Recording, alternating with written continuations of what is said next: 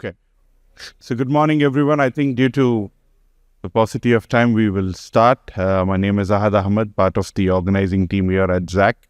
Welcome to this 207th edition of the Zak World of Façades conference series.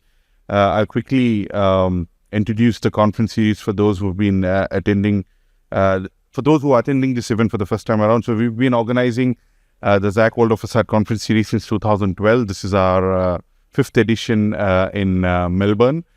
This is the lineup of events in 2026. We have events all across the globe. We go to a lot of new places. This year we go to Albania, we go to Uzbekistan, we go to Georgia, we go to Cyprus, and of course the usual suspects, the major European countries, the United States and other parts of Asia Pacific. We've been in Australia since 2017, and every event is curated differently. The way facades are designed, engineered, installed in every region is completely separate. So we curate content which is bespoke for that region, for that city. We had our event in Brisbane last week. It was an interesting event. We had, there's a lot happening in Brisbane for the 2032 Olympics. So there was a smaller of the Australian events, and now we are here in Melbourne. So again, these events are courtesy our event partners. So I'd like to take a moment to mention all of them, what each one of them do. Let's start with our presenting partner, Northglass. Northglass is from China.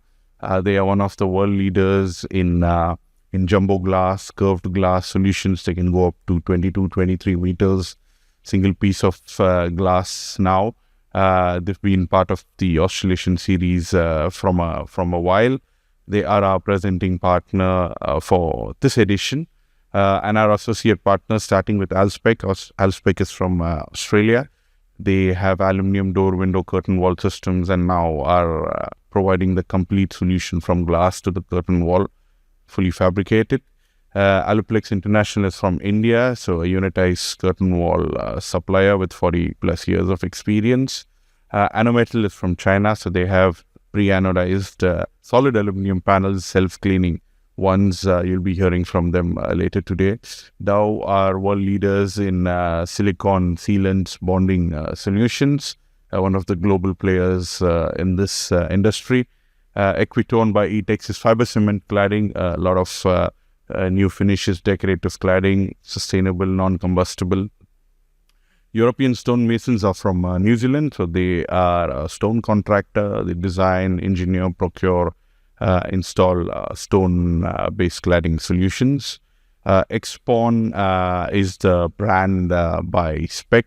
They are the Australian partners for Antas sealants from China.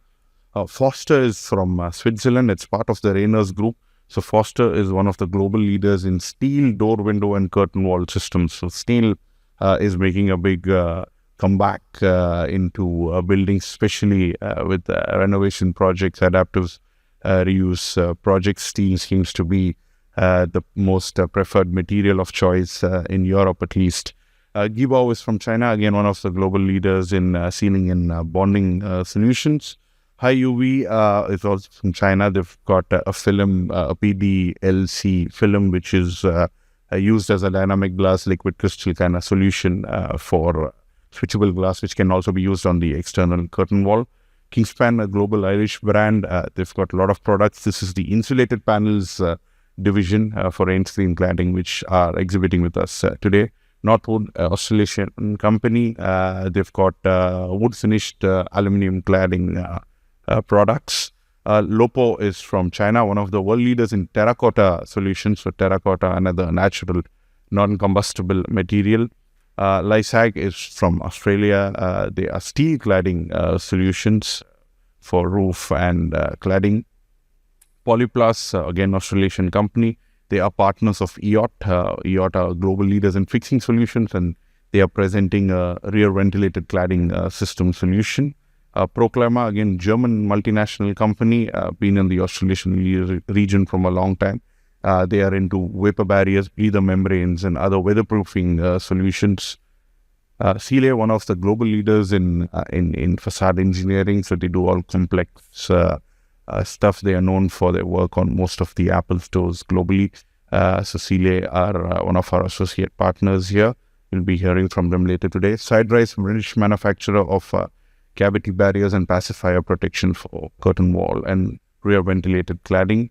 Solar Lab is from Denmark, so BIPV, Building Integrated Photovoltaics. It's got a very nice range of decorative photovoltaic solutions.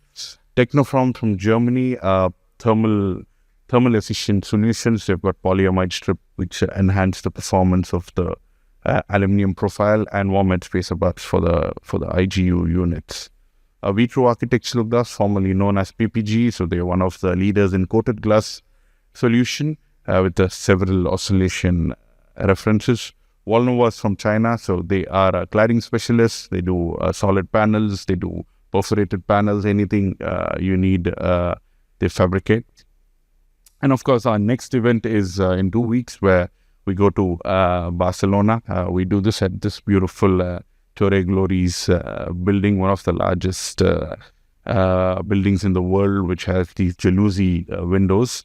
That's our next edition. We then go to Washington, D.C., in the United States. And of course, our next event in the Australasian region would be the Zak Awards for Excellence in Facade Design and Engineering. We had an interesting one in Sydney last year, and we hope to replicate the same here in Melbourne. So that's going to be week 2 or week 3 of September 2026 this year. So all our sponsors have a tabletop display outside. Please do network with them in the networking breaks. We also have a cocktail reception at the end of the day. So please do stay back for the same. It's going to be a long day, but it's going to be hopefully an interesting one. We've got wide range of speakers. We have a lot of interesting topics. I think our topic on the DBPA Act at the end of the day is an important one. It's something which is being heavily enforced in the New South Wales region, and we want to give examples from there and what could potentially be done in Victoria and the rest of Australia.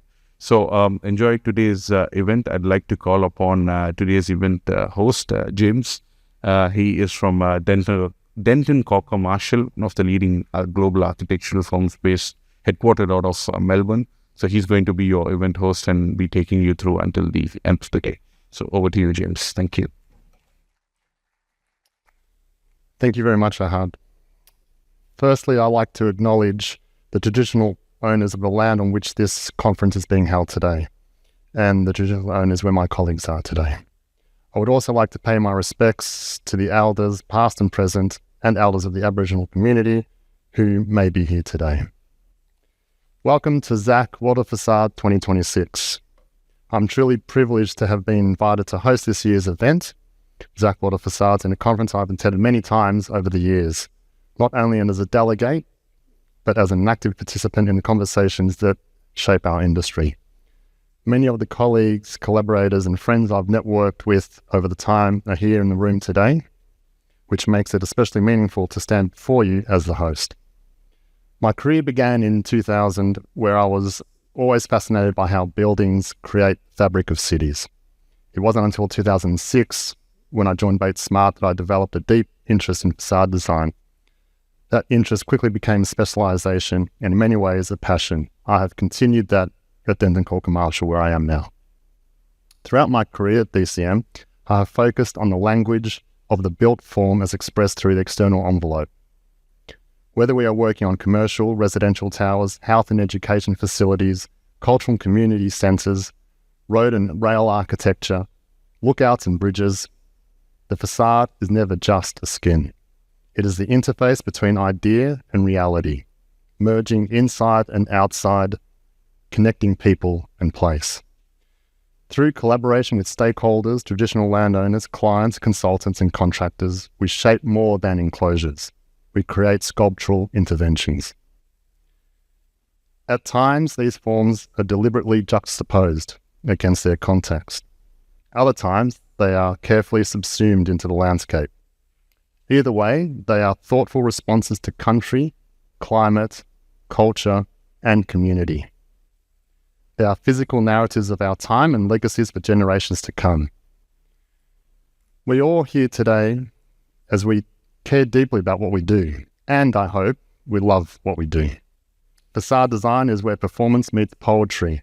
It is where sustainability, efficiency, constructability, and beauty, subjective, must coexist. And gatherings like today give us the opportunity to share experiences, exchange knowledge, challenge conventions, and explore what's next. Today is about learning from one another. It's about discovering new materials, new technologies, and new approaches that help us build more responsibly and more intelligently. Most importantly, it's about strengthening the connections within our industry so that together we can create a more sustainable and more connected built environment. Thank you for being here. Thank you for contributing to the important dialogue, and I look forward to the day of inspiring conversations. And now, just for some housekeeping before I introduce our first guest speaker, please remember to have your mobile phones on silent during the presentations. During the presentations, there will be no Q&As. However, please refrain from interrupting our speakers, but please feel free to ask your questions during the networking breaks between the sessions. And lastly, please ensure that you visit the sponsor booths, as I had mentioned before, for networking during the breaks. Now, may I introduce Gumji Kang, Managing Director of the Melbourne studio of Snøhetta, Australasia. He'll be presenting from idea to interface, turning narratives into built form. Thank you.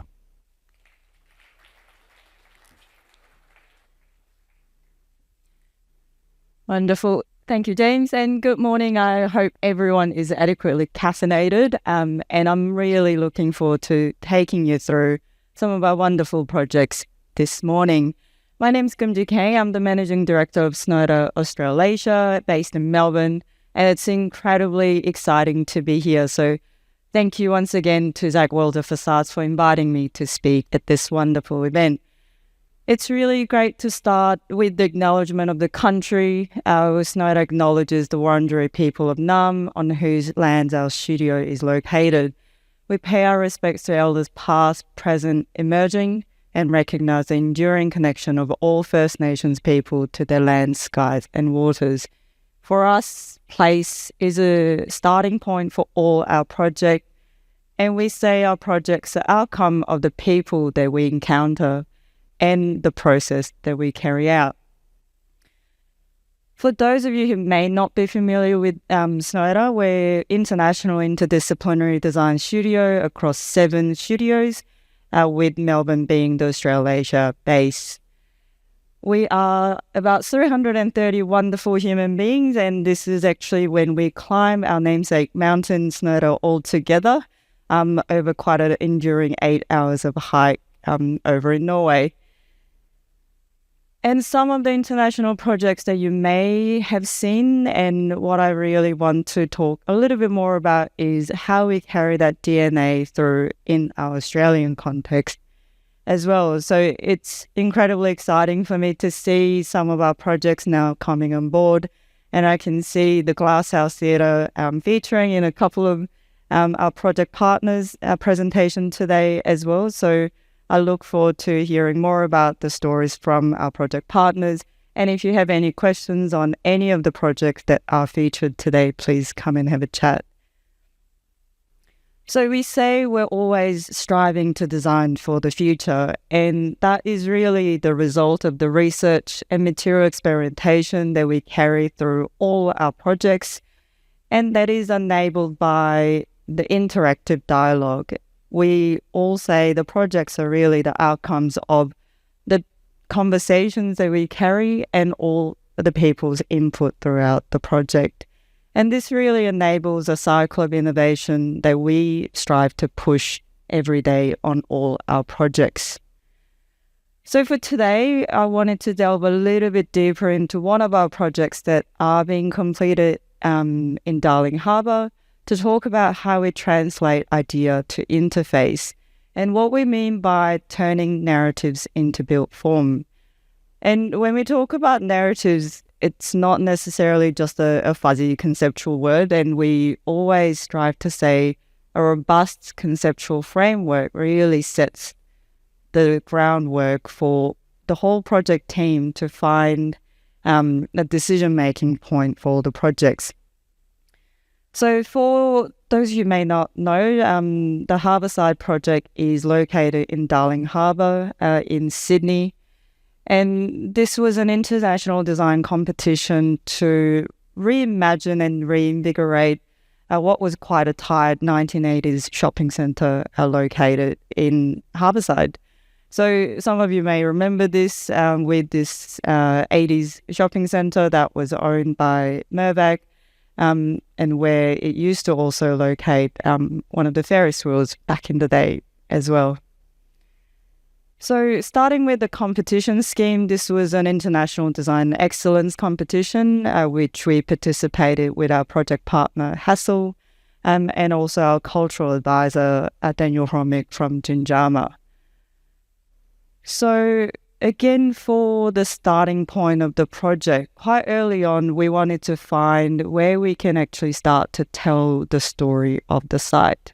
And Daniel from Ginjama was able to share this beautiful story of where Darling Harbour comes from and what it used to be. So back in Aboriginal language, Darling Harbour was known as Tumbalong, which translates to shared country. So Tumbalong was actually where all the tribes came together to share the country for fishing. And that's really, truly what we wanted to celebrate with our Harbourside project. And there are layered elements of the project that we wanted to celebrate as much as possible, which is the respect to the natural landscape we're responding to, but understanding the colonial landscape that has been overlaid on site. And of course, respecting the current status of the built environment and with the celestial connection beyond.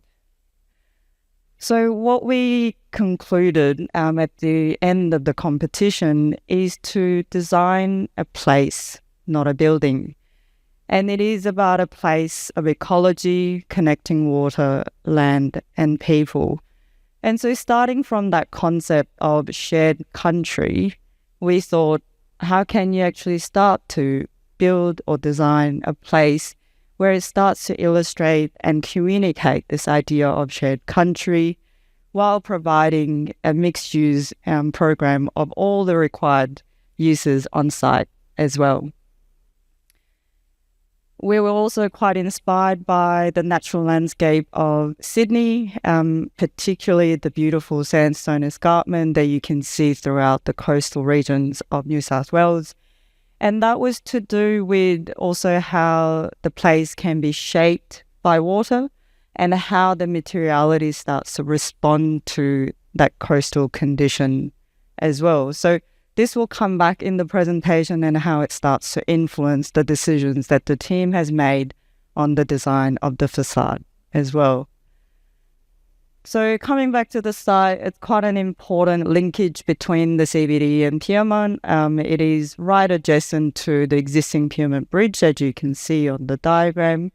And it's quite a large sprawling site across Darling Harbour.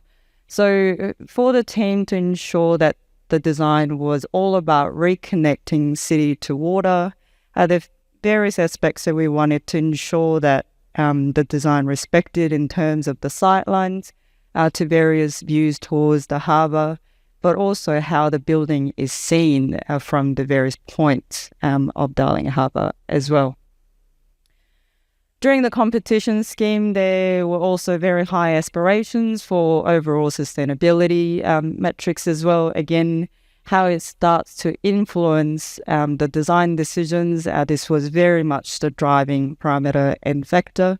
So again, we can delve a little bit deeper into how some of these start to speak into the detailing of the facade as well.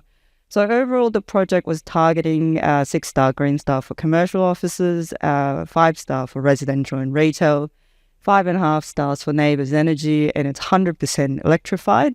And we're also aiming for well-called gold, net zero operational carbon goal as well.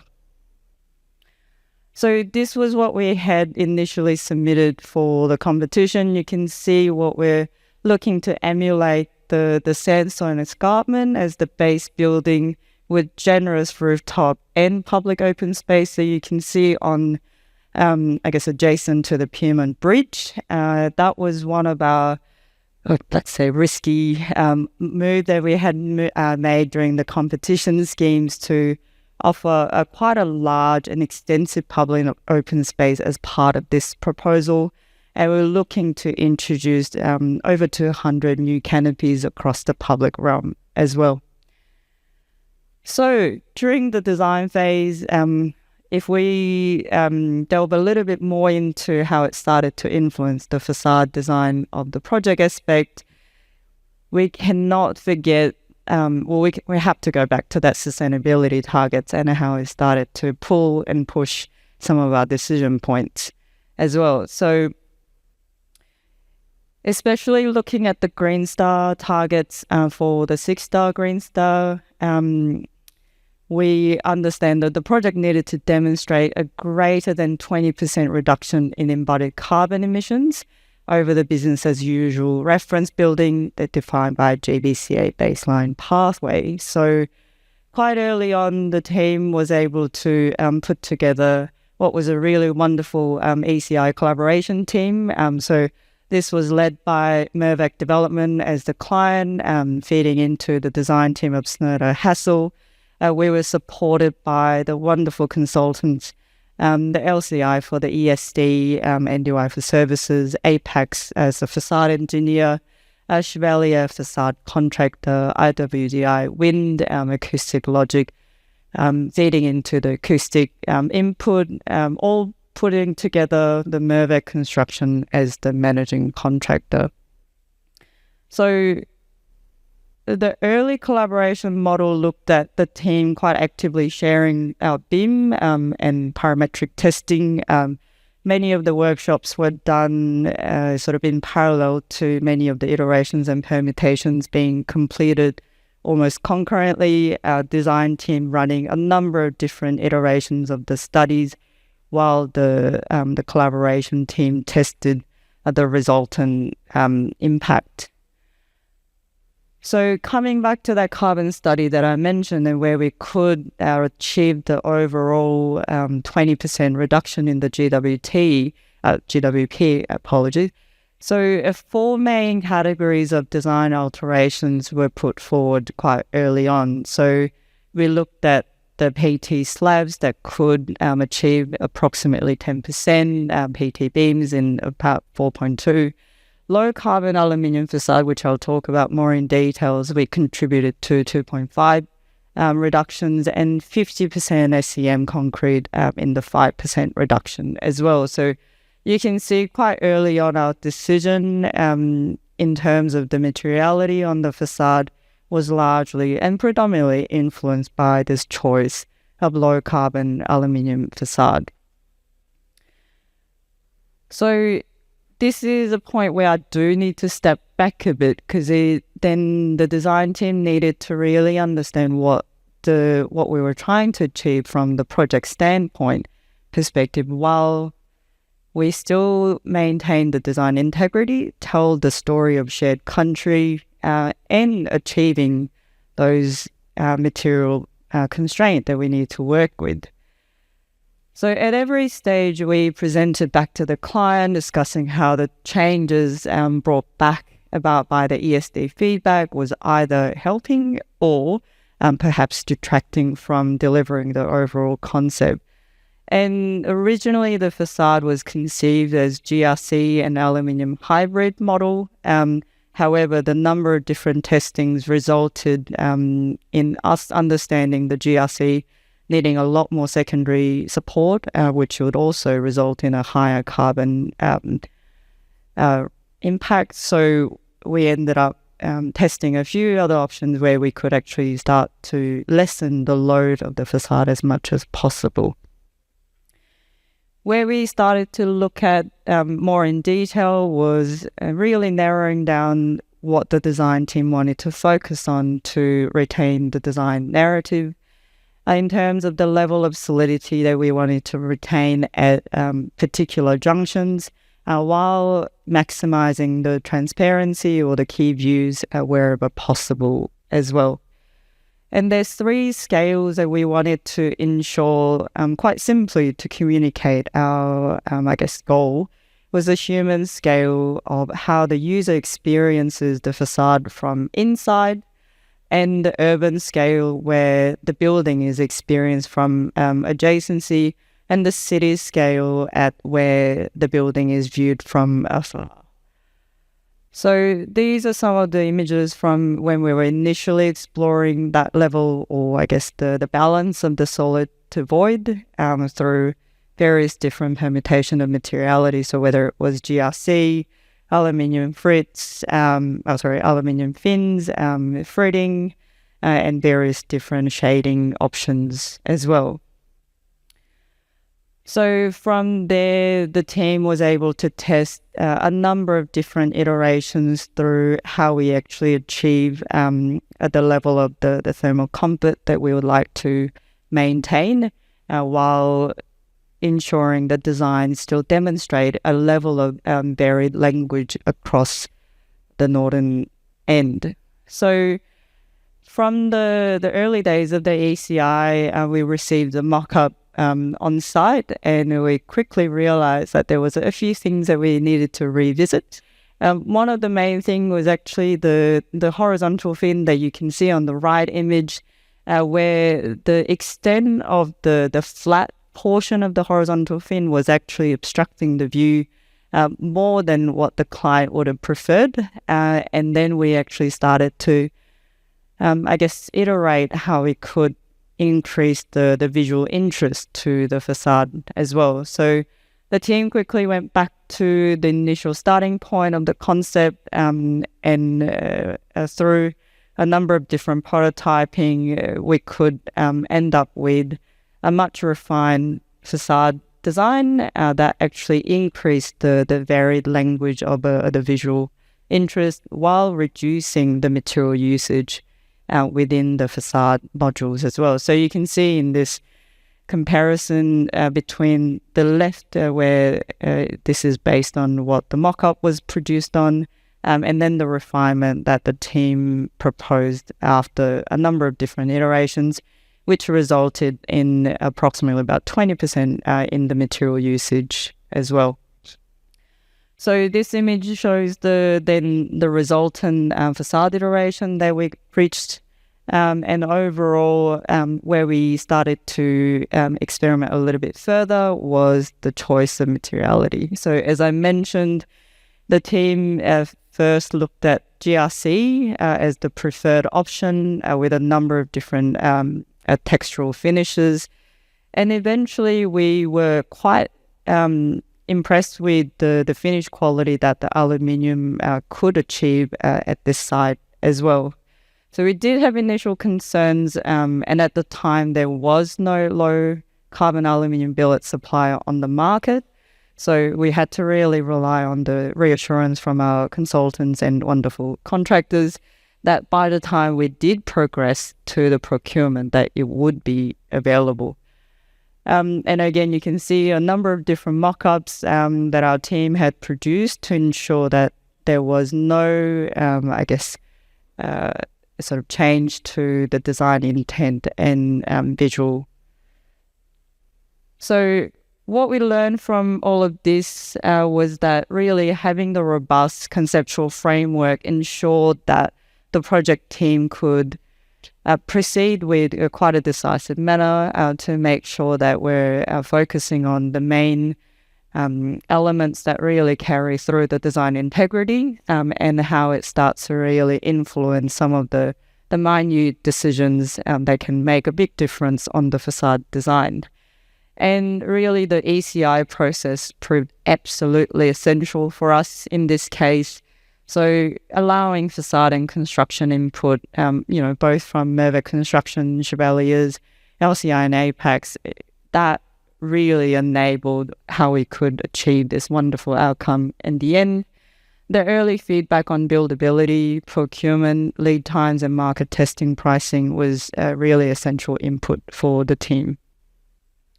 And the early design ambition, there are some elements that we would love to test in future projects that we weren't able to incorporate in the current harborside design. And one of them was actually a sort of partially naturally ventilated podium spaces, which we hope to integrate in some of our future projects. So where the project is at now, if you get to visit Sydney anytime soon, I hope you can drop by the harborside site. This is actually throughout last year, and it is rapidly rising on site. You can see some of the facade panels that are starting to pop up on the tower, on the lower levels of the tower as well. And we have been able to see a number of different installation points, especially around quite a tricky corners of the site. As you can see here, we have a number of faceted angles where it has been really wonderful to have very dedicated collaborations from all personnel involved. So we're very grateful for all the inputs that the team has made to date. And again, some of the modules that we saw on site, again, from what we progressed earlier on with the mock-ups, we think it's really much improved result from what we initially thought as a quite a strong, conceptual mock-up model. So again, overall, really great result from the team effort. So this is actually quite a fresh aerial shot from a couple of days ago, and the podium is rapidly approaching completion towards the end of the year, and then the tower shortly after as well. So we really look forward to seeing this project come to realization and finally reaching this stage eventually in the future. So thank you everyone for listening, and I hope to connect with you all later today. Thank you. Thank you, Gumji. That was fascinating to see the development of the Harborside project. Next, I'd like to introduce Anne-Laure from Meinhardt, who will be presenting the Paula Fox Melanoma Cancer Centre. And thank you. Hi, thank you for having me here today. I feel like I'm Britney Spears with that microphone. I'm Anne-Laure Chappat. I work at Meinhardt. I'm the facade leads in Melbourne, and I'm here to present to you the Paula Fox Melanoma Cancer Centre. It is a 152.4 million building, and it was designed by Lions Architect, engineered by Meinhardt, and built by Kang. It was completed in 2024. Last year, Meinhardt was nominated for the Facade Engineering Firm of the Year at the Zak Awards for that building in its iconic cellular veiled facade. And that's why I'm here today. So to give you a little bit of a background, first off, if you don't know the name of Paula Fox is an Australian philanthropist, and she's married to Lindsay Fox, who's the head of the transport company Linfox. I'm sure you see that name around on trucks. In 2016, she was diagnosed with a melanoma on her skin. It was treated at the Alfred Hospital in Melbourne.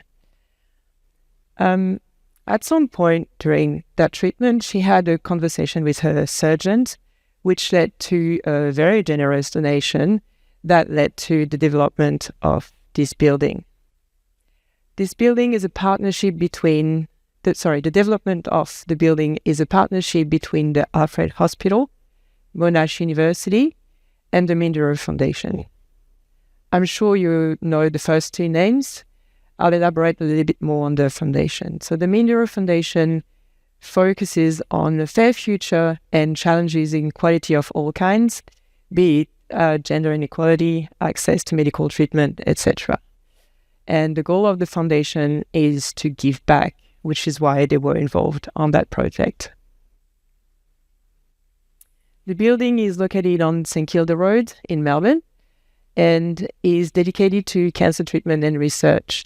It is designed to provide a premium patient's experience with a focus on the early detection and prevention of skin cancer. The facade and design had to be as meaningful as the building purpose. And that's why the facade has its own individual identity, breaking with the late 90s commercial building aesthetic that you can see on St Kilda Road.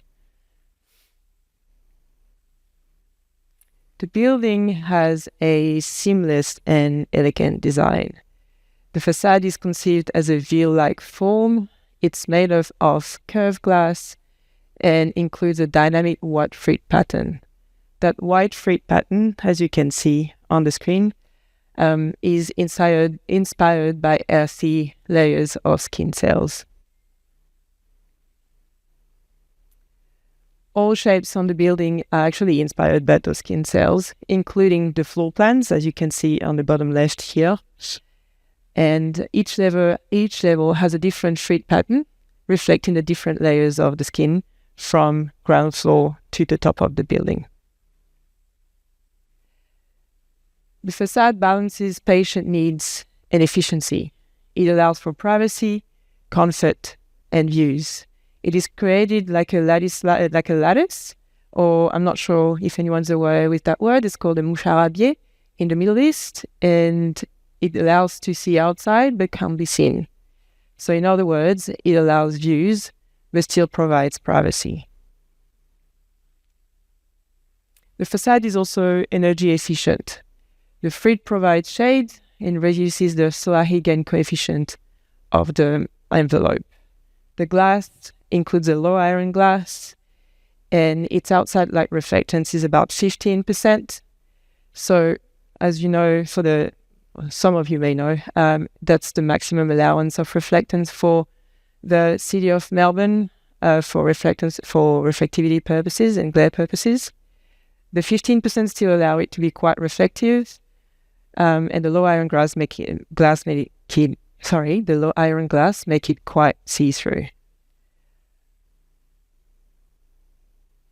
The building is designed as a sandwich with a lot of different function in the building. You can see the different levels, including a wide range of function.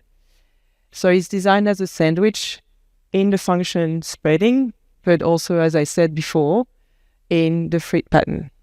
And the frit pattern change each level.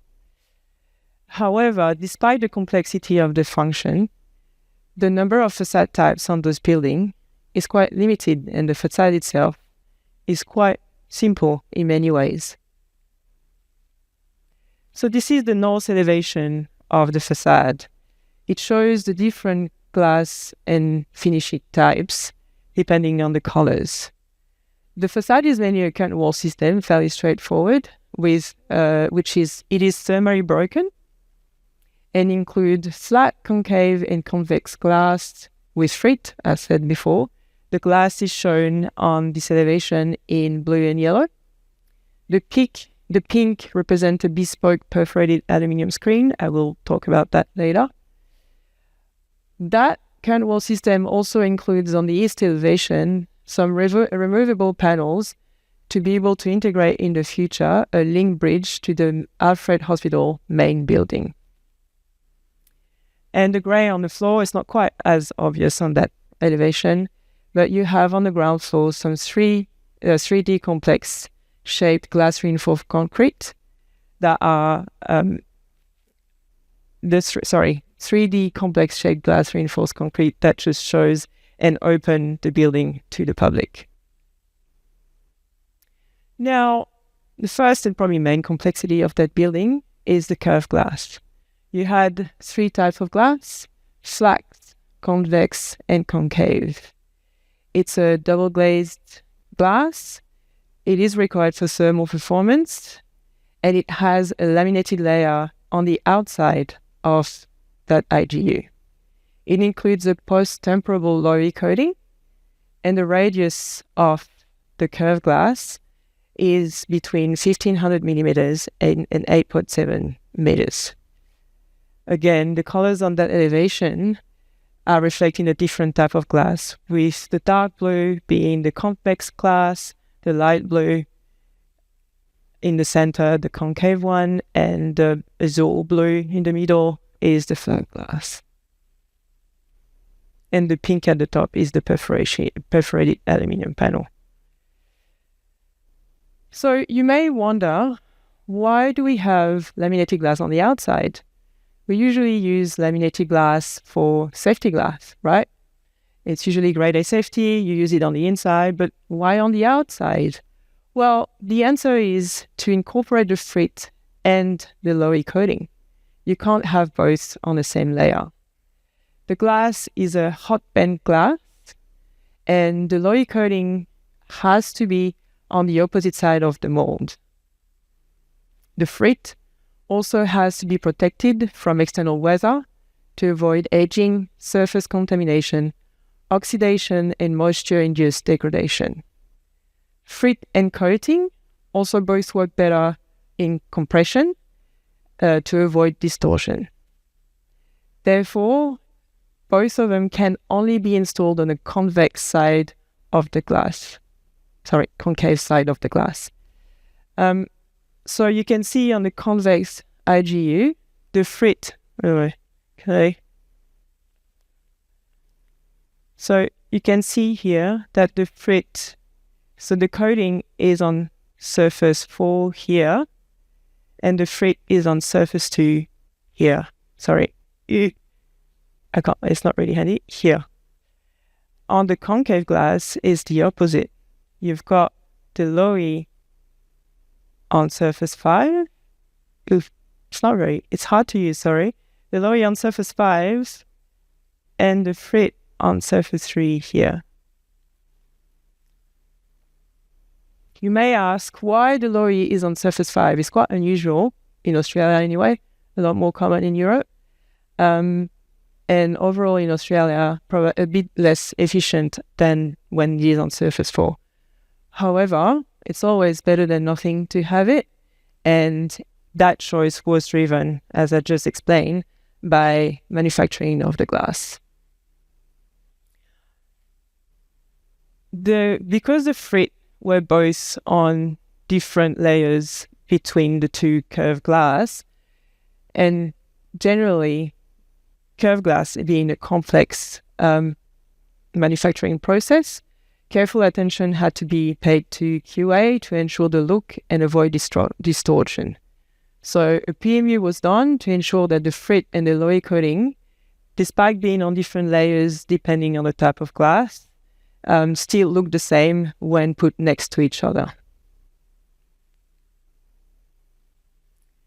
Now, the other element that's incorporated on this building is the bespoke perforated aluminum cladding.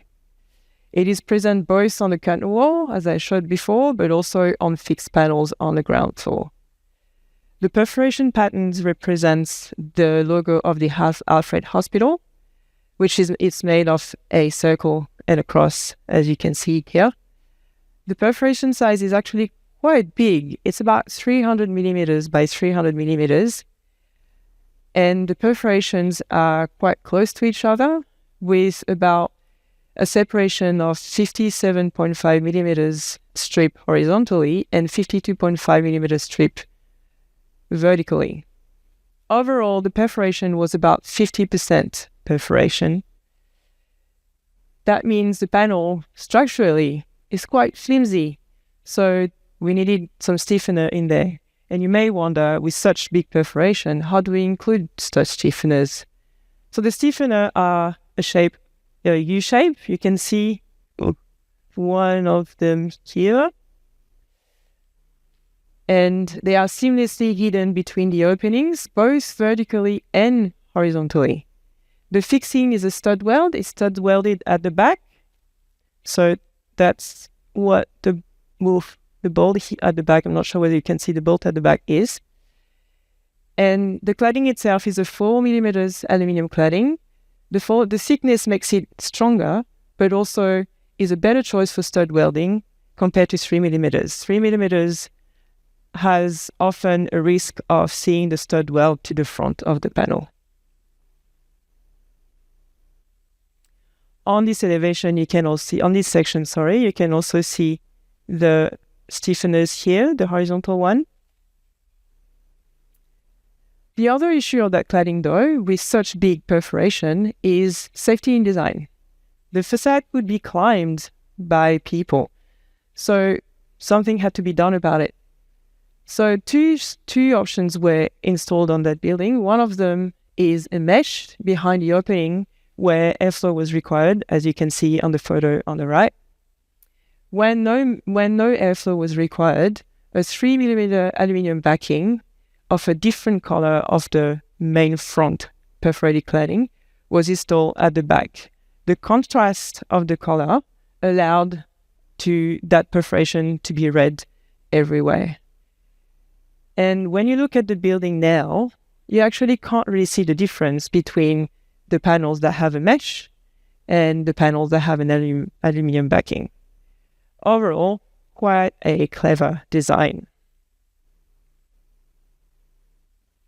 Another big feature of that building is the GRC panels. That and the main entry arch, as you can see here. The arch really mark the entry on the building and invite the visitor and patients inside. That arch was originally designed as a concrete structure, dead loading on the ground floor with the level 1 slab providing lateral support.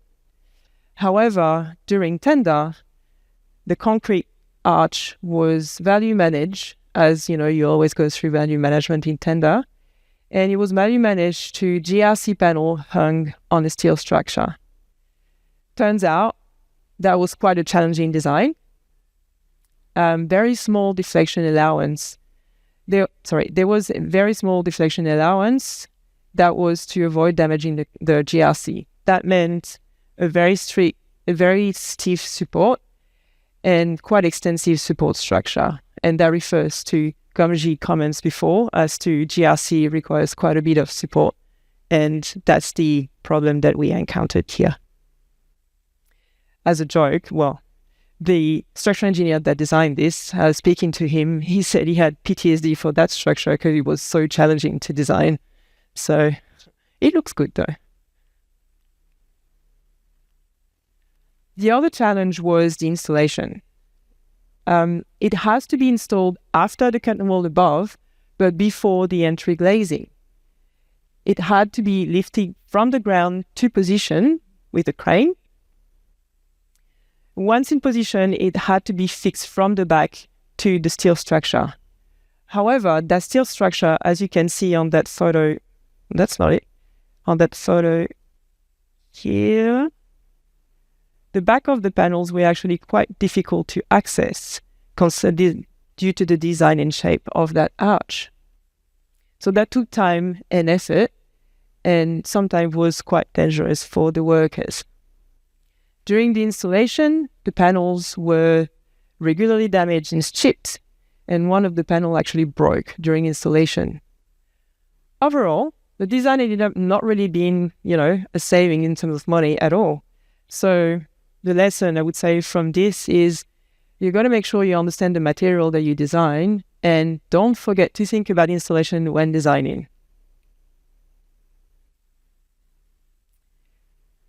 One other question regarding the GRC entry is the weatherproofing line. The curtain wall is in front of the entry glazing. The entry glazing is recessed to allow the visitor to get in and invite the visitor inside. But the weatherproofing layer has to be continuous. So the GRC is installed as a shell on that steel structure. So the sarking had to be installed within the GRC shell to be continuous between the curtain wall and the ground floor glazing. And it has to be continuous all across that arch, which again made it quite difficult to install, and because it was continuous all around, and that added to the complexity of the installation. The last big element of that building are the removable panel for the future bridge. Those are they are located on the east elevation of the building, and those are here to allow for the future link bridge to the Alfred main building. To allow that flexibility in the curtain wall actually had to stop to some frame very similar to a window wall, but with a clip on the outside here. The clip is on the outside because the curtain wall is installed from the outside. Then some fixed panels were fixed to that subframe, allowing them to be removed later, while still allowing for the waterproofing layer to be intact and continuous. Just to show you, this is where the difference between the fixed panel and the curtain wall elements is. Fixed panel stops here, subframe is there, and same here.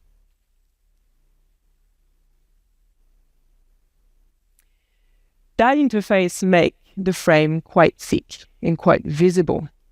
So to make it a little bit more seamless, it has been hidden by a sunshade.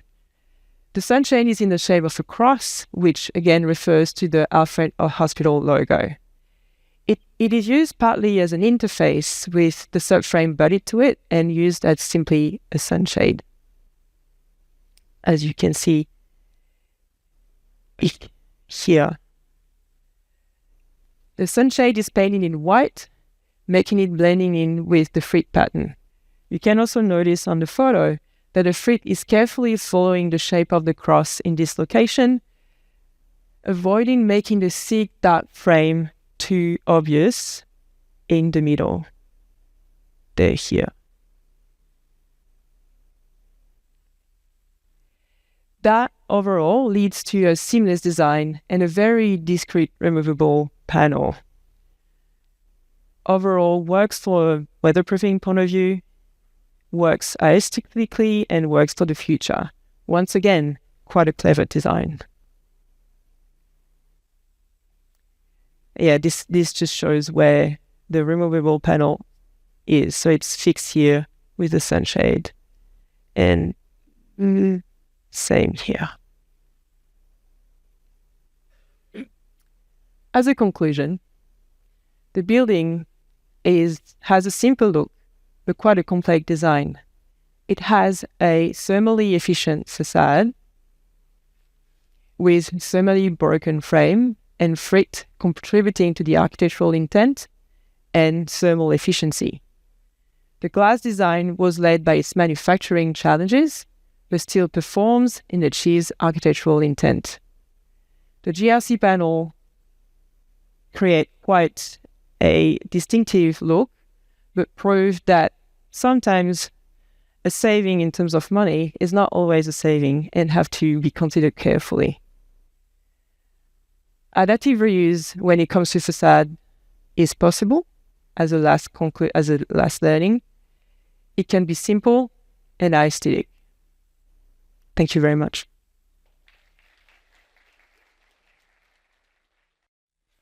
Thank you, Anne. And I think as designers and seeing a fantastic outcome as the Paul Fox Melanoma Centre, sometimes a little PTSD in an engineer is a small price to pay.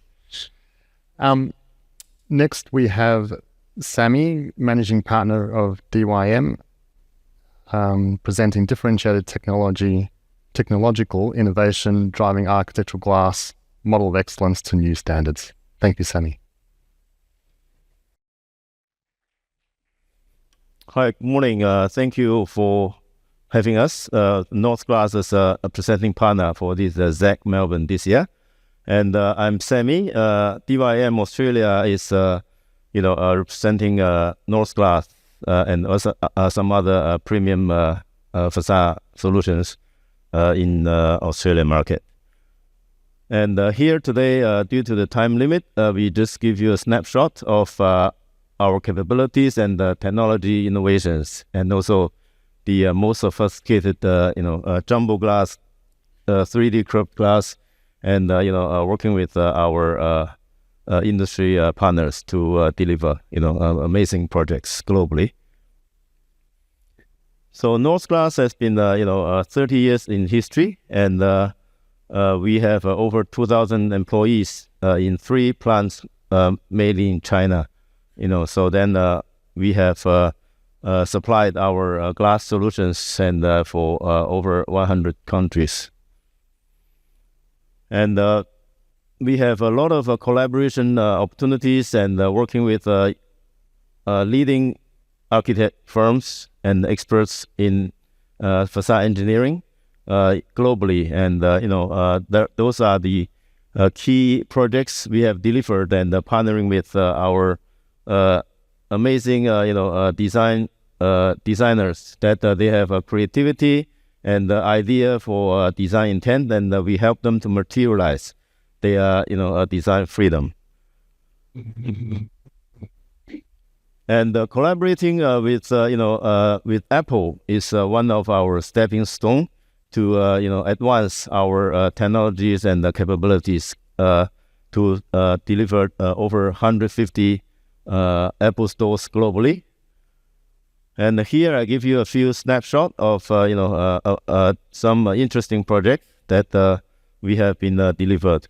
So this is the first 2008 Apple store in Beijing. And now we have redo it on the right. You can see that building is newly developed in 3 years ago at the same site. And this is the IFC Apple store in Shanghai. And this has been designed and by Forster and also EOC as a global facade engineer and the structural engineer. So then we have an innovative design in 2010 at IFC Shanghai. And also here is a design concept, but due to the size limitations and at that time, so we have split into 3 pieces. And now with our growth capabilities in the size and jumbo that we have delivered, in one piece. This is 3 years ago. We have, rebuilt on the same site at the IFC Shanghai, which is 12 meter tall, with without any frames or ribs for the even metal attachments. So then you can see totally clearly and curved with good thermal performance. 12 meter tall, and we do also here's the rooftop. You can see in the past there are a lot of steel elements in the past, and now with an innovative design and our production capabilities, we have changed the rooftop into without any metal connectors. And here is interior that we also work with the engineers, structural engineers, to develop these staircase technologies, which is laminated and integrated with stainless steel parts. So then hold on the structural capabilities and for the public. And also you can see some of the Apple stores are now using this kind of design. And here is another, interesting one that Changsha Apple Store in China. And this is, mirror coating laminated, multi-laminated glass with digital print. The second floor is office, so that's why to protect some privacies. And then they have, put in the frit. And also you can see the mirror effect reflecting to the next building is, the flatness is very good, like, a mirror without any distortion. And here is a combination of the glass build-up with the 3 12 meter tall different, this digital print with different layers and with final effect, is like this with some mirror reflective. And this is the finished product we have made in our factory. And also we have delivered the Apple headquarter with Steve Jobs Theater, and this is the jumbo-sized glass multi-layer laminated glass with the door. Then 10 pieces of 12-meter tall glasses built into one frame. That is making this automatic door system or window wall system, moving window wall system, which is like 10 metric tons per one glass frame. And here is some of the snapshot of our delivered Apple stores globally, and as I said, it's over 150 now so far. And here give you a summary of our production capabilities. That the longest flat tempered glass we can do is 24 meters by 3.3, and also the tempering, low iron, and standard float coated glass we can do like 3.6 and 18 meters for low E coating, and we can do triple low E, also single low E, double silver low E, and the triple silver low E, and the digital print up to 18 meters tall by 3.3 meter wide. And also we have innovative 4SG spacer automatic application machines for IGU, which is up to 7 meters tall by 3.3 meter. And here is our curved glass with frit also capabilities up to 18 meters, and also the insulation laminated and the heat soak. We have two lines that is 24 meters and 18 meters. And also the curved glass, we can do the minimum radius is 100 millimeter, so it's a very tight, like a small, circle. And the arc size can be 2.5 meters. So single and 3D curved glass, we have a few projects for you to see. This is a Dubai Apple store at the Dubai Mall. And also this is the Shanghai Jing'an new Apple store, which is with arc 15 meters length curved tempered glass laminated IGU. And here is another project. We can do both concave and convex curved glass. And this is one project in Washington, D.C. We have developed in earlier. And the radius is 2.9 meters. So this is, looking very special outlook. And here is the VMU process that the consultants and the developers have been visiting to inspect the quality. And here we have, proudly supplied the new Performing Arts Center in Brisbane. And this is recently completed with 7.5 meters tall, and also the arc length is like 3.3 meters with a radius 1 meter. So curved glass IGU, which is we have invented this technology at the design stage that no machine can make through to deliver this performance. And then we have because North Glass background is a machine builder. So they build their own machine with a curved tempering furnace, and also deliver this in 9 months. That is the finished product on the right with a little video. And here's the finished, recently named New Glass House Theater, and is now connecting with the community and performing arts to Australians, and please visit to the site. And last week in Brisbane, Zak Facade conference just behind of this building at the convention center. So this is a very amazing project, which is 3D class, 3D curved glass we have delivered. And we have another one in Miami Cartier shop that is a very special with some, art race, 3D curved glass geometry. And you can see on the bottom part is a bit curved and the upper part is a bit flat. So we can do, very special forms and geometry glass in different design with a digital print. And this is Louis Vuitton shop in the Osaka airport. And here is design concept, and we have helped them to deliver. This is also the VMU when we start to fabricate, and we have also delivered a national speed skating hall in 4 years ago at the Winter Olympic in Beijing, and with a very tight, small radius curved glass. And we have recently supplied the Shanghai Changfeng building with even more small radius, and with a long like a 4 meter long glass, the low iron heat strengthened laminated.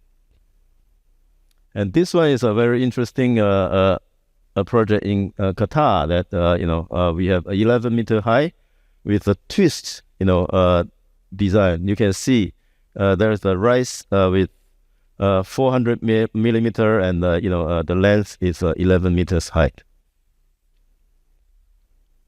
And currently we are building this under construction designed by Zaha the architect, and which is Oppo headquarters in Shenzhen, China. And this is under construction with more than 40,000 square meters curved 3D curved glass. Which piece of the glass you can see is in a different geometry and and the size. So it's a very complex design, and it's under construction halfway. So maybe after next year you can see the real building. And here is the after the production we have some quality check inspection. So then to check the flatness and the reflectiveness and also the tempering performance. So with this Holoride film, you can see there's no anisotropy with a rainbow effect. So this is a perfect in quality control and also the performance. And jumbo size, we are the global expert in producing jumbo size glass up to 24 meters tall in one piece, multi-laminated layer. And this is a project we are doing in Guangzhou, 23 meters height. And this is the F1 in Qatar. So then you can see one piece horizontally, block as a balustrade. So this is without any frame or connector. So this is the project at that time was the longest glass we can do. We can make. It's gotten a Guinness record in Beijing Taikang building. So when you visit Beijing, you can go to take a look. And here is one private clubhouse in Beijing overseeing the Forbidden City. And here is one piece of the glass, and this is from interior. And also recently, the industry have been elevated the sustainability standard and green building standards.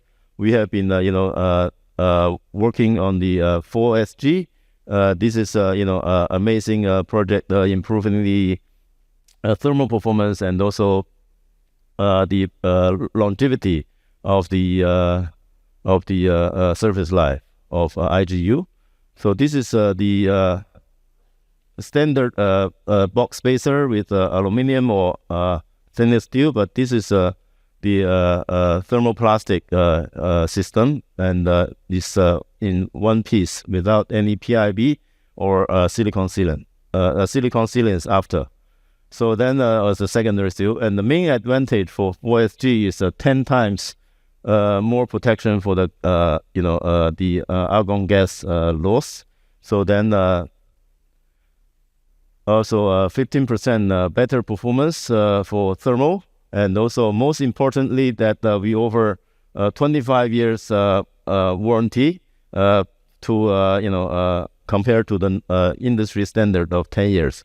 So this is our commitment for the longevity and reduce for the carbon emission, and also the embedded carbon. So then delivery time is also faster.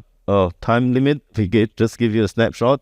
We use a fully automated application machine for these thermal spacer 4SG, and also up to 7 meters high. So we skip this, and also recently we have invested a new plant, production capabilities for cast glass, which is a very artistic, design for achieve those architects' imaginations in different shapes and the mold. And here's our production capacity. We can say this is one of the world's largest. We have invested, in Luoyang, our headquarters. And different shapes and of surface you can imagine, and we can make for you, and also in some color also. And with the backlight, look very amazing. And also the quality control is the most critical for jumbo glass and also the curved glass. This is a Beijing library. We work with Snøhetta that designed one of the largest glass wall in the world. This is over 10,000 square meters for the 16-meter high multi-laminated glass in the 5 layers for exterior wall, and the 2 layers 12 millimeter SGP century glass laminated for interior. And most importantly, that the outlook and the performance for visual performance that you can see. This is during the VMU visual mockup that you can see on the left and the right side are the non-North Glass products, and you can see the flatness, that the others wobbly with some uneven image, and also North Glass is very flat. You can see like a mirror. And also anastrophe is a disturbing outlook image that architects or building owners may not like. And the North Glass have very sophisticated procedures and the equipment to deliver a much better result compared to others. On the left and the right are our friendly competitors, but now in the middle is North Glass technology. Because we are the machine builder, that's why we develop our T-series furnace that can achieve those amazing performance and quality standard, which is 5 times for the roller wave better than the Europe standards, and also 10 times better than the standard GB, which is a national standard in China. And ASTM standard US is a much big gap. And here is the roller wave control that we have developed our own internal QA/QC procedures to achieve much better performance than others. Here is the for the 3D curved glass that also distortion inspection is very important. Internally, we do some interior image comparison for the distortion inspections, and also exterior outdoor. We do some compared to other visual image that is our competitors. And on the right is North Glass, which you can see the anastrophe performance also much better than the other, because we have an inline scanner to control the qualities and also the performance. So then once we identify any issues through the 3D scanner, that we can always make some adjustments during tempering process. So this is a very sophisticated quality control procedures. And also here is the anastrophe scanner that we can do, and every piece of the glass we have ID for that. So then because of time, that we go faster, and you can always stop by our booth just outside of the hall. And here is also a lot of QA QC procedures and 3D scanner. This is the glass we took off from the old Apple store in Shanghai that built, and we have checked all the performance and flatness and anisotropy in green, which is good. So transportation is maybe another concern. Well, you have a very large size jumbo glass. How can you deliver to overseas? And here we have a lot of global experience, as I showed, some global projects. Here is a project in Hong Kong with a narrow street. This is a 17 meters tall glass wall, and with insulation delivery. So with a special also packing and shipping method that we can deliver without any issue to global projects. So some project reference maybe we just bypass here, and also please come to our booth, and here's me, and thank you very much for your time. Thank you, Sammy. I've always said that nothing's impossible, and that's just amazing. You hear 12-meter long pieces of glass and you start drawing, and then 24 meters and my vision starts to blur and I need to lie down. But one day I think we'll be lucky enough to have clients with deep enough pockets that offer those opportunities. Before I introduce our last speaker for the first session, I'd just like to remind the speakers from the first session to please stay behind before you have the break for photo shoot opportunities. Next, I'd like to introduce Michael as the Market Developing Manager at Lysaght and Fielders for Facade Design and Solutions Group. Thank you, Michael.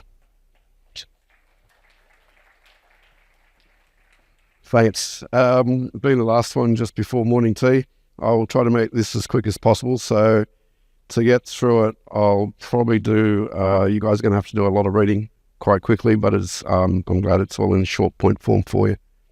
And I'll spend more time on the pictures and the main points. Okay, so Lysaght, we're one of the blue scopes for downstream businesses, manufacturing and solution businesses of blue scope.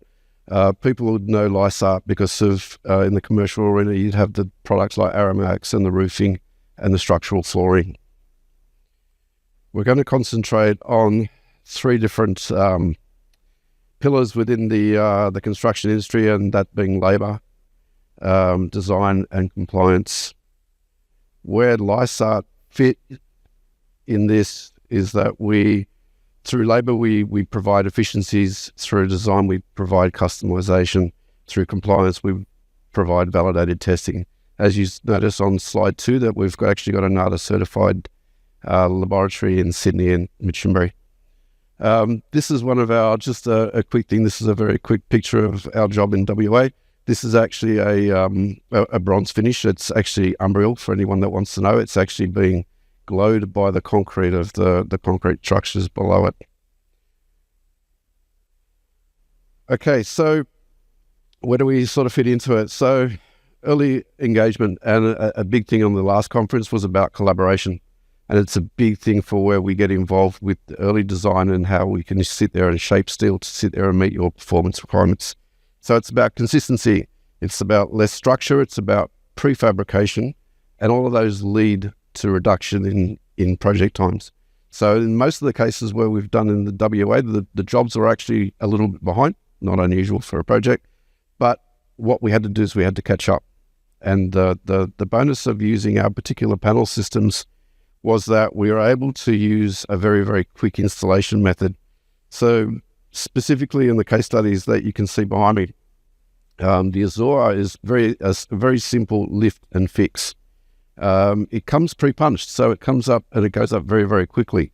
We did the soffites, we did the service booms, we did the walls on all the buildings, and then the other side of it, we've got the horizon. So the horizon is for those It's like a Dominion panel. It's a roll form panel. It has a backing in it. You can get up to 600 wide and you can get up to 8 meters long. And then you've got the Aramax, which is a larger profile. Okay, our approach starts long before we reach the site. And through consistent folding, because everything that we're doing through robotics. Okay, so that's obviously everybody's using as much of the robotics as possible. We allow with the installation, because our panels are generally fixed on only 2 sides, you get very, very small install teams, and it goes up very, very quick. For these particular projects in Perth, we were putting up over 100 square meters a day finished from start to finish. Okay, that's sign off. You've got the smaller site screws. This, the design that we did quickly here on through there was where originally we were looking at having to do flashings, or the architectural model showed all the flashings. So what we actually did was provide panels that were folded and became the flashing and the drip line all in one. So therefore it helped with having to not get structure to the end. We can put lights, cameras, vents, everything through all of these panels. And there's some more pictures coming up later. This is a picture that I've just thrown up really quickly. This just shows how clean and how crisp this particular system is. You don't see the screws, and all the screws here are all exposed. So they're all color matched. They're all in a 25mm channel, and you can't see them unless you're sitting there looking straight at them. Okay, the design freedom. How we do this. So the Armadale Station, this is only just finished late last year, or middle of last year. So what we've done is we've done some of the ceiling panels and some of the lower wall panels. And so yeah, you've got your freedom, efficiency, design. So I won't spin through much on that. Okay.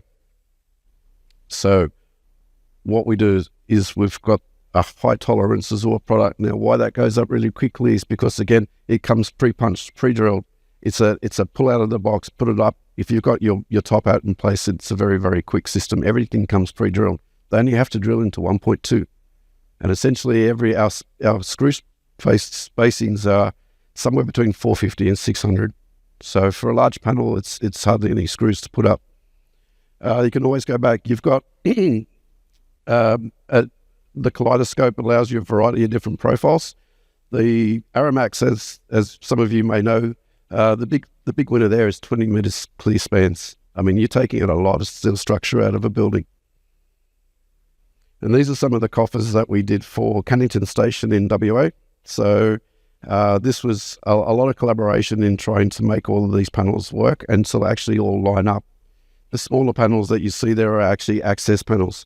So because we've got a face fixing system, essentially you can get into this system anytime you want by undoing the screws. Here's where we've done the buildings. We've done the soffit linings and we've done the service booms. Again, this is Umbriel, it's paper bark with a mix of monument on the service booms.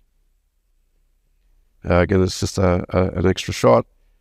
This is something that we tried brand new for the Armadale project, which is actually a curved panel. And this is in a color called Cedis. So we actually copied the actual curves of the GRC above.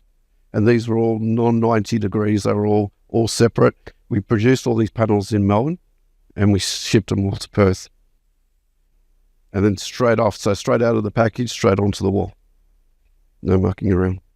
With the ceiling panels, we've also had to sit there and integrate lighting systems. So it's a cross-panel design. So you're actually taking out all the support, all the structures of all your steel panel systems. This makes no difference if it's steel, aluminium, whatever. So these guys actually were able to do a lot of this on site. Just mixing in with a lot of different color systems. And then we get into compliance. What do we test? We test strength, we test impact, we test connections, we test fire, and we test weather. Weather's a big thing these days. And with the Azure product, we've actually got Azure 40, we've got the AS4284 weather tests, and we've achieved such a high rating, so we've gone right up to the mid-2 KPAs for our weather testing. And that's actually using our membrane system that we've tested through. It's ProClimate. which you'll see later presentation during the day. And these guys have got a stand as well. So a little bit on who we are from the testing lab. Volume. We are not only a world-class testing facility, but we also are a provider of innovative building solutions. The capabilities of the team include business as usual support in regards to technology, engineering assessments, supporting manufacturing and quality. We also, of course, work on new products and product improvements. So it could be identifying a gap in the market or a product offering and addressing that. The benefit of having this facility is to give the customer certainty that our product will work and touch and feel. R&T facility at Minchinbury gives the architects confidence to push the barriers of their designs. Then we can run them through the testing facility. We have a lot of different people in R&T. We've got the very experienced, older members of the team. They know just about everything that we've done before. They remember the things that we've tried, the things that did or didn't work. And we've got the, structural engineers who are experts in their field. We have the compliance experts as well that really help us to deliver, solutions that perform, all right, and comply to relevant building codes. And that's really, really important to every technical piece of work that we do. We're really excited about growing the use of colour-bond steel and really how people build in Australia. We've got a massive opportunity to change how people build and how people use steel. And I see that's really important and the way we can use new tools and new technologies to grow the use of steel. Okay, why was the Zoid tested or used for Armidale? I mean, outside of the top two, the big part of it was impact resistance of 1.2 for our way stations. Okay, so we did all of the lower and the upper areas. The ceiling systems went up really, really quickly. The installers were actually amazed at how quick and how clean this system went up. So you'll see some pictures here. We've got, it's built for speed, so it's a bit of a play on words, but here you can see we've got areas where we've actually sat there and been right up against the general public or the engagement, crash zones, whatever you want to call it. So on this particular projects that I've shown, we did, there was 5+2, so we did 5 railway stations and then another 2 on top, so 7. The first project was just over 16,500 pieces. The next one was just over 3,500. So in 2 projects within a very, very short space of time, we delivered 20,000 pieces from Melbourne. Yeah. And it looks good. So, like this presentation, built for speed. And you guys will get out there for coffee really quickly. So, designed for creativity, and we've got proven compliance. This is just a shot for the basically showing that some of our panels have actually been used for inside of foyers, and that's in a monument matte panel. And they still look good today, and that was done in 2021. So thank you. Enjoy your coffee.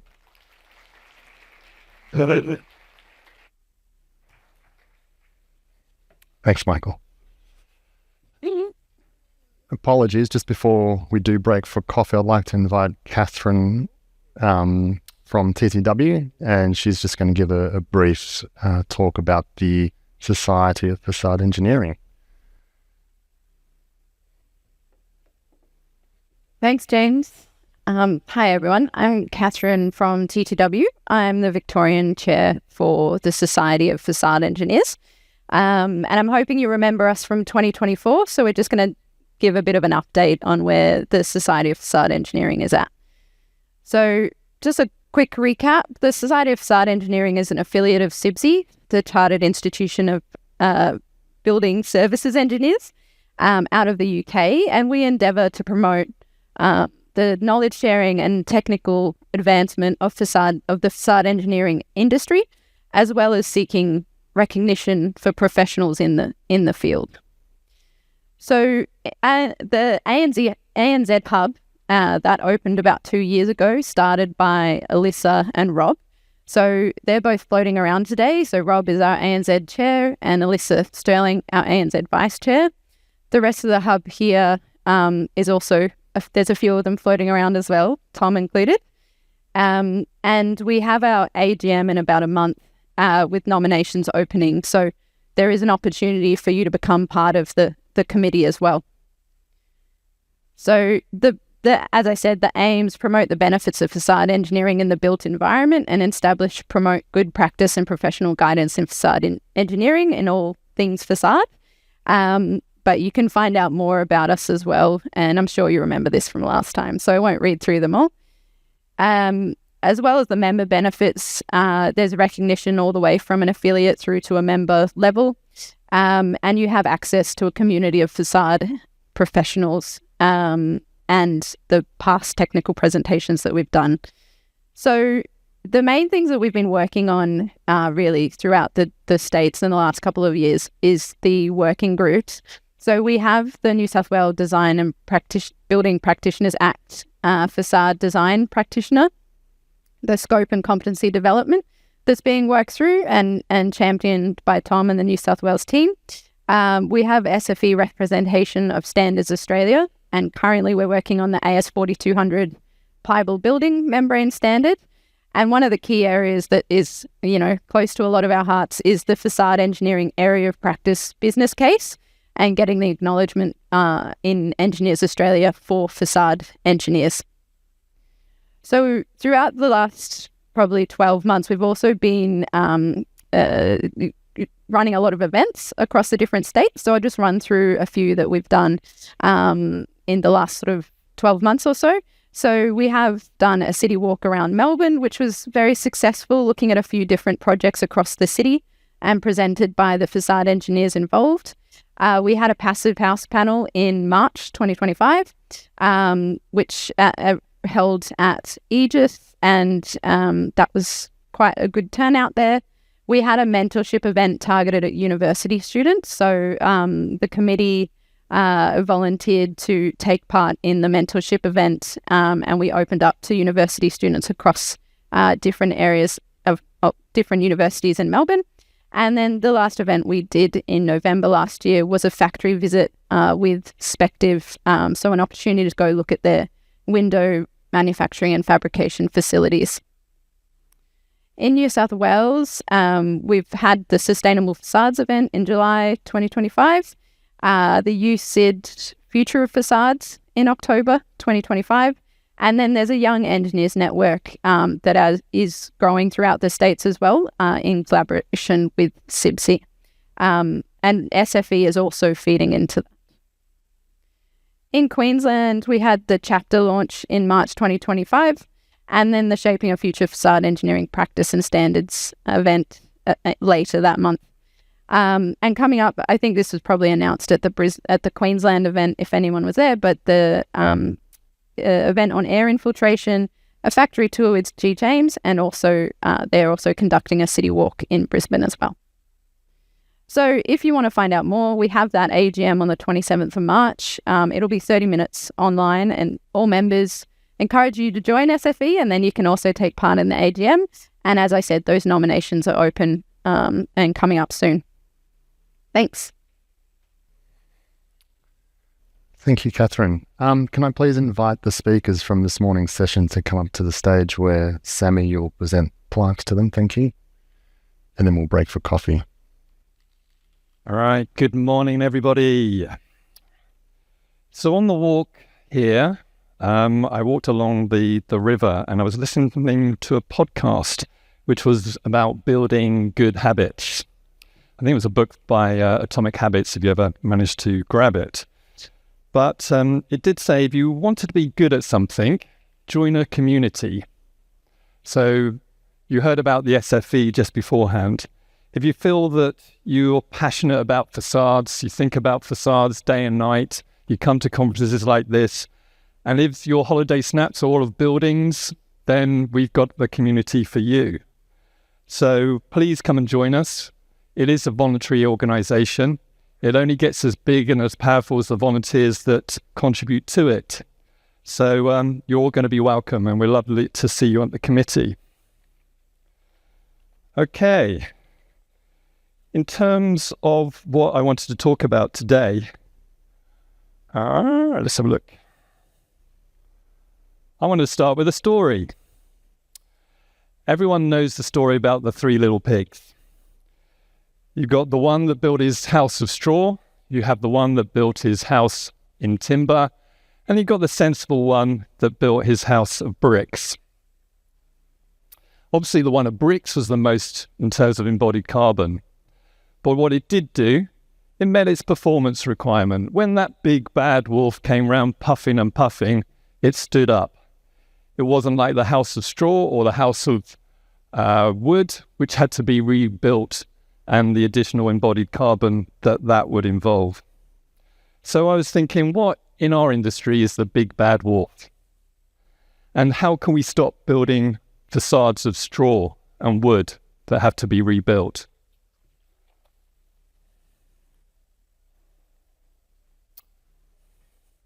At Arup, every year on October the 31st, the facade community comes together from all over the world, luckily on teams, and tells their Halloween horror stories.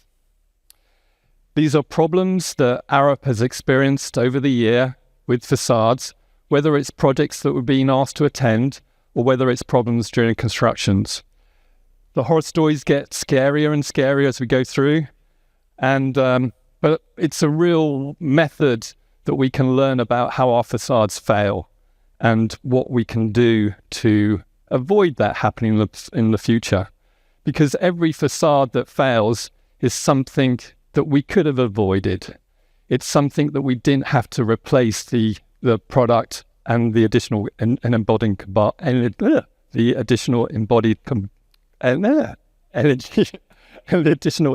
carbon that would involve. Okay, so what do you think are the top 5 that we got from our meetings? The first one, ACPs. How is that still on there?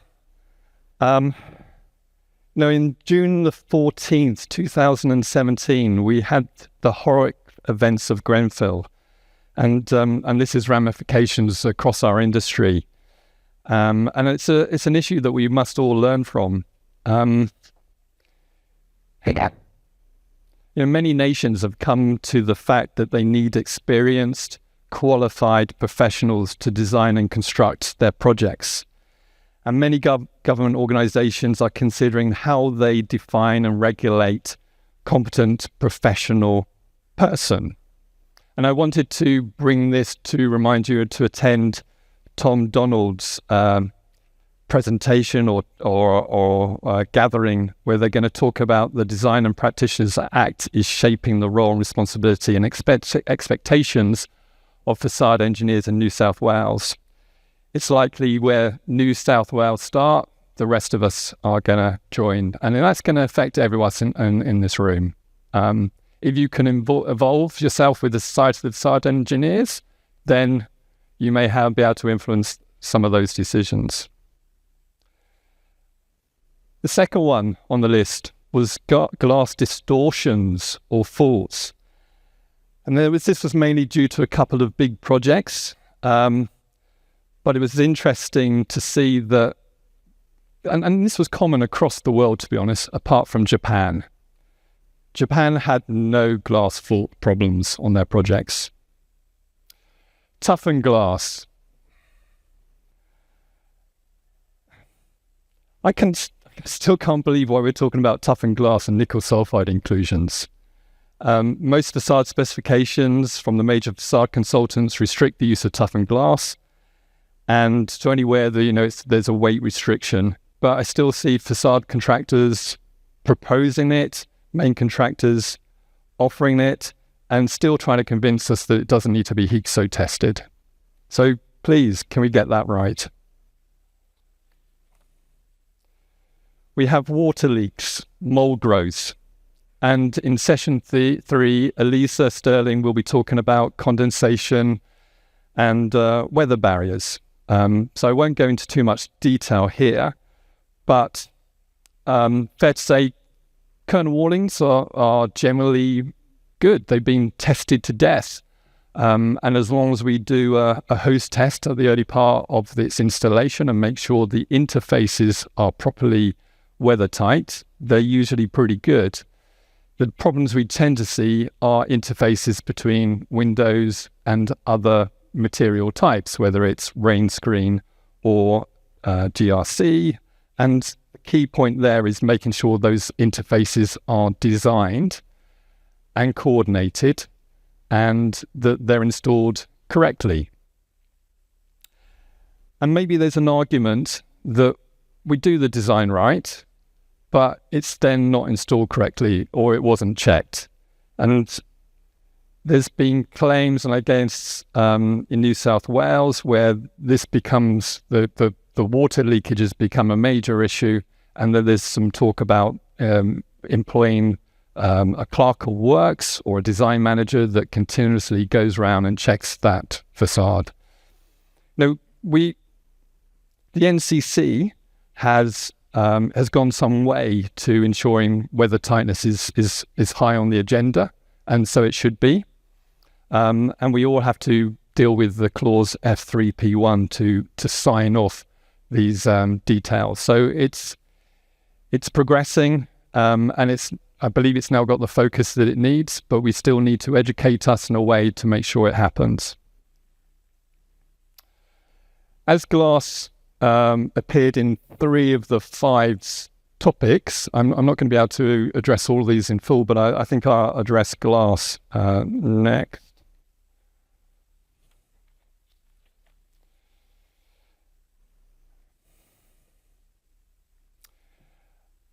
There's so many terms for potential quality issues in glass, and these terms have been synonymous with glass manufacturing since I started my career about 30 years ago. And according to the Agua glass viewing guidance, some of these are not quality issues, they're actually natural characteristics. The viewing guidance allows you to stand 3 meters away from the glass, don't turn your head, only for 60 seconds, and look through the glass, and it's only this 80% area if it's a double glazed unit within the panel. I'm not too sure that's good enough. And, facade consultants will perform or request that we got better quality standards to achieve that. Obviously on this pane of glass, it was obvious that those distortions were picked up. But really, was it only picked up because of the building opposite? Either way, it meant there was a lot of glass that had to be replaced. And the cost that involved with the contractor and notwithstanding the embodied cost of replacing that piece of glass. So what we need is this glass went through a whole load of processes. It was toughened, it was then laminated, it was then filled into double glazed units. It went to a contractor, they thought it was okay. They glazed it, spent a lot of effort putting structural silicon around it. It then traveled from China all the way to Australia. Then someone installed it, and then only at that point it was picked up. That's just ridiculous.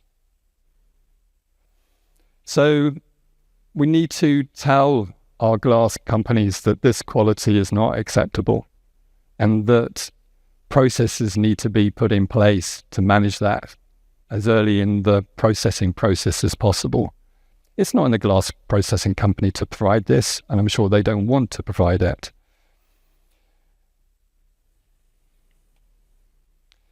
Anyway, I did mention that our office in Japan doesn't have any glass distortion stories. And partly maybe this is due to the high-end projects that it deals with, but it may be due to the regular factory visits that they undertake. Or it may be that when I spoke to a glass supplier the other day, they said, well, we actually supply a different quality of glass to Japan. Why do we accept the poor quality of glass in Australia?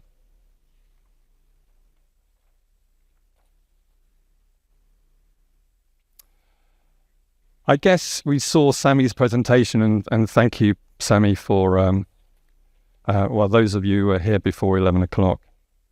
And there are companies like Seele or through Sadak and North Glass that are pushing the boundaries to what previously was understood to be unattainable levels of quality.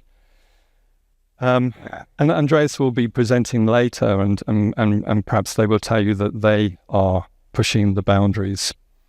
But both of this was driven by a demanding client to take us further than what we thought was possible. And now they produce glass of exceptional quality. However, this quality comes at a luxury price. But does it come at a carbon cost? And speaking to Cedric and North Glass, no, it doesn't. What it comes at is an investment cost. It's been driven by the client that this is the quality that they expect. They've invested in the tooling and the quality control process to make sure that they can achieve that performance that is demanded. We know that robots are becoming less expensive, and we haven't got a clue how that's going to impact our lives. But I suspect that it's going to make a major difference to our manufacturing industry and the quality levels that we expect. So maybe as our glass companies will invest, maybe some of these things that have been described as natural characteristics can be relegated to the past.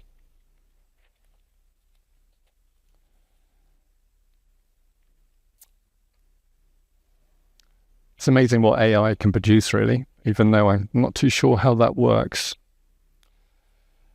Okay, failed double glaze units.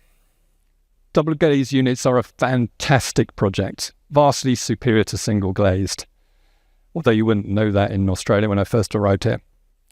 It's 4 times better than thermal performance, proved acoustic performance, and allows solar control coatings to be protected so that solar heat reduction daylight can be optimized. However, all these benefits are lost when the edge seal fails.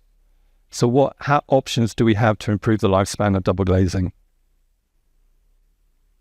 Thank you, Sammy, for your presentation earlier this morning. But this is a product. The edge seal of the life of a double glaze unit is dependent on the edge seal manufacture and also the adhesive that it's used to bond it together. And Sammy mentioned the thermoplastic spacers. This is a product relatively new to me, and I'm still trying to learn about it, but I thought it'd be worthwhile to share that across the industry.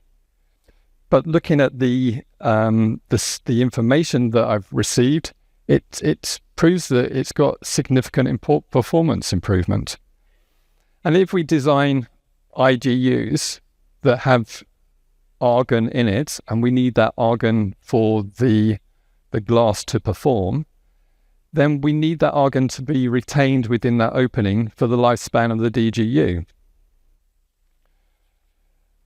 Losing argon within a DGU has a double impact.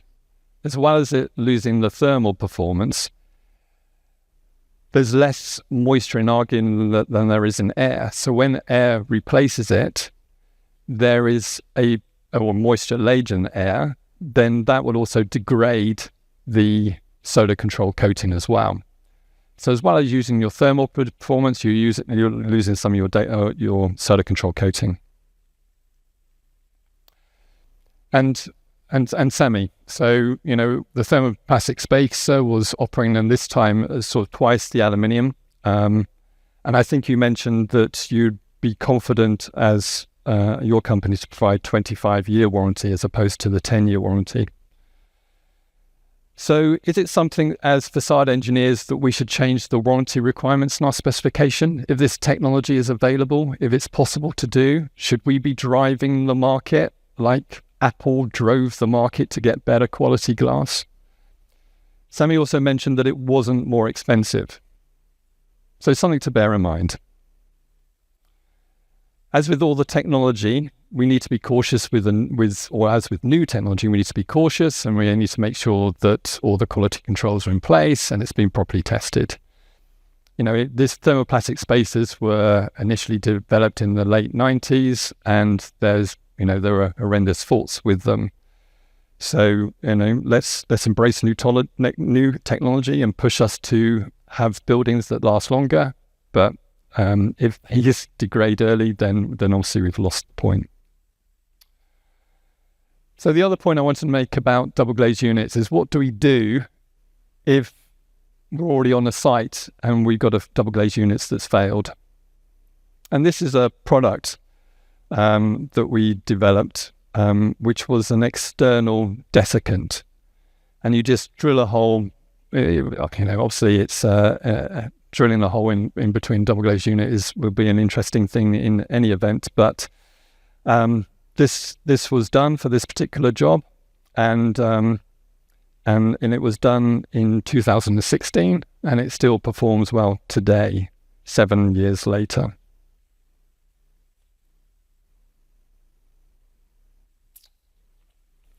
Okay.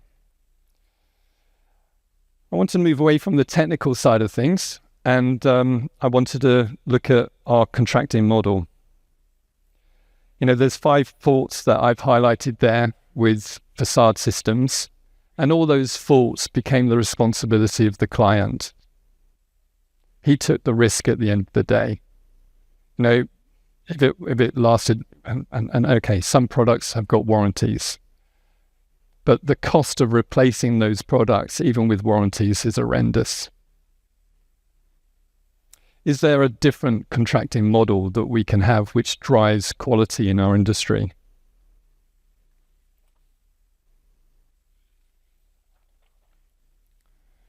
And I wanted to introduce you to this, and some of you may already be aware of it, but this was a research project in Holland in 2018, and it was from TU Delft University, that also have a good facade course if you ever want to learn more about facades.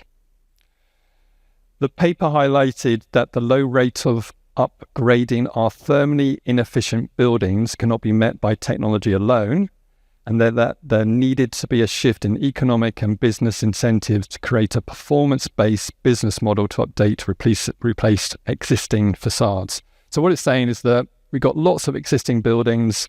It's going to cost a lot of money to replace the facades and upgrade their thermal performance. The clients don't have the money to do that. How can we make a step change to the industry so that more of these buildings can upgrade their facades and reduce their in-use carbon content?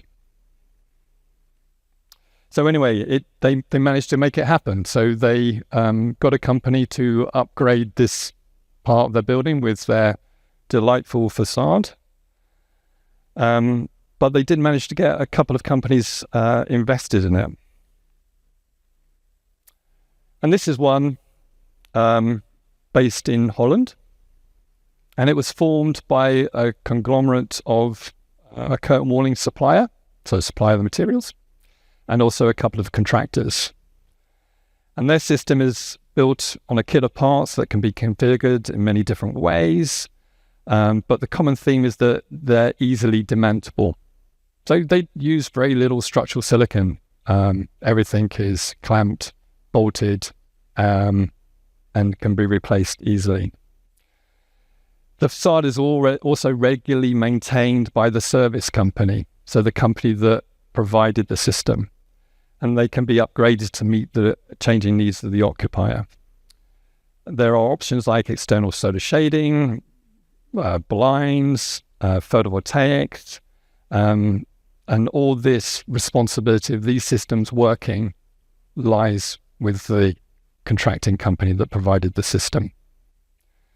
And at the end of its life, they take it away, disassemble it, and reuse it or recycle it.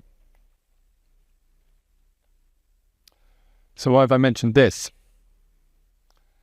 Hopefully everyone should, this reason why I'm doing this presentation is that I wanted to make you aware that there is this Building 4.0 CRC, which is a research-led initiative co-founded by the Australian government. The CRC aims to develop an internationally competitive, dynamic and thriving Australian advanced manufacturing sector. It's got a lot to do. Developing better buildings at lower cost and with the human capacity to lead the future industry. So it wants to improve our knowledge about what's out there, what can be done, and learn from the best or learn from other parts of the world. And there are over 117 projects that the company is working on. And there's one particular project which is led by University of Melbourne and being supported by Arup and Airmaster, which are an internal service company, to investigate how we can bring service-based facades to the Australian market.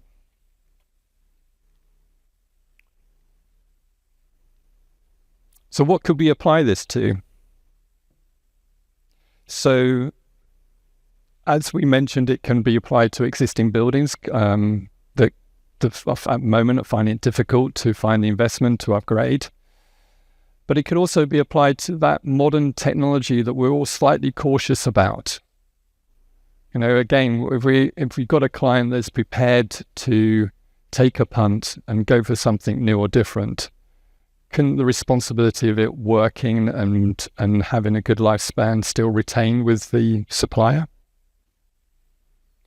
So this is a call for help for me, because we want to address this project, and I'm looking for case studies.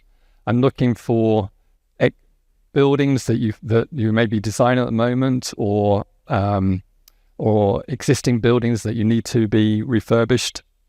And so please come and see me afterwards if you think you've got something that could be applicable to this. And the second thing I'm after is that if you have a product that you think could be used as a service, again, see me after.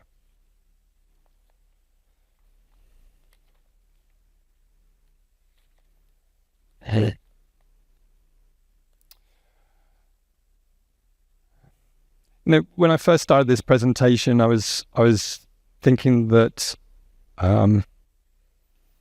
changing from the straw and the timber to the brick house, we need to have products that last long and reduces embodied carbon.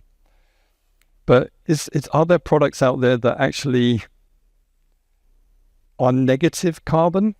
And there are. There's photovoltaics. If you read the literature, they have a carbon payback of 2 to 3 years.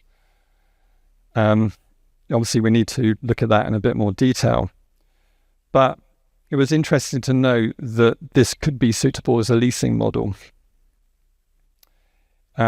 Interestingly, to target a Green Star rating, it's generally not enough to cover the PV panels or cover the roof with PV panels, and some BIPV will be required to meet the target.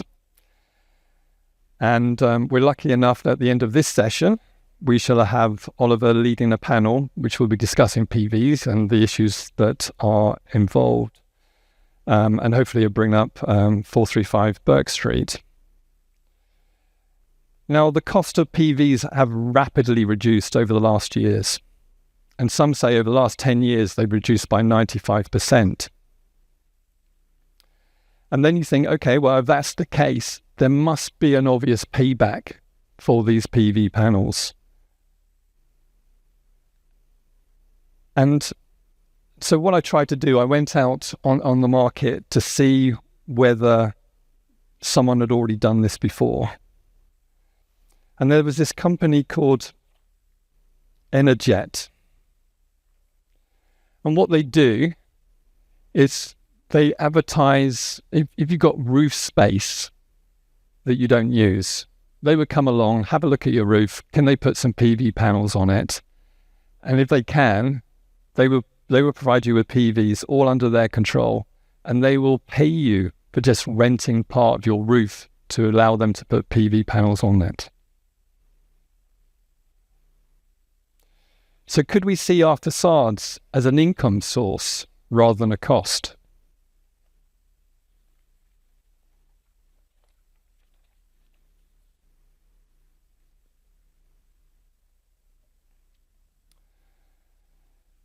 Yeah, so I started this story with Three Little Pigs and the Big Bad Wolf.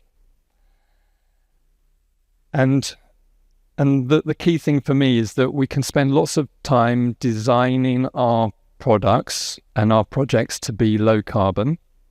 But as soon as we make a mistake, as soon as there's a fault, as soon as it hasn't picked up and that item needs to be replaced, or many items need to be replaced at a huge cost to everyone, we've lost the benefit of that, and it highlighted to me we just need to do the basics right.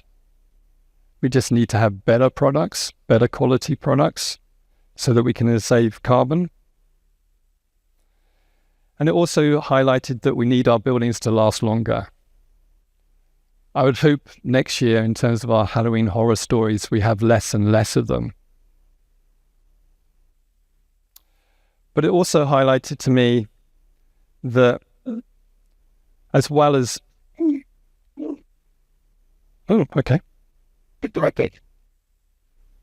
Anyway, it also highlighted to me that, as industry professionals,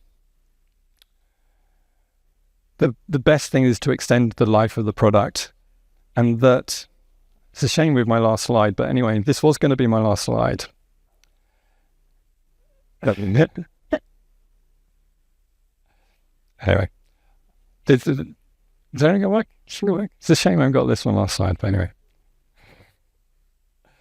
Anyway, I highlighted that let's make our buildings last longer. Let's get the quality right. Let's get the right professionals in there to do the work properly. I introduced you to photovoltaics, and I wanted you to think of the idea of using your facade as an income generator rather than a cost to you. And I had a nice little slide here which showed 3 little pigs and one with photovoltaics all around their building and him making lots of money. And I said, you can fill up your piggy bank. Anyway, thank you.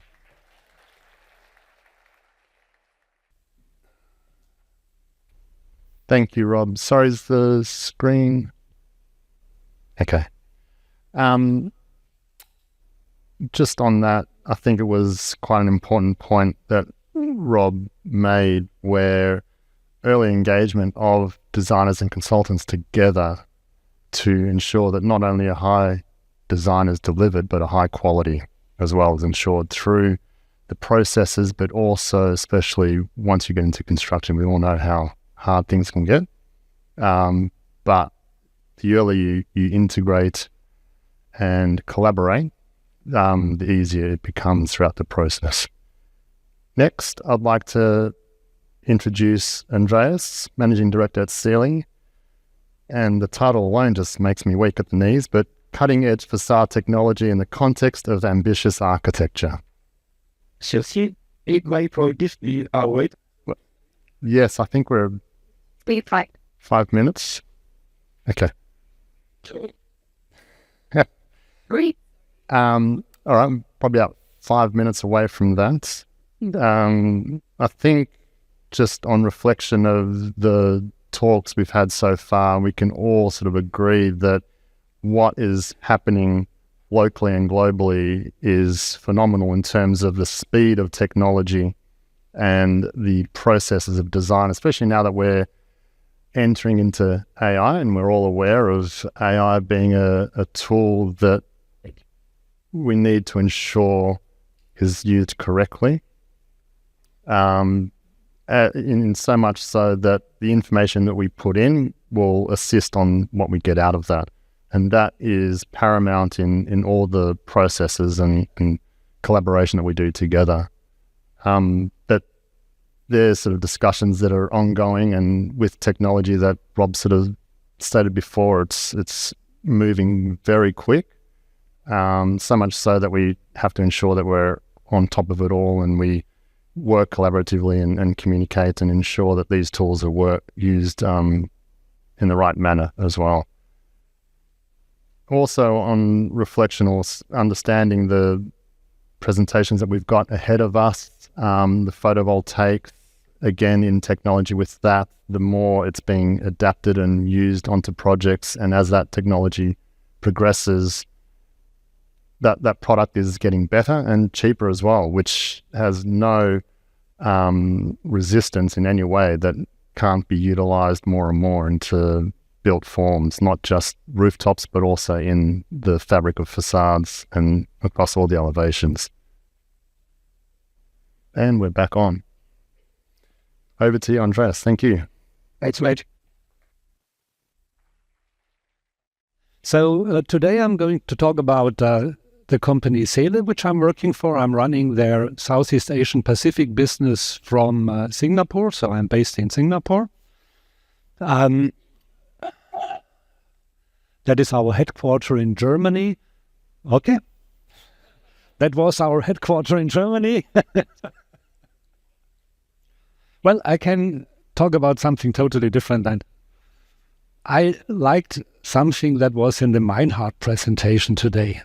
Excellent. You were talking about value engineering and you showed these precast GFRC elements there. This is really something we have to discuss much more about in our industry. Now, there is so much ideas going on about value engineering and how it's supposed to work and what should be the result of it in the end. And I experience it going wrong so unbelievably many times because there is no proper plan to it, no clear direction. And then instead of making things simpler, they are getting much more difficult. And in the end, everybody is surprised if it costs much more. So really, I'm very thankful to you that you brought that point up because not many people even dare to talk about it, right? Because it's also a little bit of a question mark then in engineering capacities, but we have to put it on the table. Now, and I think to solve that problem, it's extremely important that this process is involving industry partners from the beginning. Now, who really, and you also said it, who really understand the materials that are used. How do they react? How does it work in the end? How does it work out in the end? And your example was just wonderful. Even to your last comments there with the foil that had to follow then the whole structure in 3D, which would not have been the case if you had a solid concrete shape there. Then just one facade would have stopped on top. The other facade would have been stepped back. Each of them had its own enclosure to the concrete, and that's it, right? So value engineering in so many cases is making things much more difficult instead of making them easier. And thank you for bringing that up. I think we should discuss about that in our industry much more. Just a remark from my side. And now I wait for the screen to come back. And I don't take my time serious here. That's the countdown. I'm now left with 12 minutes. No. Not accepted.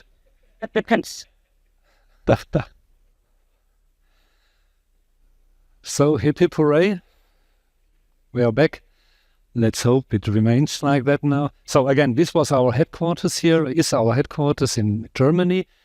To the right-hand side, which you do not see here, is a company called Cedric. That is what Rob was mentioning today. We are also a glass processor, or within Seele Group, there's also a glass processor called Cedric, doing similar things like just introduced by Sunny of North Glass. And thank you, Sunny, for also showing a couple of the projects where we cooperated, where North Glass was supplying the glass to Seele. One of the projects was the Apple Store in Pudong, the round cylinder with this flat roof on it, which was engineered and done by Seele as a contractor. Another project were these huge sliding doors in Cupertino, which were also done by Seele. And of course, the Brisbane new performing arts venue. I will come to that later. So this project you all might know, that is the Chadstone Shopping Centre here in Melbourne. It's a stunning 3D grid shell we did. I have also with me here today John Haralabakos, who was the project manager on that job and who is representing us here in Australia. So if you want to chat, he is here with me today. Okay, coming back. We were founded in 1984, and I think we are one of the world leaders for really, really complex facade construction in ambitious architecture. So this is where we are worldwide. Let's jump over that. We have around 1,100 employees with 500 million turnover in our contracting arm of Seele Group. Here some projects. On the top left is the Moynihan station with super complex 3D grid shells in a quad mesh constellation there. On the right-hand side, we have the UCR K11 in Hong Kong with glass tubes. Here, this is in Bangkok, the Wisdom Hall, and on the right-hand side bottom is London, Norman Foster Canary Wharf, where we did the whole wood grid shell plus the ETFE cushions. What we are doing in the company, we do research and development, engineering and design, project management, testing, manufacturing, logistics and installation. So pretty much what most companies do, whereas we do research and development not only on a project basis, we also research and develop independently products. And the engineering and design, project management is largely done in Europe because our projects are not on a regular basis in countries. So they are so special, our projects, we cannot build up a whole organization in a country and then run it there. We have to rely on the know-how in our headquarters. Also project management-wise, a lot is done over there, and then we are specialized in executing complex projects all over the world in that constellation. And logistics and installation, of course, with our stuff that we are doing is extremely difficult. I will come to that. So here's some projects, the Apple Knightsbridge in Singapore, Apple Mumbai in India, the Chadstone shopping mall again, a small Apple store in Singapore, Fendi, Tokyo, Japan. I'm concentrating here on Asian projects now. And the Shanghai Grand Theatre in China, that was my first project in my life in 1997. That is in Bangkok. The Iconceum shopping mall with around 7,000 square meters of jagged facade, full glass facade up to 20 meters high. In this case, it's produced by ourselves in Germany, the glass. The Wisdom Hall on top. On the same project, the Apple Store also on the same project. In this case, also the glass coming from ourselves.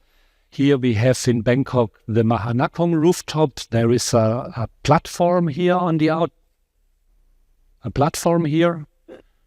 walking platform. You can go out there in 300-meter height and look down without any structural support under the glass. So it's an 8-fold laminate we are having there.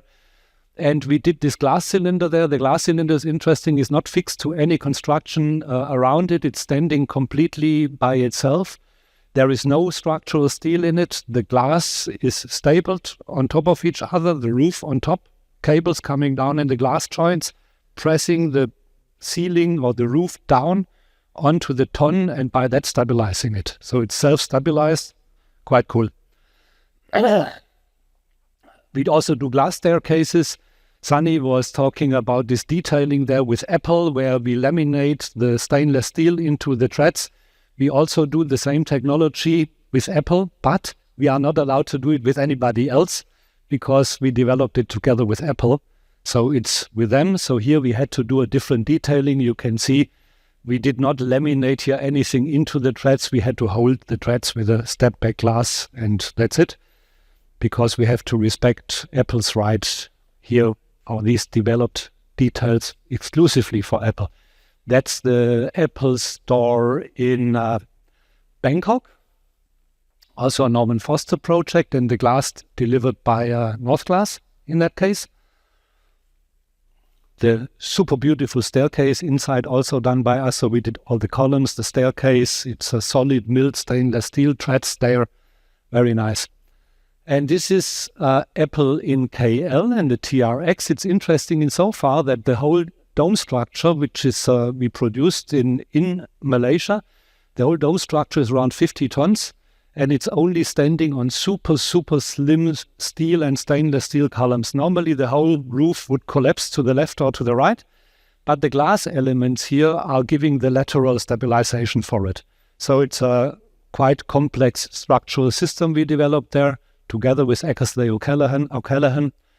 So we are very proud of that one. Here a view from the inside. Another view from the inside. There was another facade inside the building. And now we come to Queensland New Performing Arts Venue. Sunny was also talking a bit about it. So I would say even if the glass is curved here, it was still the most straightforward element on the whole building, because the structural engineering on it was so complex. I will come to that. So here's some impressions. Unfortunately, I don't have your nice pictures here. 2,300 square meters, 62 curved glass IGUs, 144 flat IGUs, 100 tons of steel subconstruction. The steel subconstruction was produced in the Czech Republic.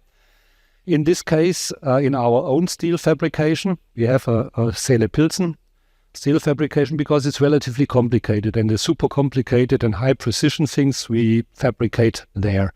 So here you have an overview of the whole facade.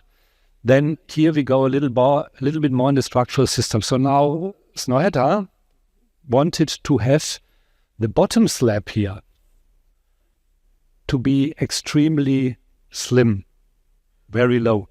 So that means it couldn't structurally take the load of the glass. So we couldn't stand the glass. It had to be all suspended from the top.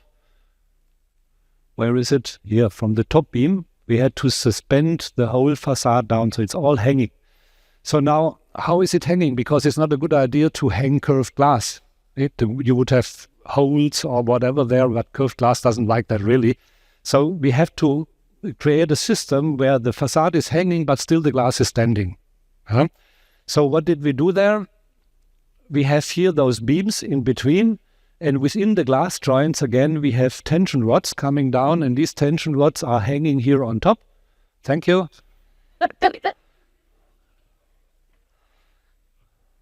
So well. Oh dear. Okay, so all the beams that you see here are suspended from top, and then the glass is again standing on the beam. So it's hanging and standing at the same time. But what made it really, really interesting, that project? Oh, here is a picture of the structural basic system. Everywhere we have a curved glass. To a curved glass, we didn't need any additional mullion there for the wind load because the curved glass itself is stiff enough. Whereas as flat glass or flat to curved, we had another mullion there introduced. So that was leading to that configuration.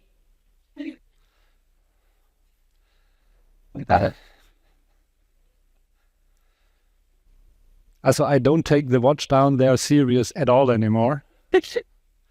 So we came to two different configurations. We have one with this mullion and one where the tension rod is in the glass joint, as you can see to the right-hand side. Now, what made the project really interesting was the deformation of the steel roof. It is a steel roof we are having there. The steel roof itself is also cantilevering out pretty far and is relatively soft. For the roof itself, that's not a problem, but for our glass, it's a problem because the glass is 3D shaped. And if you want to avoid one thing, then it's stress on the glass because of breakage risk. So what can we do if we have to hang the whole thing now on a steel roof that is soft, which will already start deforming when we load the construction with the glass? The glass is coming in, the deformation starts. Next glass is coming in, another deformation, and so on. And the glass breakage risk is always with you. So what did we do? We were cambering the top beams according to the models. We took 5 months for that structural engineering together with Arup to come to a result where we knew how to camber the top beam accordingly. So under glass load, it will be then horizontal. But now while installation, obviously there is no glass load. So if there's no glass load, it will not be horizontal. So what we had to do there, while installation, we had to pull down the whole construction into huge concrete boulders on the floor, exactly with the expected glass weight, bring it into equilibrium, then install the glass. And while you install the glass on top, it is automatically reducing the tension force that's coming from the bottom. Now, if you are if you are pre-stressing the system with 1 ton and you bring in 500 kilos, on the bottom you have also left 500 kilos. If you bring in 1 ton, on the bottom you have left 0. So it's automatically reducing itself. And in this way, stressing down the whole top beam along the facade while glass installation, we could make sure there is no movement in the system and eliminate the risk of glass breakage due to overstressing the glass. Here you see the top beam in our factory in the Czech Republic. By the way, also the whole Chatstone grid shell, which I showed in the beginning, was also produced there in the Czech Republic, a super high precision construction. Here you see some of the mullions we were using there. Again, another beam while installation. Here installation goes on. The glass is coming in. Here you see the pulling down of the whole construction into the concrete boulders on the floor. And we go ahead with the installation until everything was finally done. Quite a beautiful project, I have to say.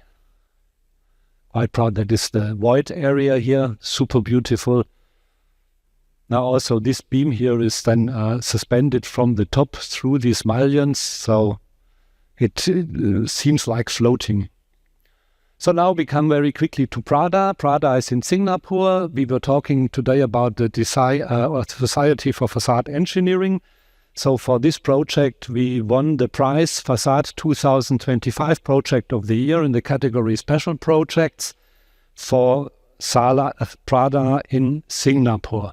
So now, why did we win that prize for that? It looks pretty straightforward. One thing that is interesting, in one of the corners, the glass was a kinked glass. We had a kink with a radius of 30 millimeters. That was quite challenging. We produced that in Germany, in our factory. But that was not the real challenging part. You see there to the right-hand side is a column, and then here is another column coming. And due to some regulations with the MRT below, we were not allowed to stand that facade. It needs to be suspended. Now, the ceiling above the facade was too soft to allow for a proper suspension of the whole system. The deformation would have been quite huge. So we had to come up with a different system. And what we did then, we were spanning this whole facade from that column over to the next column over 20 meters. So the facade grid itself is acting here as a truss, as a structural truss, which is transferring the load. So it's a bridge from column to column. The facade is one big truss and carrying itself. We had 4 columns over the whole project, one behind the corner there, one behind the corner there, and then this one and this one. So we are even spanning here around the corner. So structurally, this is a real masterpiece, I have to say. And we were awarded with that prize from the Society of Facade Engineering. So quite proud of it. From 3D model then to reality. Now I'm already coming to the last one here. This is the Henderson Sahadit in Hong Kong. So here now we had 3 scopes. Seele as a contractor had the scope in the podium. So we built all the podium area up to that level here, including the entrance area. So we supplied the glass made by Cedric. We produced the steel and we installed it all in Hong Kong. Then we had another scope that was for the rooftop. That was everything above this level here, again as a contractor, now where we produced and supplied and installed. And then we had a third scope that was now our sister company Cedric, the glass production company. They did all the facade glass that you see on the building and supplied it to the company that did the unitized facade. So effectively, everything that you see on this picture here is coming out of Seele Group. So now some impressions of that. That's in the fabrication, again in the Czech Republic, high precision steel. Again, it needs to be high precision because we need to avoid stress. So the steel and the glass needs to go together practically perfectly in their 3D shape. Here is one way of surveying glass. You put a chalk powder on the glass surface, you come with a 3D scanner, you scan the whole model, then the model is automatically compared with the engineering model in the computer and you automatically get an alarm if something is out of tolerance. That's a quick view into our glass factory. Here that's 3-year-old now, the video. There has quite a bit has changed since then. There was one of the bending furnaces there where you can see how the cylindrical glass is actually curved, where you can automatically adjust different radii. There we do similar sizes there like North Glass is doing. Here you see how one of the glasses is going into the bending furnace. We have a couple of bending furnaces now. We also do 3D shaped glass, freeform glass, also automatically now with bending furnaces. In the old days, you did the gravity bending where you had a mold and then you were kind of melting the glass down on the mold. For some projects, you still need it if radii get too small and too complex. But for, I say, the majority, even for 3D shaped glass, we can nowadays do with this kind of furnaces. So also freeform glasses and stuff. It's quite amazing what was happening there in the development over the last years. So now here you have some impressions of the podium area there with the steel and then the glass already coming in. That's on the rooftop area, steel, glass coming for installation. That's us as a contractor again. Glass installation, of course, we shamelessly use that for a bit of advertisement up there. Some project impressions. So these pictures are not architects' impressions, no renderings. That's real photographs that you are seeing here, pictures. So we did all the claddings that you see here, the glass, we did the subconstruction, and most important, this absolutely stunning entrance area for the project. The glass is a 7-fold built up with over 120 millimeter thickness. There's no glass fin behind. It's only the glass that is the structural element here in this case. Over 12 meters 70, if I'm not wrong. Rounded corners. Also, the inner cladding is made by Seele. So I think this is a real stunner. Some impressions from the rooftop. Also, all the claddings done by Seele. 3D claddings, quite complex. And that was AIA, American Institute of Architects conference, end of October 2024. They took the opportunity, since the building was finished, to do their conference up there. And that is the final impression of the building, how it looks now in reality, and a very, very short video that gives you an idea about the whole project. So here again, the headquarters. Engineering everything on a digital twin level. So you will find every stud bolt or whatever in the model 3D as it is on site.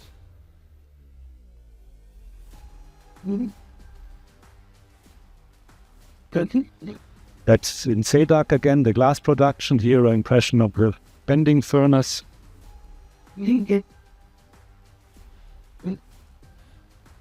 And as Sunny was pointing out about the logistics with the wooden crates, now we do the same thing. We build in-house these 23 meter long wooden crates to pack it and send it all over the world. That's why I mentioned in the beginning, logistics is really important for us. Now, you have to, if you look at the project holistically, every single step of executing that project, starting from structural engineering to the detailing, to the production, to the logistics and to the installation, everything has to go right to have in the end examples of projects as I just shared with you. So that's from my side. Thank you very much and have a good day.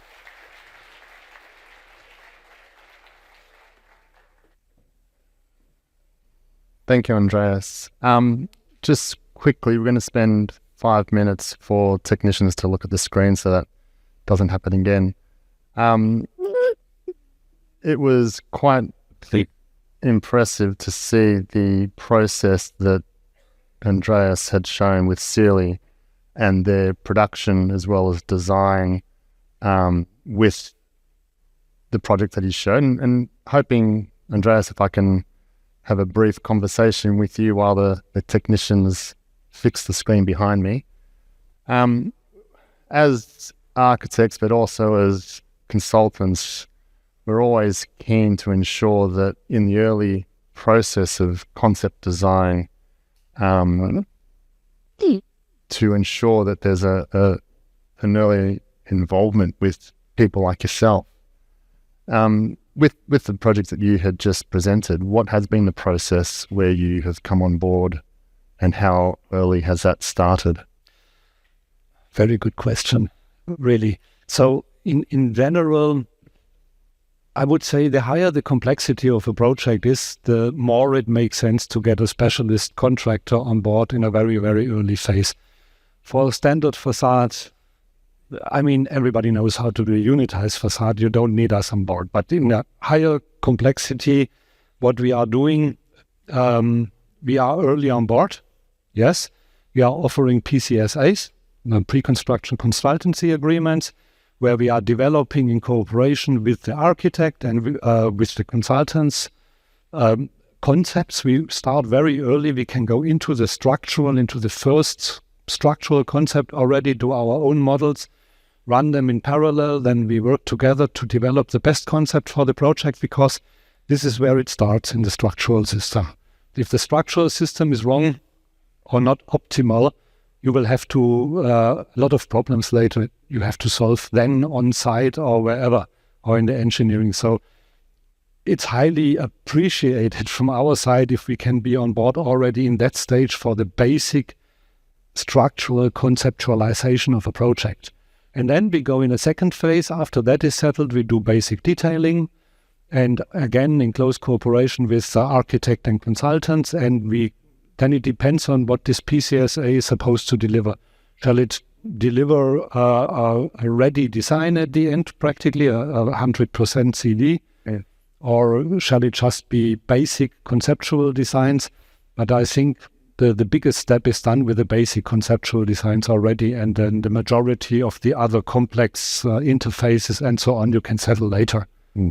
So I highly recommend in this high complexity project to have the partners on board early, also from the glass side, to consult what is possible in glass. Because there are restrictions, there are a lot of restrictions there, now with the radii, with the sizes and so on.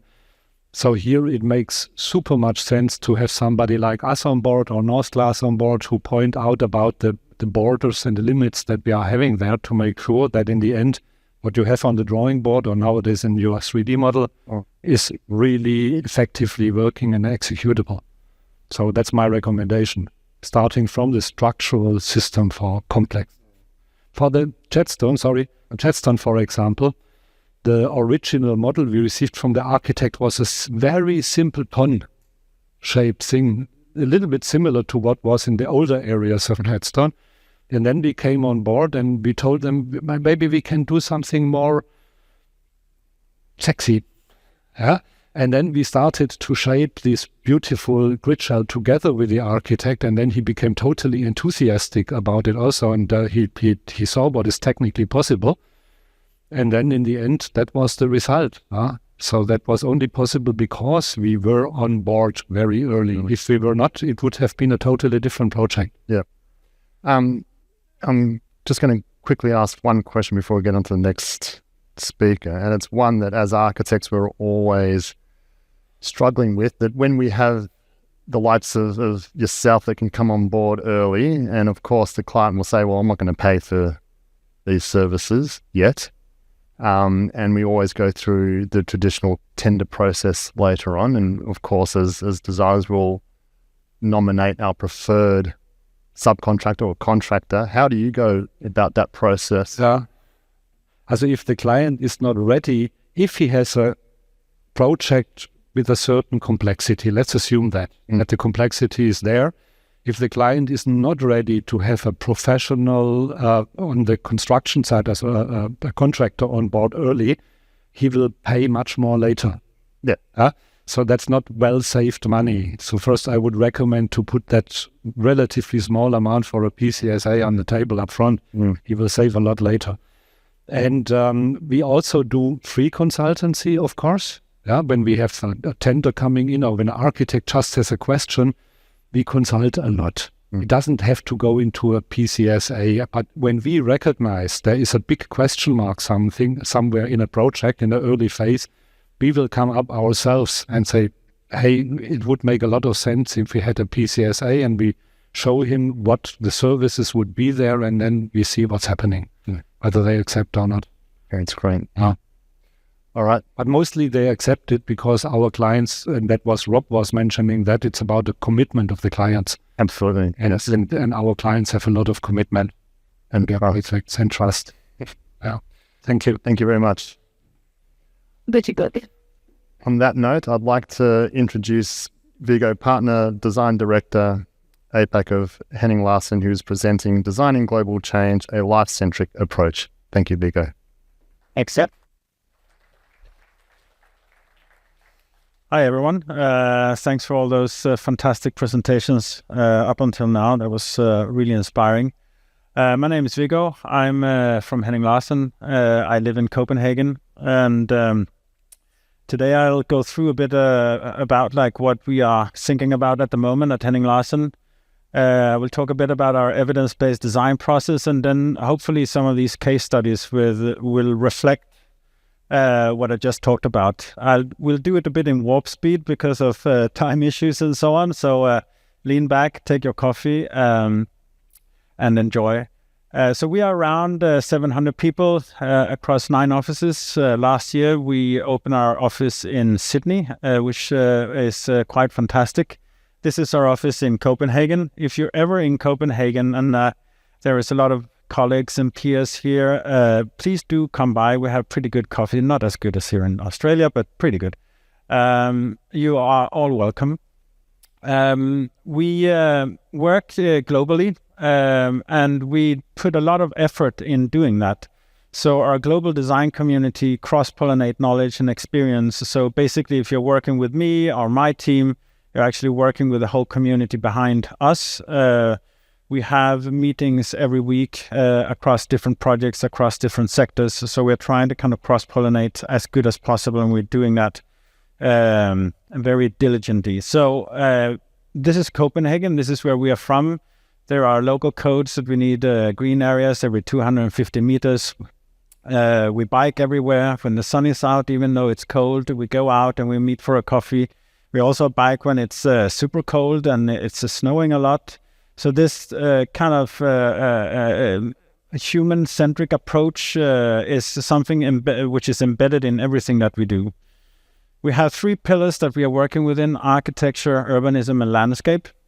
And we do basically all different typologies that I would say that we are specialized in higher education, commercial projects, and performance and art projects, amongst others. All of these projects in our design community, we have some different kind of global trends that we are discussing constantly. So this graph here is basically kind of changing a bit, but we can see that we have gone from big and structured to small and dynamic, owned, controlled to shared and collaborative.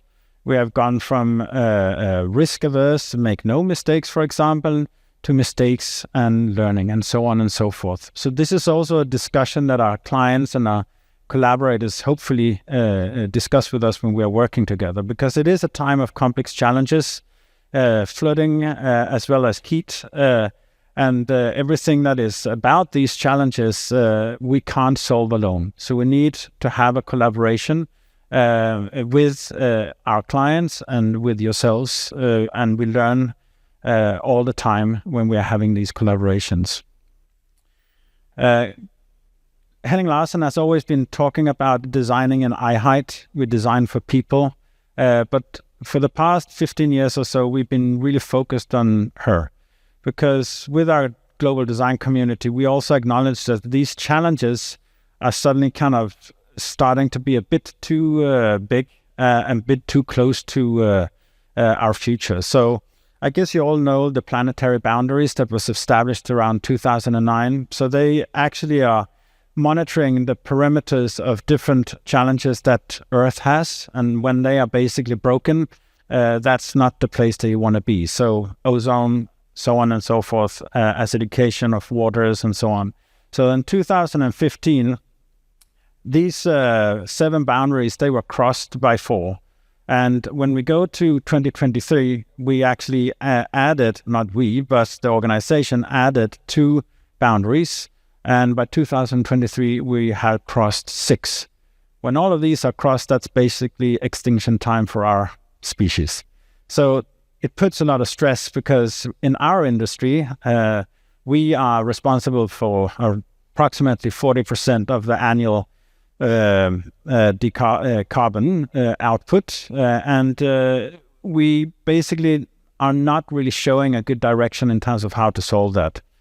So in 2050, more than 70% of the world's population will live in cities. That means that we need to actually construct a new city for 1.5 million people every week. And this puts a lot of stress on a lot of the things that we are doing, also the planetary boundaries. But in our practice, we try to kind of find solution for that. We are not saying that we are saving the world, but we're trying to kind of, see how we can actually put some of these things together. So some of, that not the answers, but the things that we are thinking about is to future-proof business, because the collaboration with the client needs to be also future-proofed in many ways. We need to be extremely conscious in terms of how we balance public and commercial drivers. We need to attract new talent. We need to work in a collaborative environment. We need to live closer to nature, or show how to do that. We need to foster a diverse range of experiences, and we need to think about how we can create long-term solutions. We need to secure flexibility and adaptability over time, and we need to have strong mobility strategies. We also need to have human scale experience as a priority in order for all of these things to kind of come together. And as in Australia, as you know, temperature change is also something which is starting to be really relevant. So we need to design with resilience. And in our part of the world, we also feel this in terms of flooding. This is 10 years ago when we had the first 100 years of rain, and it totally kind of flooded the whole of Copenhagen. We'd never ever seen something like this before. So it just puts everybody in action, because, we are all living on the same planet. And this is something that suddenly becomes extremely relevant, and also that you can feel, of course. Another thing which is extremely important for us is authentic anchoring, especially also which we have learned throughout the projects that we've done in Australia, design with country and so on. This has become extremely important, and for us, it's actually a global conversation internally that we are talking about. And for us, what that means in other areas, this is the first sketch that we did for the world of Volvo, and that is basically trying to kind of show how the idea of connecting to nature in Sweden and connecting to something called allemansrätten. In Swedish, it's called all man's right. You can actually go and put up your tent anywhere, and so on and so forth. So this was the first sketch. We couldn't show any renders or anything. And so it goes from storytelling to architectural experience, from digital craftsmanship, going in and looking at and optimizing the structure, half-baked, and then to prototyping. And we can still see it here. Oh, there you see it. So this is a full timber construction. And then from that to real craftsmanship, and then to the final product. This is in Gothenburg. It's an experience center for Volvo, where you can go and get your car, but you can also learn about the story about Volvo. And this is the render from when we were working on the project to the final image of the built product. And it's basically just a base, which is you could say the mountains in Sweden. Then we have 3 canopies or 3 tree trunks that stands up and basically just kind of covers the whole experience of the building. So all of these things, it has to do with the collaboration that we are doing together, as I said before. And that also comes in the basis of how we are working. So 17 years ago, we established our sustainability department. That consists of 20 engineers, PhDs and architects, and they flank everything that we do, all projects globally, with sustainable strategies and many different kind of categories around daylight, energy optimization, and so on and so forth. And back in the days, this is how it looked. It was quite static. We looked at the radiation from the sun and the sky, wind, and the experienced temperature to try to find the right comfort level. Today it looks a bit different. So, for example, we are working on a district like that. We can change these volume, of course, quite fast. We get the output on the ground floor, and we can discuss the comfort behavior and the climate behavior in relation to outdoor seating, wind tunnel effects, where do we have main entrances, where do we don't have main entrances due to the fact of wind, for example, where do we need to kind of plant some extra greenery and so on to mitigate the wind which is there. the performance of the facade in terms of how the proximity between the buildings are, and so on and so forth. So there is a huge kind of attention to the human comfort level in relation to the commercial drivers, which we then, in conversation with our collaborators or clients, say, "No, this doesn't work for those reasons," and then of course we change it, and then we can see how it live is then changing again. So it's a way how to collaborate. Another thing that we have developed with MIT, amongst others, is the building material pyramid. You all know the food pyramid. Don't eat too much red meat in the building pyramid. Don't use too much glass. Maybe the wrong room to say this, but of course, I am a great believer in collaboration, and that's why we also need to put this on the agenda. So can we kind of see how we can use better materials in terms of carbon footprint? And this is the way that we are then kind of monitoring that when we are working with projects and with clients in terms of how did this change in the terms of the carbon footprint in totality of the project.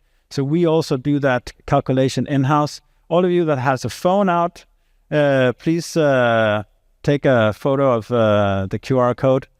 This is another example of how we're collaborating. Some of you in this room has maybe collaborated with us and are familiar with this.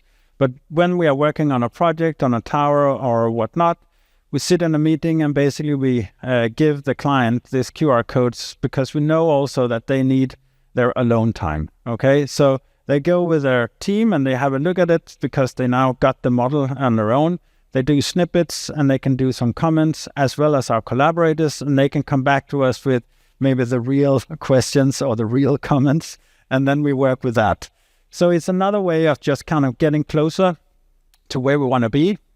We're also combining different technologies. So, for example, the SFD simulations, which is the simulations of waves, we've developed that and connected that to sound in order to understand sound in space. And this comes extremely important when we are working with large-scale atriums and so on. So we are then, basically the client is standing here, and then we can go in and have the experience of then changing the materials. So it goes back to the material pyramid. And when, and you don't have sound in this now, but if you would have, then you can see when the material is changing, then the acoustic changes in the space. We can put in a lot of different people here. So there is a crowd, and then monitor in terms of how does this work in a big space so it becomes comfortable and so on. So we also just released Open Detail. I won't speak too much about it. You should go in and check it out. But this is an open source or crowdsourced platform where we see and share different details in terms of biogenic materials, timber, and so on. So go in and check that out. So we do a lot of applied research in architecture, in facade design, acoustics, materials, daylight and artificial light, and microclimate. And we also, when we go a bit up in scale, we also do a lot of and have developed a lot of tools. All these tools are in-house. I'm sure a lot of them are also familiar to you guys. But for us, it helps us immensely to actually kind of have that dialogue with the client. Also to optimize basically the return on investment, but at the same time being safeguarding the human factor of, for example, public domains and so on in the far right, the generative design there to maybe heighten the square meters, but just stay close to the good public domain and safeguard that. But we are, of course, also interested in the poetry of architecture. That was a lot of engineering, but that is somewhat the engine behind the designs that we do. This is Harpa in Iceland, that we got the Mies van der Rohe Prize in 2013.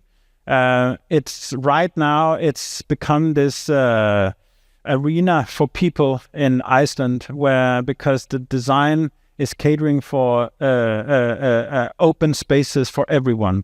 So you can go here when there's no show or when there is a show and use the space. And because of the climate, this is now used every day by kindergartens that do different kind of collaborations with the orchestras. Young people hang out here and so on and so forth. And it's a collaboration with Olafur Eliasson, the renowned artist, and it should be it is this kind of mirror of the landscape and the light where we are. So, looking at some case studies in terms of how we are working with this cultural anchoring and the human-centric or life-centric factor, I will go through some of the projects, and I hope this then kind of resonates with you from different parts of the world. This is the Nordea headquarters in Copenhagen. The facade of that is you can say a custom fenster facade, actually. And the idea came from combining the Nordic and the Scandinavian and Arctic kind of pieces in terms of ice and the rock and the bedrock of what we have in Scandinavia, and then combining that into 2 volumes, but with the notion of actually lifting it up and separating them. So there is a public throughout fair through basically the building and underneath the building. And this was kind of a bit difficult because it's a bank headquarter with Scandinavia's largest trading floor. But actually, when you're walking through here, you can actually look up into the trading floor. So there was a lot of relations regards to security and so on. But why we did that is because behind there is a residential quarter. And if this big building would be there and stop everything, it would be extremely daunting and very kind of not so good for the flow of people and so on. So you can't really see the opening here, but where it kind of jags off in the middle, there's a huge kind of open atrium and throughout fair for the people going through. This is SABIC headquarters that we delivered last year. This is in Saudi Arabia, in Jubail. It's a very, very large headquarter basically in the outskirts of a new city by the water. SABIC is one of the biggest companies in the region. So what we focused on was actually to try to see like the need of lowering the temperature for this big headquarters so they can actually use the outdoor spaces, and also at the same time have some spaces that actually would gather people. So why the form is looking like this is a lot of iterations to actually open up from the south wind that comes from the sea, which is much cooler, and then close from the hot wind that actually comes from the inland. The conceptual idea with the usage and the functionality of the building was to have the more public functions in the lower ground, and then you have the more secured work environment on the top part of the building. And in the middle, we created something we call the secret gardening and the business cloud, where people could meet, where parts of it actually also from the outdoor could actually meet as well. So this is from the competition. This is from last year, just before the opening. So the garden is not so much a garden yet, but I'm sure that right now it's actually pretty green. So talking a bit about the facade, the different directions, of course, gave us information in terms of how can we have the facade to be informed by that. How much does it need to shade? So we did a lot of different iterations, and that is actually then kind of mounted on these different directions to optimize it statically. There are no moving parts here, but it connects back to the Mashrabiyya patterns of the region. So this very large building starts to become this kind of veil of the Mashrabiyya in different ways that would also, when you're inside, change in a way so it's ever changing wherever you are in the building. Another project that is undergoing at the moment is Puanjiang International Conference Center in China. This is something that also kind of demonstrates our attention to, this is a state-of-the-art zero energy kind of conference center. That was the kind of the outset. But we wanted to connect to nature, which is basically this side, and how it kind of opens up to being the center point of the whole conference center as well.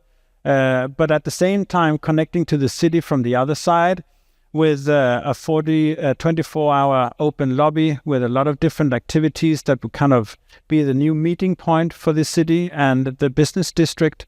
That also then was inspired by the local vernacular of China.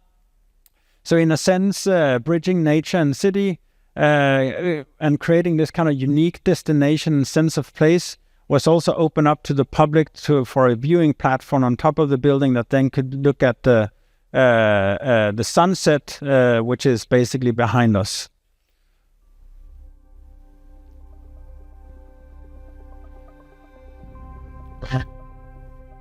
So these are different projects that are trying to hone in on the cultural anchoring, trying to kind of push sustainability in dialogue with our clients and our collaborators, but trying also to kind of maintain the architectural intent and integrity through the sole idea of the concept that we are developing, and the cultural anchoring.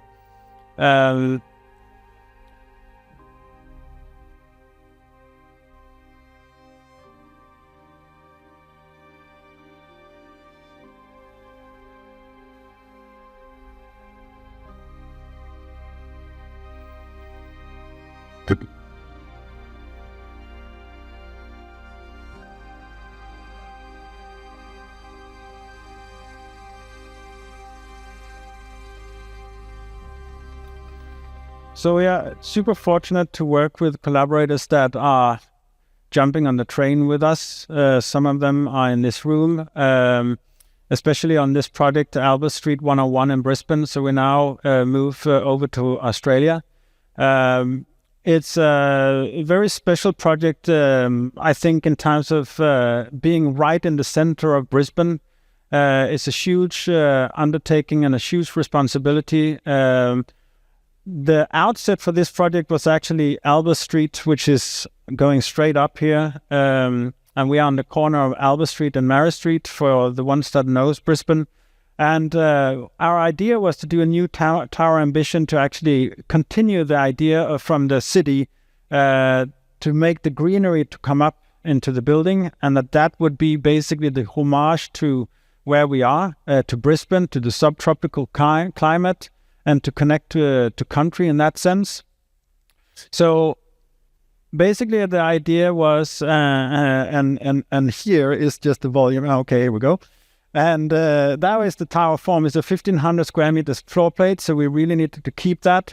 And then we basically carved out the whole lower part of the building to create these terraces, and then to have a very elegant and very kind of simple facade, which we thought would be making a difference in the setting that we were in, but also to making this kind of calm contrast to the dynamics about the nature, which was very close to the ground floor. Then in conversation and collaboration with the client, actually around 1/3 was thought out of third spaces and so on. So it's what had this kind of 30% of product variety. So basically the whole tower is lifted up, so it becomes a public domain underneath the tower. So down here you can see how it kind of carries up Albert Street up 8 levels. This is what you see when you're starting to kind of go in underneath the building. When you're up in the building, there are these several terraces with a lot of rainforest actually within them. So when you're moving across, you always see green. The whole facade is based on actually the surroundings and where it shades and where it doesn't shade. So basically the facade, it actually kind of grows out and shades where it needs to shade. And that is also in relation to the different directions of the from where we are, of course. So there are these really simple, elegant fins that grows out that you then can see actually approximately from here. So, and then they go down and basically become quite transparent lower tower. So it's a combination of nature and building, and really this notion of when you are moving around in the lower part of the building, greenery and nature is always present. It's always in contact with you in the commercial lobby, in the wellness areas, in the hangout spaces. So it's a totally different experience of the city that this tower will actually give you. This is the wellness area, so of course it's a bit more kind of confined areas, but then these lookout points and so on And when you're walking through some quite kind of narrow aisles, then, nature is really kind of close to you. And it's right beside the new metro station on Albert Street. So it also becomes this gesture and for Brisbane, and this new welcoming gesture that, this tower, it actually lifts itself up. It opens up to the public. It opens up to the visitor to go and discover. Yeah, it's cut in two here, but it stands here quite white and elegant in the center of CBD in Brisbane. And this is, if you during nighttime, it of course also changes. You can see the sophites that are GRC that are close to you. That has a more kind of materiality to it. When we come up and we mix with the tower that actually comes down, we have these kind of mirrored sophites that is then actually mirroring nature, which is then just below them. So it gives you this kind of depth in the lower part of the building. Quite amazing. Also with natural ventilation for the lower parts of the levels. Lastly, I just wanted to kind of share with you Lighthouse in Sydney. Our good colleagues from Snøhetta talked about their amazing project just in front of us. So we have basically both projects here, but our project is on the other side. We just got the DA approved just before Christmas, so we are really happy about that. So let's see when we can get going with this project. This project was inspired by Sydney itself, about the small scale and narrow streets and the laneways, which is, I think, is very special for Sydney. And not being from Sydney, it's also, of course, a huge connection to nature. So our conceptual idea for this was really to kind of have a small scale village that was the podium of the tower that needed to kind of connect the CBD with the waterfront, and not being daunting podium that you didn't want to kind of feel that you can interact with. And then to have a tower that grew up and become, the beacon for the city. So it's really a city-changing project that consists of a podium that is retail, and then basically there is a commercial tower on top. The whole lobby lies in the center of the tower, which is an open lobby that connects to the water. But what was really special about this project, if we can get the full screen, maybe, because now I need it. Technology is a bit scared of me, so it's trying, but something is happening. So what is special about this project is that we proposed an open air retail laneway through the whole podium. So that goes from Piermont Bridge over down towards Tumbalong Park. And since we lose 50% of our customers in a retail situation, and 75% when you go to level 2, this was a way to mitigate that. So basically you can go from the bridge and then right through, and then you come in, and if you're standing on the other side looking north, this is the intimacy that we have created in this podium. So you don't feel that you're in a podium in a way. It's open air. We open both sides, and then also, of course, the side towards the water. So it's extremely kind of feels really permeable. And then we can close the outer facade if there is a prevailing wind coming from the sea. So it's really this kind of new intimate scale of a podium that was constructed through rigorous studies that we did in the competition regards to the wind, because the client was saying like wind, you need to kind of really look at this. And what we did with that was basically looking at how the wind behaved, what was the pressurization and so on. And our team was then putting that on the volume so we could change it live and see how can we mitigate that. And the tower form and the idea of the village is also not just a formal exercise. It's actually a volumetric, which is suitable to actually break the wind, not only the wind that comes, but also the wind that is the downdrafting from the tower, because we have the biggest park in Sydney that's going to be constructed in 100 years around the tower, hugging the tower. So this is 6,000 square meters of public park that is part of the tower and the village, you could say. And at the far end here, you actually enter the lobby from behind. And we come in, and then you can see the park on the right, and then the water in front. And you see the laneway going down just down below. So the city is really close to what's happening. The whole volume and the facade is, of course, to continue the village up and having these kind of breaks to break down the scale, but also to kind of be very conscious and respectful of Harry Seidel's building in behind. So that basically become, a village together in a way, and then it breaks off and becomes the tower. The facade panels and modules are just a standard module by 1500 and 3850, and they are broken in 4 different ways. I saw that, which Arup has helped us immensely with.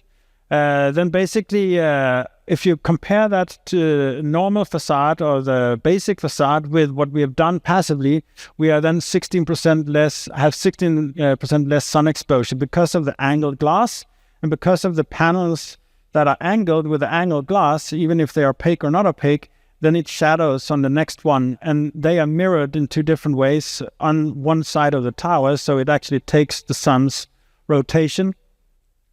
Wow. Okay, now it became really interesting. I mean, you're never going to forget this presentation. And what happens with the facade when we're working with this is also that it gives this amazing richness to the facade. It kind of absorbs the light in a very different way. Here on the right side, you should have seen it in a morning, afternoon setting, and this is more in an evening setting. And you can see how the light really changes. And what this also came from as an inspiration was the glimmering on the water and the water body in front of the tower. And being conscious of how we can connect to country, this was always part of one thing about the village, which is a meeting place from a First Nation aspect.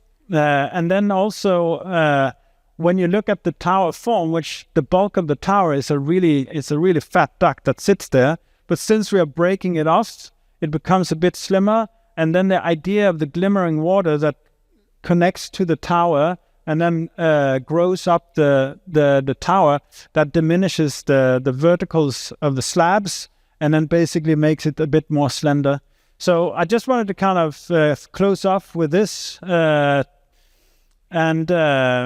going back to like our homes, our village in a way, with these 3 images. And this, I want you to kind of experience and think about the world as your body. So this would be your skeleton. So this is basically our transportation system. And then imagine your vascular system. So that is what's powering your body. And this is our oil and power lines. And then imagine your nervous system. This is, of course, our internet and communication systems. And it's just to say that we are part of one system, and we need to think holistically when we design together. So with that, thank you very much.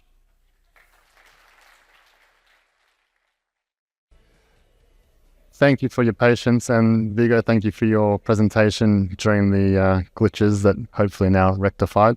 I'd like to introduce our moderator, Oliver, Managing Director from BG&E, who will be moderating the first panel for today. Thank you. And it was... thanks, James. It's your fault again, leaving us with no time to deliver, like all architects. So, yeah, we that's the topic, and we've got a really great list of guests here. But in this AI world, I thought I asked ChatGPT to tell me a bit about them, so I don't have to do the work And this is what ChatGPT came up. Peter Cannon's an architect, founder of Studio Cannon. So far, so good. Melbourne-based architecture and interior design practice. He trained initially in business marketing and architecture. Is that true? Well, good. Completing a master's in architecture thesis on the senses of place, exploring how human experience, memory, identity shape how we feel. In 2019, he established his own practice, and to return to deeper concept-driven design thinking. And then there's a lot. His approach centers on memory, identity, and place, sensory design, collaborative process, high-end architect. So far, so good. Bobby Ray, I said, ChatGPT, tell me everything about Bobby Ray. He's a Melbourne-based architect, associate director of Bates Smart, specializes in facade design, recognized in the field of his expertise in high-performance architectural facade and major projects. I'm glad you're here. And then they even give me your architectural registration number, so I won't give that out. Because we could use that for the F3B1 challenge. Melbourne Uni, you got a master's in advanced architectural design in Columbia University. Yeah, so far so good. Involved in 171, 435 Burke, Munro, all the jobs we have worked together. So great. There, chartered fire safety engineer, and yours is quite long, so I won't read that. We don't have a whole day, but you were develop risk management and techniques specifically to help owners, buildings, and regulators understand and manage complex facades, fire risk, which has been particularly relevant in our industry. And I think you did a lot of work in building and cladding on high-rise buildings. In short, Blair is red hot. Red fire, red hot. So, and the next one's interesting. I said, tell me everything about Stefan. And they go, cool. Sorry. I say that.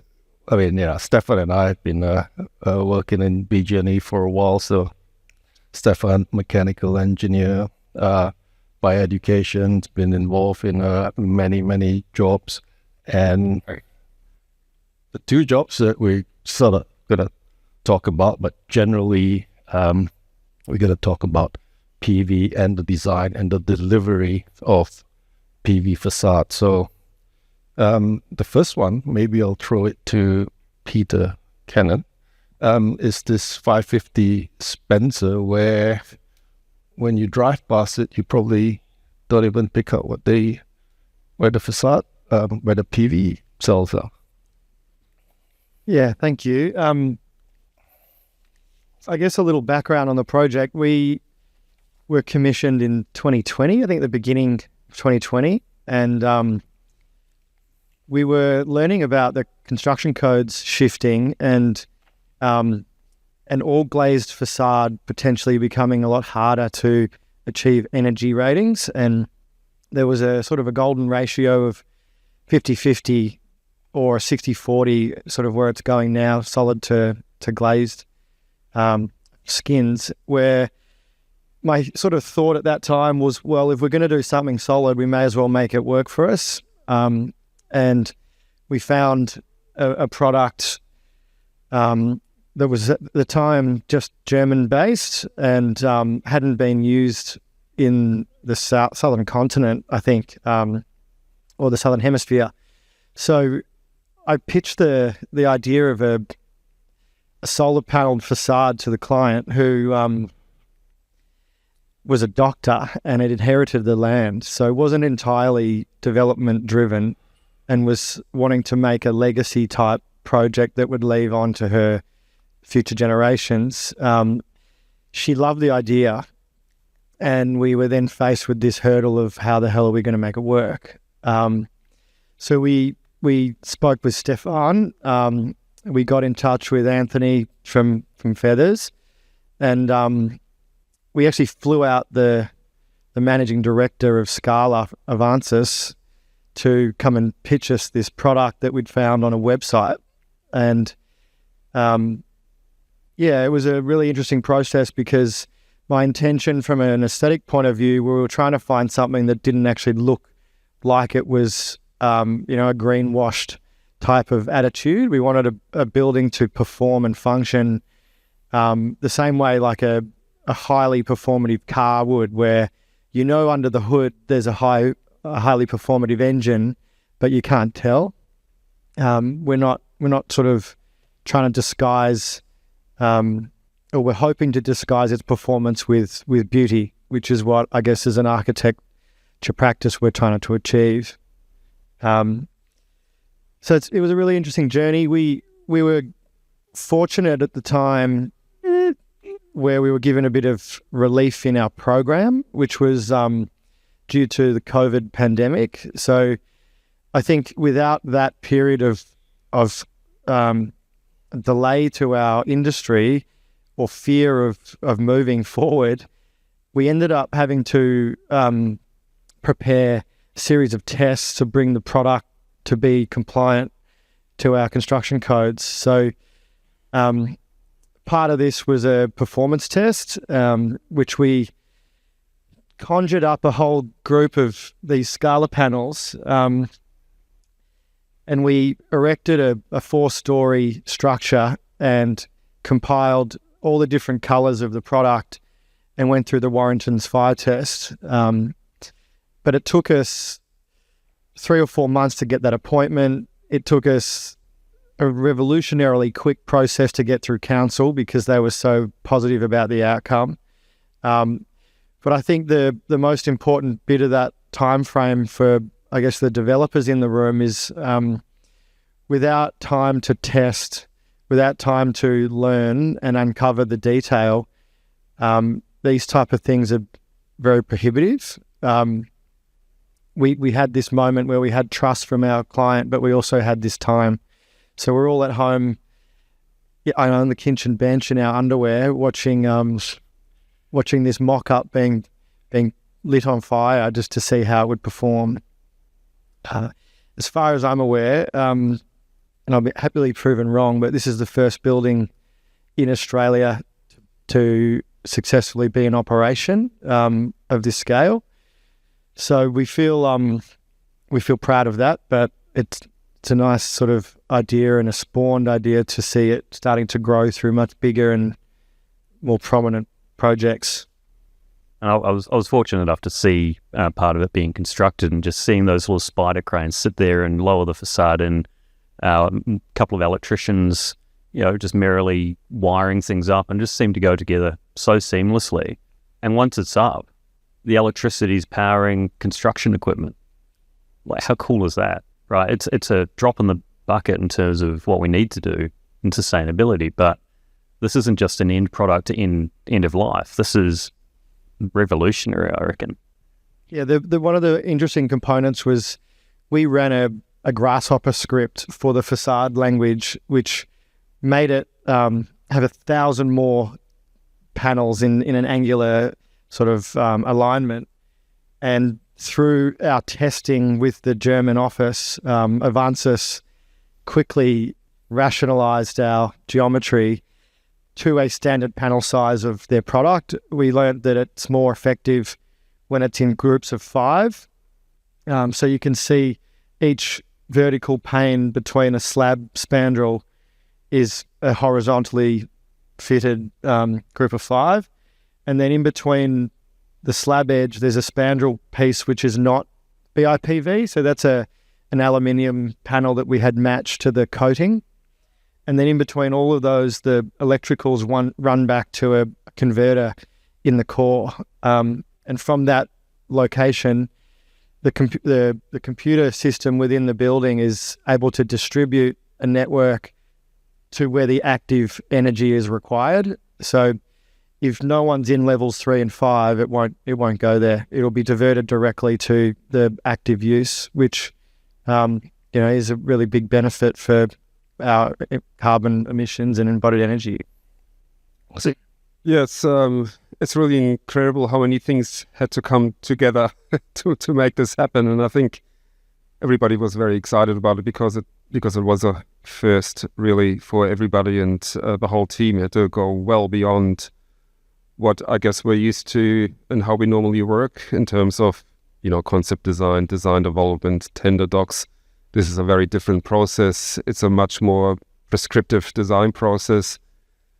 Just pulling off that fire test, like what it means really is to completely design a prototype, do shop drawings, do fabrication drawings, find a contractor who can, within a few weeks, put it together, happens to have extrusions, and material in stock, get the panels in time, and then actually fabricate and install that prototype at the test rig was a huge effort, and everybody came together, and thanks to IND Windows and Hugh to accept Mission Impossible to knock it up in a couple of weeks. And then, of course, the thing that changes is that really the D&C component moving beyond tender is gone. You really have to...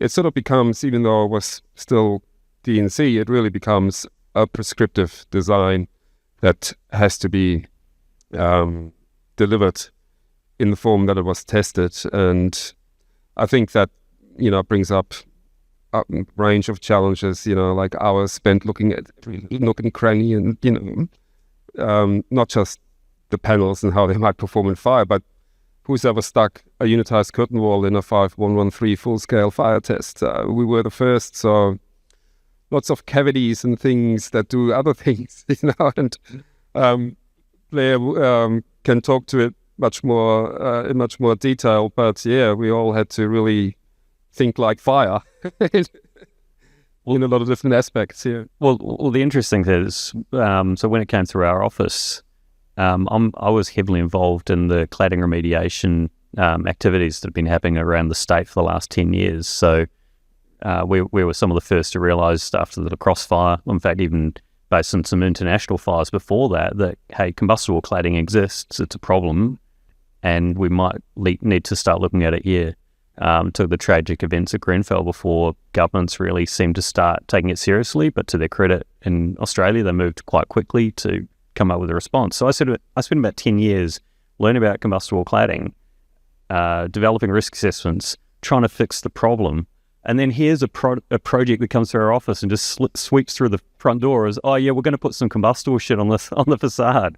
Everyone thought we were absolutely mad. Yeah, absolutely.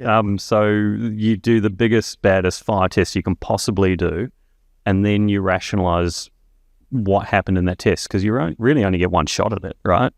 There must have been some, some hand on heart moments there when you were watching it, and oh, geez, should that flame do that? Or holy crap, a bit of glass fell down. What are we going to do about that? We had to handcuff the builder and blindfold them from watching it.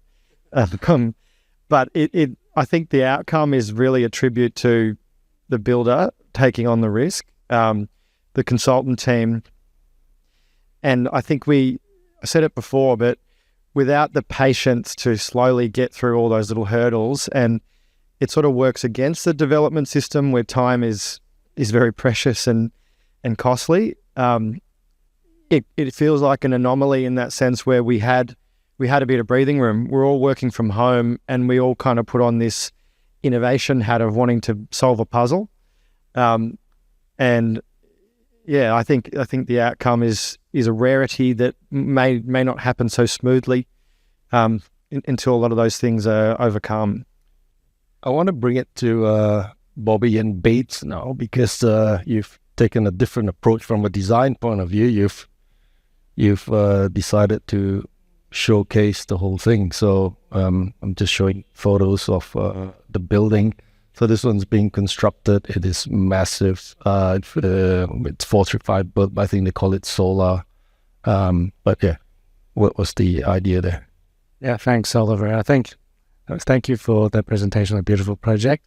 Obviously, it's the first, and we're one of the first, but of a different scale. I think, as I say, from small things, big things grow. Just a quick overview on this project. 435 Burke Street is a 53-story premium office tower located in the heart of Melbourne CBD at the junction between Burke and Queen Street. I think it targets a 6-star Green Star, 6-star neighbours, platinum rating for wells, as well as operationally carbon neutral. And it features, we believe, it is one of the first, but also I think it's currently the largest in scale for a commercial tower in Australia. So it is a very special project to us and to me personally, because like Pete here, we've gone through a very similar journey, that COVID journey, when everything was very different, and we had to learn how to work on Teams in a jiffy, and homeschool for those got kids, and also going down to the local supermarket could be extremely liberating, provided you can find toilet paper rolls, I guess. That aside, I think what we're trying to say is... Long time ago. Yes, it's all coming back. What we're trying to say is we're able to sort of channel that challenge into, I guess, a creator's fuel or outlet to really take this project back to first principles, back to the drawing board, to imagine what a tall, sustainable tower or commercial tower in the CBD could be like, and that of also the future of workplace. And I think, obviously, for a site that has, really good solar exposure in 3 orientations, being the north, east, and west, I think it sort of gave us an idea, what if we put solar panels as a feature, that acts as a sunshade device? We thought it was a really good idea at the time, of course. And then we came to our friends at BG&E, and that was that spark. Yeah, it was really quite a fundamentally different process. I think with 550, PG really embraced the one particular technology, Advanced Scala, and developed the concepts around that particular product and its sort of unique constraints and opportunities. Whereas I think Burke Street, we really started from square one, looking at many different ways one could incorporate PV into the facade, the full range of different technology options and what that means for the architectural integration, everything from advances to monocrystalline. And then, that obviously opens up a huge range of coordination issues around architectural integration. You get down the route of monocrystalline silicon cells and custom glass laminates. Every aspect of it is customizable. So many different balls in the air all of a sudden, the layout of the cells, how does it affect the facade set out? At the same time, there was very much a neighbors component as well. I think it's that last half star that gets us across the line. So every option goes along with, output potential and modeling. And so it was really a massive coordination effort, just working through the concept and the options and landing on an approach at the end of the day. 100%, yes. Yeah. And also a lot of, a first for CBUS, obviously, and a project of this scale, risk is something that needs to be managed. So also a lot of prototyping work. So we also did full-scale architectural prototypes. Same thing, 2 shop drawings to fabrication drawings. Find a contractor, thanks to Minesco for pulling it off, again, in absolutely no time, to not just look at the architectural prototype, but 5-6 different options of PV technologies and panels and how that actually looks and feels and presents at scale. Yeah, definitely. I think it was just going to say that, or say, the part of the client is really important because our client sees us as has this goal, an ambitious goal for us to target, and we all worked collaboratively as a team. As a result, trying to really push the boundary, push the limit to find the best possible design solution. And I think we landed on obviously the selection of the bifacial monocrystalline panel was because not only was it for its performance attributes, but also for its aesthetics. That when it is acting as a sunshade, you can see on the screen at an angle that the grid, the PV cell grid has a little gap that forms a grid, and when the ray of light, the sunlight that beams through, it forms like a reverse sort of shadow, layer that gives a space a different textural reading we're really drawn to. And notwithstanding this layer of light, when it gets reflected back to the underside of that PV panel, the being bifacial, it further, enhances the efficiency of that panel. So it's like a really great outcome, we thought. Yeah, and I think that touches on an interesting point. What makes it happen? How does where does the capital investment into these things come from? And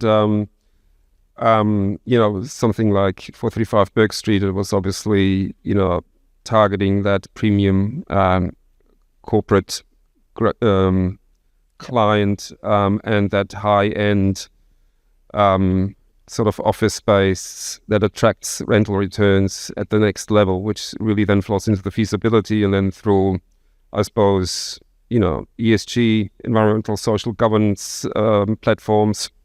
It's really tenant-driven to make it happen.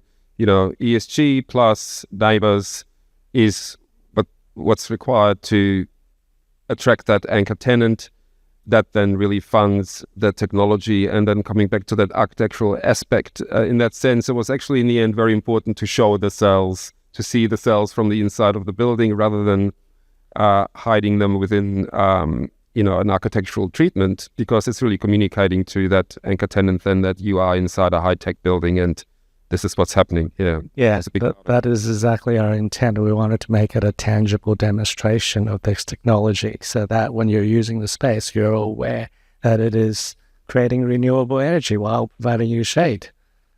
So I think last but not least, of course, I'd like to thank the team at Multiplex here as well for their expertise in terms of delivery, and they bring obviously their side of the expertise to the table. I think as a team, we were very fortunate that everyone at any stage has brought something onto the table. And I think that's really at the point of difference. We were able to work collaboratively despite the old COVID challenges. So really, I think for us, this is special, and I look forward to obviously its eventual completion towards the end of the year. Yeah, so just want to talk a little bit about the tender process, right? So you do this design, and then by the time you actually buy these panels, it's 2 years down the road. So how do you cater for that during tender and then construction? The other one is 20 years down the road, maybe 10 years down the road. We've got maybe another super duper BIPV that's coming up. What happens then?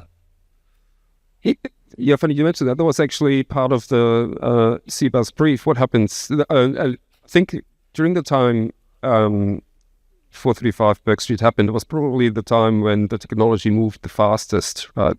And it was almost impossible to keep up with it, especially in the monocrystalline cell space. So, the cells became bigger silicon ingots, M2, M6, M10, and you were constantly trying to update your thinking to meet the market at the sweet spot where you get on one hand, a competitive tender scenario, but at the same time, the optimum output. So this thing performs into the future. Also, on Bourke Street, they can be replaced. So there was a whole design exercise around what's the methodology of maybe in 20, 30 years' time to swap a new technology in if you really had to or wanted to. I think, the challenge that multiplex, really solved very well is this issue of you have two sort of procurement issues.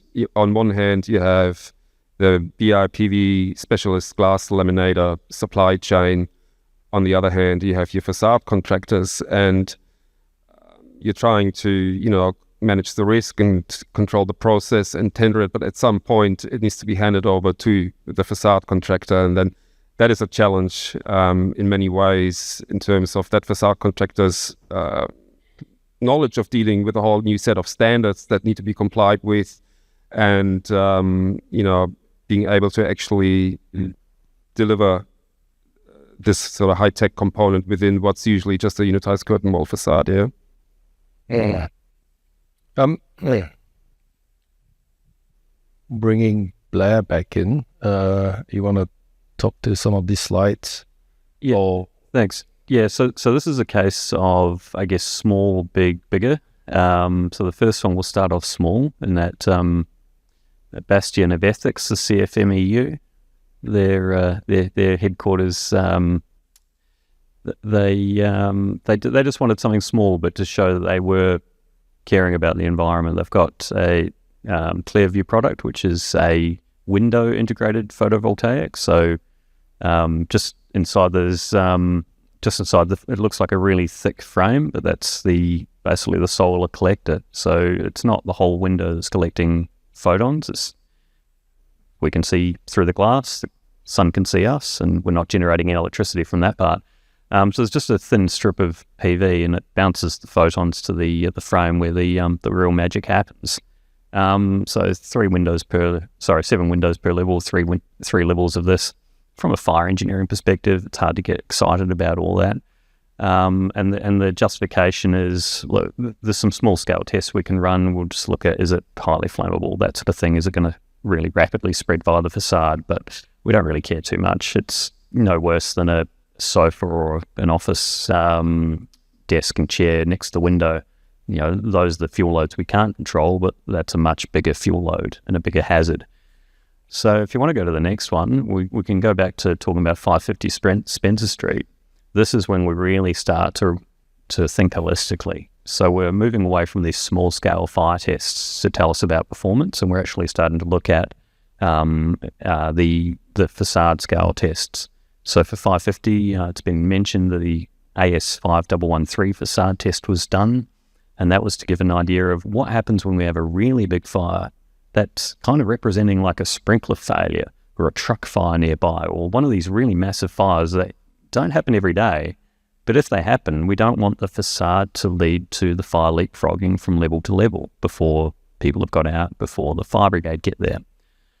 The other thing the facade scale test allows us to do that we can't do with small scale tests is it tells us things about debris, so how much and what size is each piece. And after the test that we'll see on the next page, this is a good test result. So on the left, you can see the wood crib, which is about 1.5 meters tall, made of just timber intersecting. So it's if you want to start a bonfire, that's how you do it. And that's sitting directly under a facade that's about 3 stories tall. And we're allowing the fire to get to the first level, but we don't want the fire to get into the second story, and certainly not the third story. The reason we build 3 stories is because at this scale, the wind effects from the stack effect and re-radiating panels, can't quite see it here, but we've actually got a wing wall on the facade as well. We want to see what these geometric effects at larger scale actually do in terms of the overall facade performance. And so for the Scala Avances panel, this passed every criterion of our Australian standard except for debris. We're allowed 2 kilos of debris on the floor at the end of the test. That's not part of the wood crib. We had about 200, because each one of these modules, if it falls off because you've got a structural silicon or something like that, the whole panel is going to fall off as a piece of glass or as an entire unitized system. So we way exceeded the debris criterion, but fortunately for this building, we'd already anticipated that, And we think you'd probably get the same if you tested laminated glass anyway with a typical structural silicon. If you want to go back a page, actually, I'm not sure if we do have it. No, there's a big awning that runs around 2/3 of the of 550 Spencer Street, and we surmised that that would be sufficient to catch the debris as it was falling. And also, we had multiple ways out of the building, multiple ways for the fire brigade to get in, multiple ways out. And those sorts of arguments, combined with the data from the fire test, were enough to convince the Building Appeals Board that 550 was okay. So now we go even bigger for 600 Collins Street, if you want to go to the next slide. So this will be about 3,000 square metres of panels just on one facade. We're 47 stories above a podium that's got about a 5 metre setback. So all of a sudden, our arguments about debris and what will catch that and what the fire brigade can do and where the egress routes go, they start to become a lot more difficult arguments to have. We still can only really test 3 stories. It's not economical to go any further than that. There's no computational fluid dynamics model on the planet that could accurately predict what happens if you have a larger fire. So really, all our eggs are in the basket of, we need to make absolutely sure we don't get a fire as big as the one I just showed you. We need to enhance our sprinkler system. We need to make sure we've got a really reliable detection system, a cascading evacuation system as you have for all these sorts of buildings. And we really need to work with the fire brigade to make sure they're satisfied. So early on, we knew this facade was coming. We talked to the brigade about what that might look like and where their boosters were, and we shuffled some things around. They seemed kind of happy with the design, but they still said, well, our policy is we don't approve that stuff. You need to go to the Building Appeals Board. And we thought, okay, well, that's fine. We've done this before on 550 Spencer Street. We know the panel we want to use. Client threw us a curveball and said we actually want to look at 2 panels simultaneously, and we had to figure out, can we even do that? Can we design 2 facades and get the Building Appeals Board to consider both? And in the end, they were so confused, they just said no to the whole lot. And that was back at the end of 2024. So our process by that point had taken over 1.5 years to get our rejection. The 2 panels that we'd had tested are no longer available, and we're back to the drawing board. To echo your point earlier, this is a really long process. You had COVID as an excuse. I have the Building Appeals Board as an excuse, but it's difficult. So there's another fire engineer who sits on the board, so that was for his benefit. But yeah, it is a slow process. There's a lot of R&D required. There's a lot of scratching the head moments, but we're confident we're going to get there. What I'm actually now proposing is I'm taking it back a notch, a smaller scale test. So a nice Goldilocks test where there's a fire that's going to be big enough to see some things, but I can also run enough tests that I get really good data to see in different configurations what's likely to happen without going straight to a 3-story test and blowing the client's budget. So watch this space. I'm hopeful that within 6 months we will have done some more testing and have a BAB more positive outcome, but there's been thousands of words written about this project already, just on the fire engineering side, to get to the point of we still don't know if it's going to get up. So yeah, it's an interesting one. Yeah, because you can't test every job, different orientation, geometry, and also maybe newer PV cells, newer technology, like. I should add that some other projects have got across the line by just saying, well, BIPV, photovoltaics, it's equivalent to laminated glass, right? And the approval process has gone through quite smoothly with almost not bothering the fire brigade or anyone to make a decision. From a client side, it's very hard to argue against that. From an engineering side,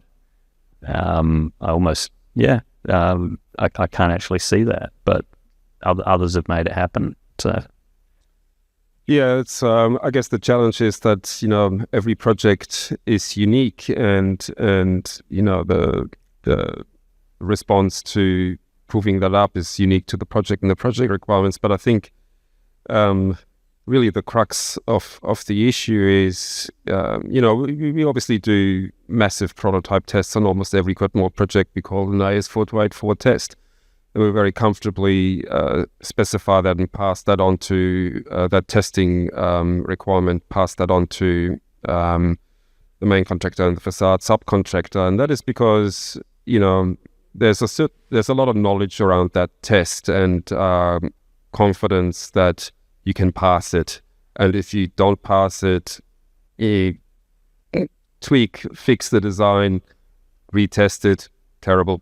But, we're used to that process. It's something that you can actually then move into the construction phase of a project. I think what obviously needs to happen with BIPV is just more and more experience and different tests and testing to really give the industry confidence on how these tests go, what needs to be done to get it across the line, the different set of risk items that need to be addressed. So at some point, you don't have to do it pre-tender, because doing something like this during design development, pre-issuing tender documents and passing the project into the market is, of course, mission impossible. I mean, it's not, because we've done it a couple of times now, but it's a major undertaking with a great deal of uncertainty, because the risk profile on different buildings is obviously very different, and one debris is not such an issue. The next one, it's all about debris.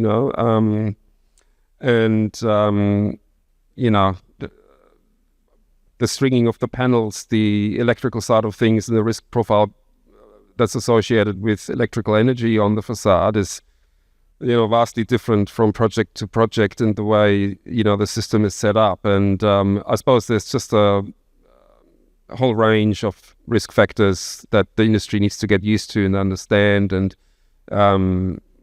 work through more and more testing until, the confidence is there that you can actually get a competitive tender with the contractor knowing that test has to happen, I think from when we've completed 550 and even before it was finished, we've proposed it on possibly 5 or 6 other projects, and in every occasion there's been a point where it's been pulled off. So and Steph, you've been involved in a couple, but it's not the idea is really, really good, but it just is a delicate little process, particularly as our construction costs have placed pressure on everything. It's certainly not the cheapest solution. I think the point you raised earlier was a really good one, because institutional tenants that have policies around their ESG are underpinning the costs of the additional products within the facade system. And if big anchor tenants commit to it because of their internal policies, it's more than likely to go forward. The smaller boutique buildings that we've been trying to push from a creative and an architectural element, there's always a reason for people to reject it. Yeah, it's that, there's probably, as a rough figure, $200 a square meter per annum difference in rental returns between that type of anchor tenant, premium A grade, versus something else that's high end, but not quite that kind of anchor tenant. So it's that number, that rental return on investment, that makes it happen, because you have to have it to attract that tenant, that high-paying anchor tenant. And that's where the feasibility comes into it. It's like we were joking the other day, it's not the cost of the electricity. Yeah, so we don't talk about payback. We don't talk about payback. No one's doing this to get 3.1 cents back from the grid. Yeah, like we made provisions to put a battery in the building, but we haven't put it in. Yeah. There's probably a good little analogy that if you think back 10 years sitting in design meetings on these types of buildings, you might have been talking about getting a gas-fired cogeneration plant with your building services mates to achieve exactly the same outcome in terms of Green Star neighbours and policies. Well, now we're talking about this instead, because gas is no longer cool. So, and that's for sure. Yeah. Mm. Yeah. Don't know about you guys, but I'm starving. So,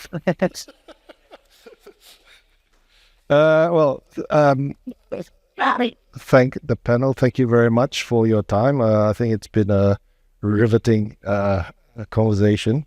And, you know, PV has been around for many, many years. And now we've really seen one completed job and then another massive job that's going to be completed. I think we're going to have a lot more jobs this way.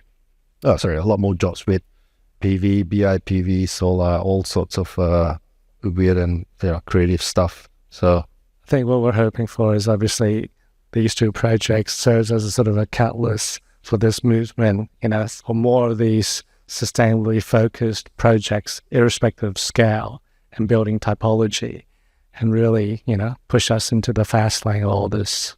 All right, thank you very much. And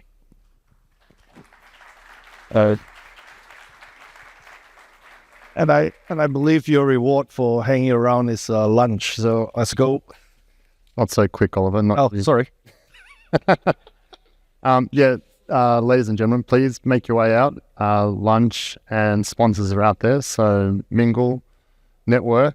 Unfortunately, panel stay behind. We'll have some photos. Ladies and gentlemen, we'll start the next session. We have Johan, who's a studio director of Bates Smart, and he'll be presenting Crafting Our Cities with Terracotta. Thank you. Goodbye.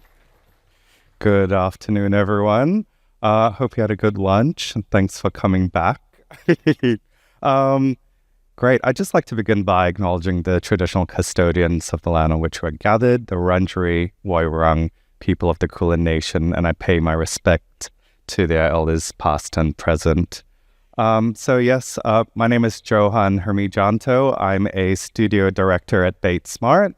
Some of you might know the practice. It's one of the longest continuously running architectural practices in Australia, and we've had a hand at shaping a lot of our cities. So I have the pleasure of talking to you today about terracotta. So it's a material that we adore. I guess we start with the definition. I guess my understanding is it means baked or cooked earth, which I think, has a poetic resonance with place and country, specifically in Australia. And it's an ancient material, as a fired clay product. It's been used from anywhere from the Babylonians. There's the Ishtar Gate, which you can visit in the Pergamon Museum in Berlin, all the way to, more famously, the terracotta warriors. However, I guess the most sustainable materials, if we were to talk about it, are the most enduring ones. And that's kind of why we're interested in this particular materiality. And there's nothing quite like a 2,000-year-old testimonial. So the way we craft terracotta these days is slightly different. Mass production, great mass customization opportunities still exist. And particularly all the wide range of actual finishes that would be possible. So this is something that interests us as architects greatly in terms of project specificity. These are photographs taken from our site visit to Paneltech or Togen in China for a project. And they can extol the virtues of terracotta. It's recyclable, it's non-combustible, low carbon, and basically it's a beautiful material. But what we love about it is how it's natural and it's full of possibilities, and how adaptable it is in terms of scale, shapes, forms, and finishes. These are some examples of, profiles and finishes that I'm currently exploring for a project in Queensland. But today I'm going to talk to you about our cities and focus on 3 projects specifically. So I guess terracotta in Melbourne, it's something that sometimes gets overlooked or you don't necessarily realize it. The building on the left, some of you might know, is the Macpherson building on Collins Street. So that was actually from the 1930s. It was designed by Harry Norris, and it employs a glazed faience tile to deliver this Bauhaus streamlined modern style of architecture.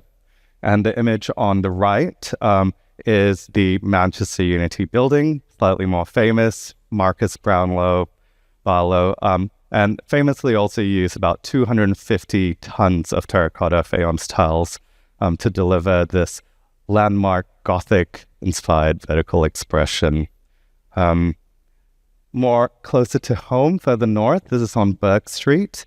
The image on the left is a vintage Bates Smart McCutcheon. So it was completed in the early 1930s, and this actually won the prestigious Street Architecture Medal in 1934. So you can see it comes in so many different finishes, from the natural ones that you saw in the previous two precedents to this kind of dark glazed tile in the form of a portal frame. Fantastic steel windows, but also at the top of the building you can also see 3 cast terracotta, I guess almost like frieze-like elements. They feature 3 men in different forms of dress. This was the menswear store for the Buckley and Nunn department stores. And the image on the right is 299 Burke Street, and that's a project that we recently completed the base build upgrade and renovations to. You might know it as the new Mecca store, which I think really complements this kind of rose mauve glazed terracotta faience expression. Really beautiful details all throughout. The original building was actually only the half on the left, and the asymmetrical addition on the right was a later arrival. But essentially this was also designed by Harry Norris, who designed the Macpherson building on Collins Street. So he was very into this material. More recently, we've completed buildings such as the Gandel wing. So this was completed in 2019. And I guess in contrast to some of the earlier 20th century examples, this takes on a much more diaphanous, lighter quality. So it employs terracotta like a screen. You can see that the coloration is very much in dialogue with the existing hospital building, which is made out of masonry immediately to the right of that. And the screen was actually employed not just to give the appearance of solidity, but also to provide effective screening from the residential neighborhood in its immediate context, because there are houses right across the road from it, but also creating this beautiful dappled light effect when you're within the actual IPUs, so that, you know, it kind of taps into this idea of solitogenic design. This is a view of that lovely terracotta screen. As you're looking up, you can see the privacy it does provide immediately below, while allowing views out, I guess, towards the distant views. Meanwhile, in Sydney, in the same year, we also completed the Boomerang Tower for Ecove. This was in the Olympic Park precinct. You can see here it also employs a similar kind of terracotta batten, but in a pleated facade. It's really more in the podium levels of the building, where there's a combination of car parking above ground and some office accommodation here. So very kind of delicate deployment of that material. And then here in 2015, this is probably the precursor to that boomerang facade, is the engineering school at UNSW. So this was actually an addition to an existing building, and a lot of the coloration in the different terracotta tiles came from the existing masonry brickwork of the Ainsworth building. So I guess it's just about, you know, demonstrating even kind of simple measures of deploying this lovely material. So I will speak to 3 projects. So I've got 3 typologies. I'll talk about the Balmain building. So that's a commercial office building, a residential building that's got a lovely terracotta facade, and a health project that we've just completed. So the first project is on Balmain Street in Cremorne, for those of you who know Melbourne and Victoria. It is a kind of post-industrial kind of neighborhood. So we're directly across the Bryanton May building, and we're really kind of tapping into the materiality of that context. The predominant, I guess, narrative or approach is to have a grounded masonry or brick base to the buildings with a lighter glassy top to the building. I think we were really inspired by some of the incredibly long facades that the Bryant and May building had, in its repetition and order, and just kind of an adherence to, I guess, discipline of just using the material for what it is. And so we started creating this kind of repeated arrayed, grid and surface. Here you can see it's kind of a sharp, almost origami-like facade in its grid to really frame views, again, achieving that desirable 60-40 solid, glazing to solid ratio, and integrating like an inbuilt sun shading. So originally we had wanted it to be batten terracotta with, differences in color variation, but to realize the project in terracotta, we actually reverted to a panelized system. So I think one of the manufacturer is out in the hall, Kevin from Lofo, worked on this project. So these are images from the VMU inspection that we went to visit. Always very useful to see things come together and defect our joints and set outs, which is great. But the panels themselves were relatively large. So this is about 900 by 550 to 600 individually. We had two different typical types, essentially a kind of more deeper facade on the northern half of the building and a flatter, shallower facade on the southern half of the building. Interestingly, the southern half was originally envisioned to be precast due to value management reasons, but it turns out terracotta did fit the bill, and so we actually ended up reverting back to a curtain wall system. So these are images of this lovely facade on Balmain Street. So you can see that we have a lighter expression on the top, but still in a masonry finish. So it does kind of have, enduring qualities in terms of understanding, really just a base structure that's repeated across the surface. Really lovely, sharp detailing. So again, mechanically fixed on a unitized system, so relatively straightforward, but really large immersive windows when experienced from within the space. And you can see here that southern half of the building does kind of flatten out, but still employs the overall geometry of that batten array in these kind of chevron patterns. Like I mentioned, this was originally meant to be precast, but ended up becoming terracotta curtain walls. So don't give up, I guess, these things do happen. And we also worked closely with so the client was Skylife and Time and Place, and the builder is Heiser on this project. Fangda did the manufacturing of the curtain wall, and I think Lopo did the terracotta. But we worked together to kind of deliver different forms as well. So this was like a circular extrusion. It was done in 12 parts, again, achieving really long pieces here. I think about up to 1,400 long by about 400 wide, 350 wide. So we're really happy with the outcome of that geometry. So yeah, this is completing, I think, in the next few months. So we're really excited to see that completed and some lovely tenants coming in. The next project is Igloo William Street. So this is a client that we've had a really long working relationship with. Interestingly, student accommodation does yield more opportunities, I guess, from a cost per square meter perspective compared to residential. So it's always a pleasure working on some of their projects. Also, by holding on to the asset, there is an interest in enduring quality, and there's a long-term perspective in terms of holding on to some of these assets. The architecture was really a collection of forms. It's on Flagstaff Gardens on William Street. A lot of the architectural intent or gestures were really took inspiration from that drill hole on the corner here. It's a small building on the corner, and so they had a really strong kind of striated base, lovely fluted columns there as well, and that helped to define a 3-story street wall at the base of the building.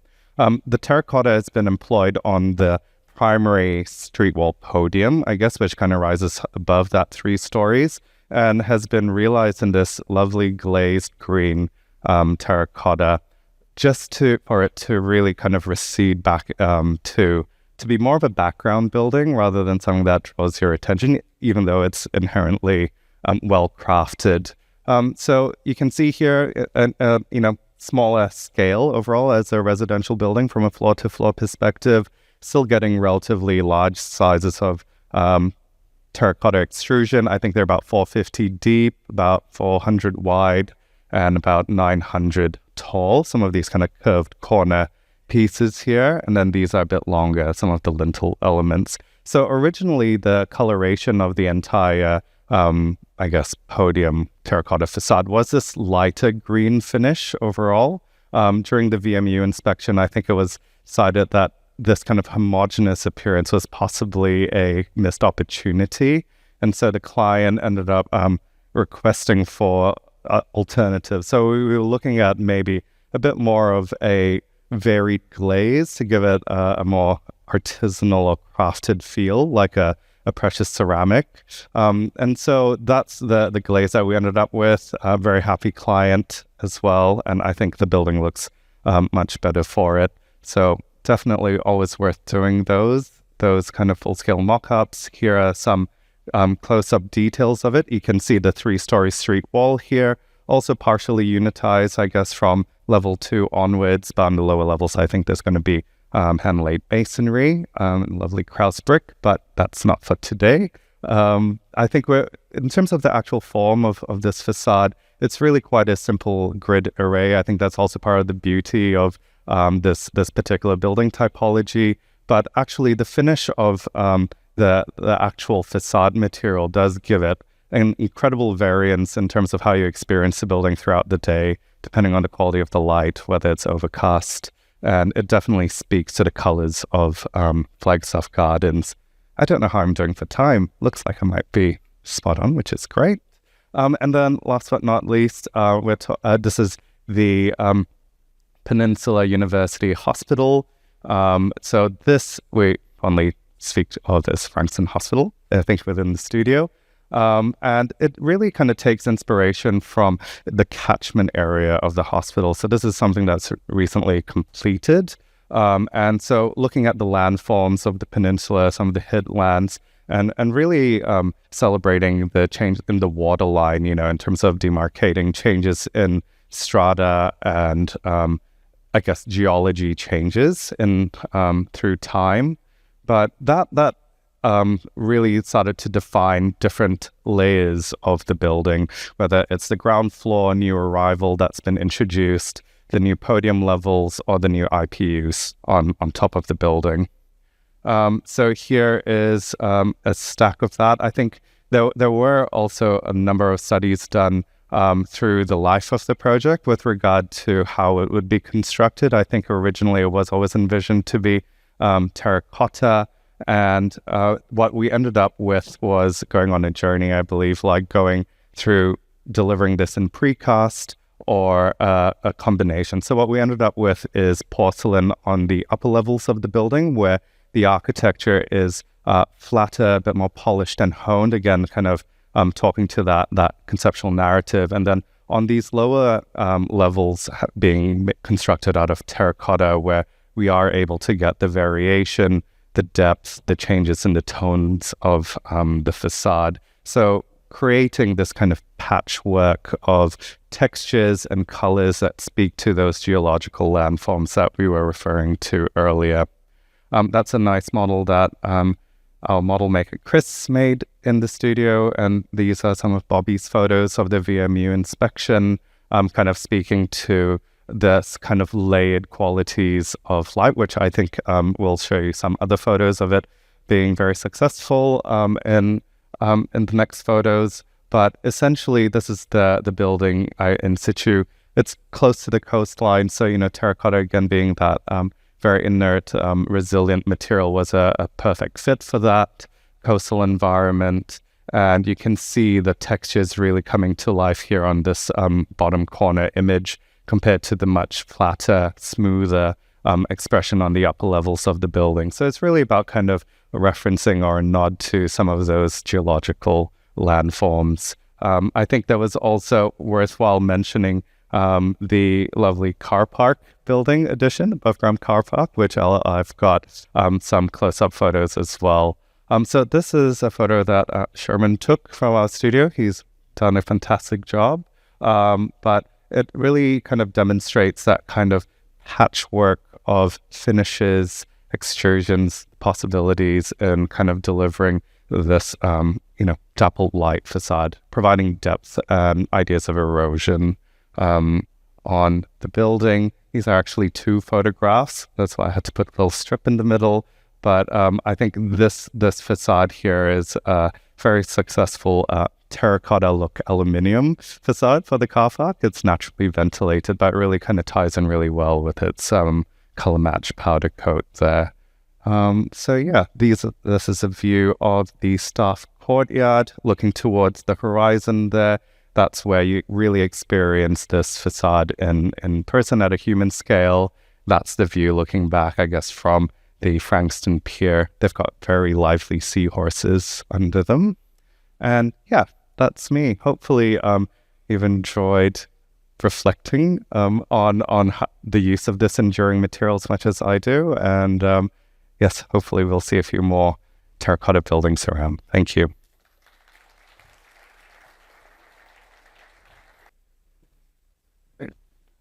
Thank you, Johan. That was a beautiful presentation on terracotta.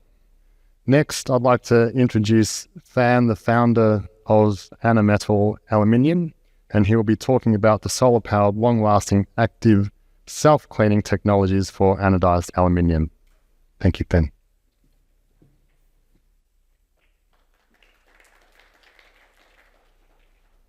It is my honor to be here this afternoon. Good everyone. To introduce our company as well as our new products. And the new products is life architectural era, new era, life-changing products.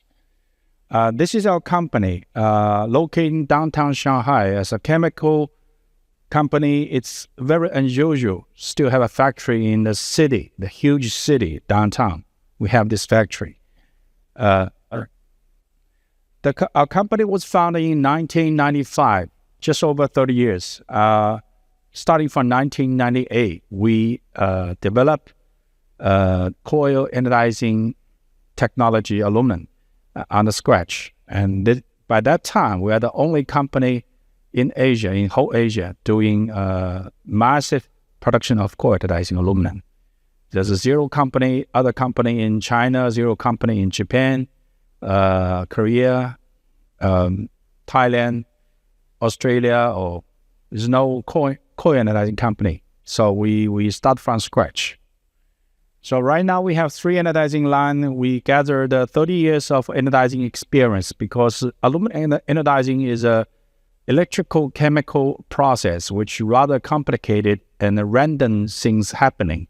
So in the 30 years of our history, we are every day with a debugging process. So we collect and saved, I would say not millions, but tens of thousands of debugging technique to guarantee our product to be satisfied by any users of our customer. Today, I'd like to introduce the key point is self-cleaning and outdoor colors, because in aluminum industry facade, first of all, cleaning is an issue. This product we call the Pure Wall Max. This is our brand name, Solar Forever, because this technology requires energy. The energy is come from the sun. Underneath, you can solar power the long-lasting active self-cleaning technology underlying uncoated, because for those 2-3 years when we had this technology promoted to the market, everybody asked me, did you put some kind of coating on the surface? So I repeatedly telling everybody, no, it's not coated. Nothing on the anodizing layer, on top of it, nothing. This is a project we done about 10 years ago. It's a science museum, the huge project, 50,000 square meter of a facade. Every facade is a piece of a thing. You can see, these are products, these are things. It looks fantastic when it's new. The building was fantastic when it's new. But after several years, it will be a very, to have a very positive attitude to look at a building, because it's going to be dirty and cannot be cleaned by Spider-Man, cannot be cleaned by any machine or power lifter or anything. design looks good, but the support, a little steel bar underneath the panel, people cannot stand on it. So the shape. Nowadays, architecture are more and more become, I would say, artists. They have more fancy ideas, or they have really deep down in their heart, they have something spiritual to, try to describe to the audience, try to, not just the building owners, but the people walking by. So it's no longer like a 1960s, 70s, the cubic box on Wall Street, Manhattan. No more. A lot of curves, a lot of lines. So it's a challenge for people how to clean it. Not just the cost of a maintenance, but how to maintain it is a big problem. This is a painted material. We call it sagging stain. It's not everybody in the industry call it sagging stain. Because the sealer between panel to panel, the silica sealers, they have some kind of thing called oils, silica oil. It comes out, causes those sagging stains. For the first 10 to 15 years, if it's good painting products, you can clean it once a year or twice a year. After 10, 15 years, it's no longer able to be clean. So the only thing is either you stay with it, or you change the panel. The self-cleaning technology we promote to the market has double functions, because on the earth, the self-cleaning technology is 3 kinds. The third kind I didn't put on it, which is the weakest one. The strongest one is the left, photocatalytic. It's not an invention. It's a science discover. It's a discovery. The function is already there, but just people discover it. And the Discovery Channel or discoverers are 2 Japanese scientists. They discovered in 1972. So this function called photocatalytic. 2 Japanese officers, scientists found it. And secondary is called hydrophilic. I put here. Okay. I put here super hydrophilic. But in general, it's called hydrophilics. I'll explain why we put the super on it. The photocatalytic is utilizing neutral sunlight, which is the UV, the short waveband of the lights. Utilizing neutral sunlight to decompose organic matter. Also has antibacterial, anti-melt properties. No self-consuming with long-lasting effect. Self-consuming is a light word, but in reality, it's called self-destruction. So no self-destruction with long-lasting life. Super hydrophilic, because reducing the hydrophilic means reducing the surface has a function to reducing the surface tension. The smaller the WCA is. WCA is water contact angle, capital water contact angle, initials, WCA. The smaller the water contact angle is, the better wetting abilities. Rainwater. And then the rainwater wets and loosens the dust. Then the rain impact force will wash all the ash away. The effect is long-lasting. It lasts at least 10, 15 years. Okay. And this photocatalytic is very powerful. I would say play the main role of it.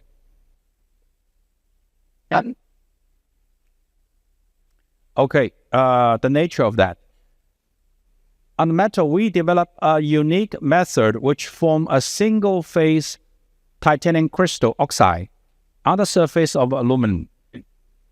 It's created together with the aluminum oxide. So it's titanium oxide mixed with aluminum oxide. Imagine it's like you can see an ice cream, rocky road. So the ice cream mixed with nuts in it. People call it a rocky road. So it's a rocky road surface. In the surface of aluminum, inventing a purely inorganic. This is the key words, inorganic. Self-cleaning oxide layer, providing a self-cleaning effect over 25 years. It can last 50 years. But I'm not old enough to see 50 years later how it look like. But just my imagination. why I said the keywords is purely inorganic, because this technology, this discovery was found in 1972, which is almost 50 years ago, more than 50 years ago. But people always try to use it for self-cleaning. The physical technology background science is when sunlight shoot on a certain material surface, if this material has a photocatalytic, it will decompose any organic matter. You know, the pollutant, air pollutant, smog in the air contains hundreds of kinds of organic and hundreds kind of inorganic. But on the building facade, when the building facade gets dirty, the main force for those dirty particles to stick on the panel is from the organic portion. And non-organic, just ash. They are not very strong, not very has a adhesive capability to stick on aluminum, anodized aluminum, especially anodized aluminum. Because anodized aluminum has no charge, means they are not absorbing anything with electrons. So for 50 years, many different companies from Europe, from US, they tried called self-powdering paint. They mix with titanium oxide, special type of titanium oxide with different kind of resin paint, PVF, PVDF, PE, PFE, all different kinds, and put on the wall. And when the sun burns, those photocatalytic created decomposing your organic dirt, but at the same time decomposing the paint itself, because it's no selection. So kill the dirt at the same time kill the paint itself. So it's micro powdering paint, which is the paint will become powder and ashed away. So it lasts a few years. So the quite thick of the paint becomes thinner every year.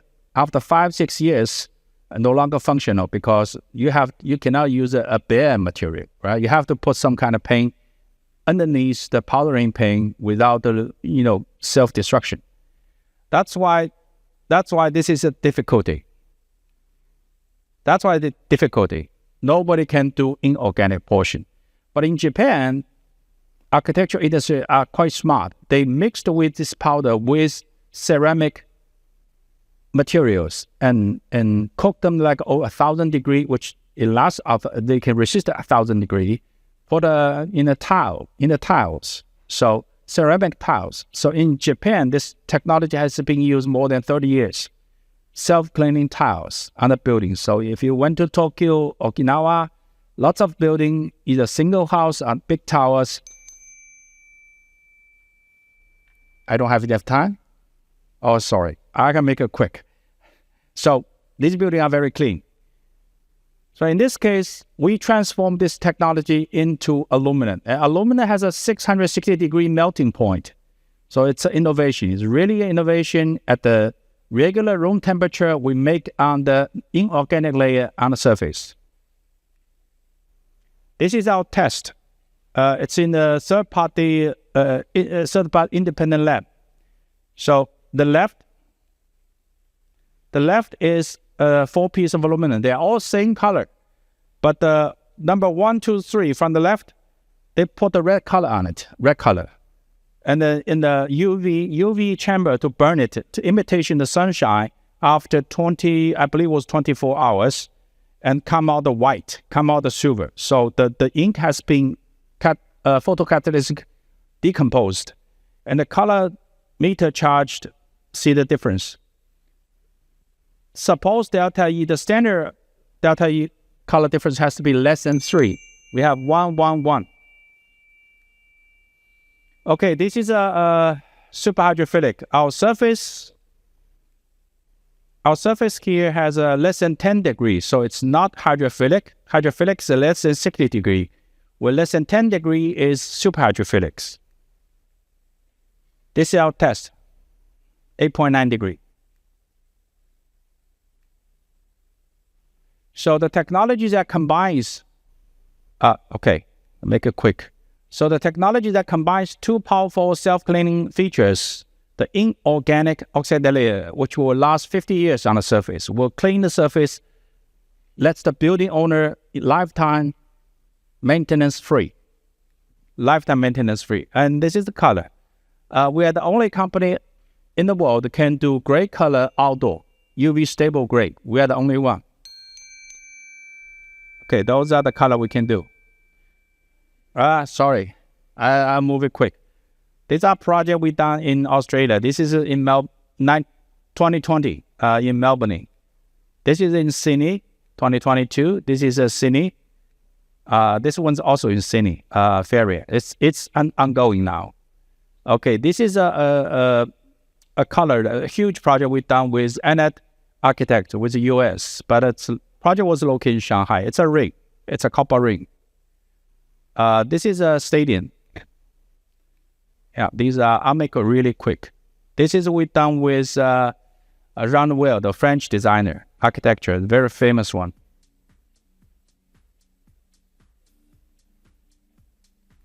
I've been pushed really hard. Pioneer leader of the pre-United industry is us. Okay, this is our... Okay.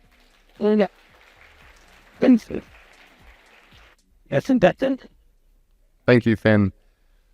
Just also a reminder for all those that registered this morning, you would have received a card to fill out, and it's for a door prize from Dow Corning, one of our sponsors. So please remember to fill it out and pop it in the box outside for a chance to win an Apple iWatch. Next speaker, I'd like to introduce Philippe Juliard, who is International Development Manager for Forster Steel Systems, and he'll be talking about framing safety and style, best practices for steel facades, windows and doors. Thank you very much. Hello, thank you. Hello, everybody. Very happy to be on stage in front of you today. My name is Philippe. I'm coming from Europe. I work for Forster. We are a Swiss company making precision profiles for steel, windows, and doors. Today we'll speak about safety and style, and also about the material steel. But first I have a quick question, and maybe you can raise your hand if you have already used steel windows, doors, or facades in one of your projects, just to get an idea. Okay, more than I thought, so that's good, but we still have some work to do.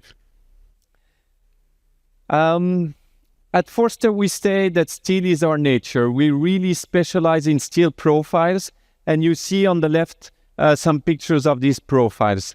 They are used to make windows, doors, and facades. Why did we choose steel? Because for us, it's the master of materials. We really find that this materials offers unique characteristics and performances for construction. For example, the strength and the durability. I saw the presentation of Rob from Arup with the story of the 3 little pigs, and here the steel and the durability really speak out. Steel is also very versatile and allows for different designs, different shapes. Also important material for steel. Would it be fire resistance, bulletproof? The steel is very resistant compared to our other materials. And of course, what we sometimes don't know is linking steel to advanced thermal performances. We think a lot of aluminium, about wood, sometimes also PVC, but steel also has great advantages in terms of energy efficiency. And the last topic is sustainability. One of the main advantages would be that steel is highly recyclable. Of course, a great material would be nothing without people fabricating and installing it properly. And that's very important. You can put a very expensive material in your project, but if you have someone that is fabricating it wrong, then it goes bad. So here we rely on a strong network of local partners that cut the profiles, that weld them together, that rely also on solid powder coating for the finishes. And this is really also the know-how and the expertise that is very important for steel. different applications for one material that allows us to balance the aesthetics of the drawings of the architect or the design consultant together with performance and protection. Here you see a few examples. On the left, large glass panels that allow a lot of natural light to come into the building while minimizing the visible width of the profile. In the middle, we have everything related to performances, air, wind, water performances, also thermal performances, which today are mandatory. And on the right, more the safety applications. There you see a panic door, for example, in an airport that can allow people to evacuate a building safely. But you can also combine this with fire performance or fire resistance. So all these together are very important characteristics for steel as a material for windows and doors. Of course, talking to you, architect, design consultants, what's very important also, it's the aesthetics. And with steel, you really unleash your creativity with unlimited possibilities. You see here an arch facade. You can also have triangular shapes. That's the advantage of steel, because steel is welded, and then you can do a lot of different shapes based that you do all the structural calculations, of course. So it can really adapt to your wishes in terms of materials, colors, shapes, finishes, or dimensions. Here we see a few use cases. This is a building in the Netherlands. I was talking about letting a lot of maximal light, natural light entering the building while still having some millions to make the design of the building. This is a typical project in Australia, more residential, but bushfire resistance, which is also important for the safety of the buildings that you design. A nice example here in Germany of a heritage building that has been renovated and where we replaced the all steel windows with thermally insulated windows while respecting the very slim side lights and the visible width of the profiles. Also, facades are possible in steel, high dimensions, playing with the different transoms and mullions. We can also have those facades fire rated, for example. And here we can also be inside in the building with, on your right, fire resistant doors to allow also good security and safety in the buildings, but also in the atrium to maximize still the natural light while balancing security also. The next important point about steel is the sustainability. So we try to work around the whole life cycle of the product by sourcing responsibly the raw material and everything that is related to the supply chain. So we'll see it after. We're working now also with low carbon emission steel, which is a hot topic at the moment. We have also in Switzerland a sustainable production site that is certified to the LEED Gold standards that we will see after. And then based on these raw materials, we produce internally the profiles that use less energy and that are also efficient. And at the end of the building, we can say a window in steel or a facade can last 40, 50 years. Then you take out the material and you can recycle it completely. Talking about recycling, steel is one, if not the most recycled material in the world. The advantage of steel, it's not waste. You can always remelt it in the cycle, in the life cycle of the product and make new profiles out of it. And one of the interesting properties is that steel is magnetic, so you can easily sort it out from other products when you're recycling. Steel also allows you to build responsibly. We have systems that are made 100% of steel, so even our thermal brake is made of a stainless steel mesh and not with a polyamide strip. So we are really fully in steel, which eases the recycling process. And of course, we have all the EPDs, and the ISO certifications. What is very big now is the low carbon emission steel and reducing the total carbon footprint of your building. How can we do this with steel?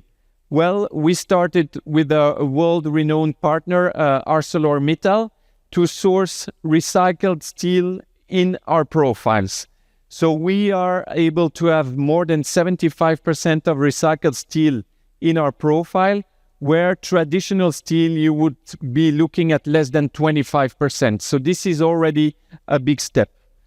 And as a result, we have profiles that contain 0.6 kilogram of CO2 per kilogram of steel, whereas for traditional steel, you would be looking at 1.6 kilogram. So this is very important in the steps of reducing the carbon footprint of buildings.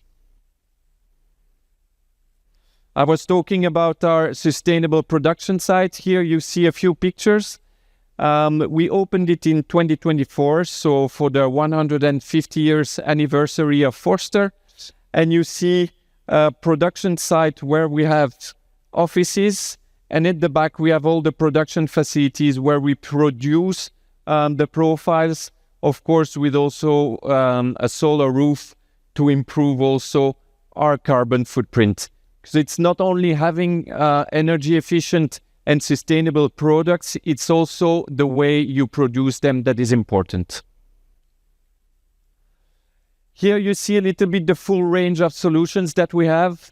Can go from curtain walls and glass roofs to windows, doors and partitions, or even sliding and bifolding doors. A nice example here of a refurbishment in France, where we have high dimension doors in a curtain wall with also an arched and curved profile that add to the heritage look of the building. So, how can you help specifying steel profiles in your buildings? I would say the first thing is to comply with the regulations and the standards. And for this, we have a representative in Australia who knows all the standards and can help you depending on your building, on your drawings, to choose the best product. You can see him on our stand after the conferences. Then it's important to define the dimensions and the structural needs of your building, especially if you have very high and big glass panels. Also define the performance requirements. Is it energy efficiency? Is it security? Is it acoustics? You can also combine those features together. What important points, and obviously also here in Australia, is the corrosion resistance. When you're close to the sea, we have solutions that we can hot dip galvanize the profile, which improves also the durability of your windows and doors. And the last point is to consider, of course, the environmental impact of the facades that you design in your building. So we are here to support. We have our internal technical staff in Switzerland, but also in Australia, and you can send us your drawings and we can assist.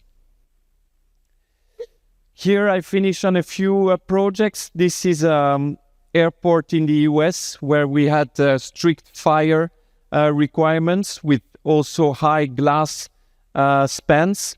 So typically internal curtain wall system with also integrated doors inside. Another project here in France, restaurant, where you see bifold doors that open on the terrace, where you can have and enjoy a very nice lunch. Thank you very much for your attention, and we're at your disposal for more information.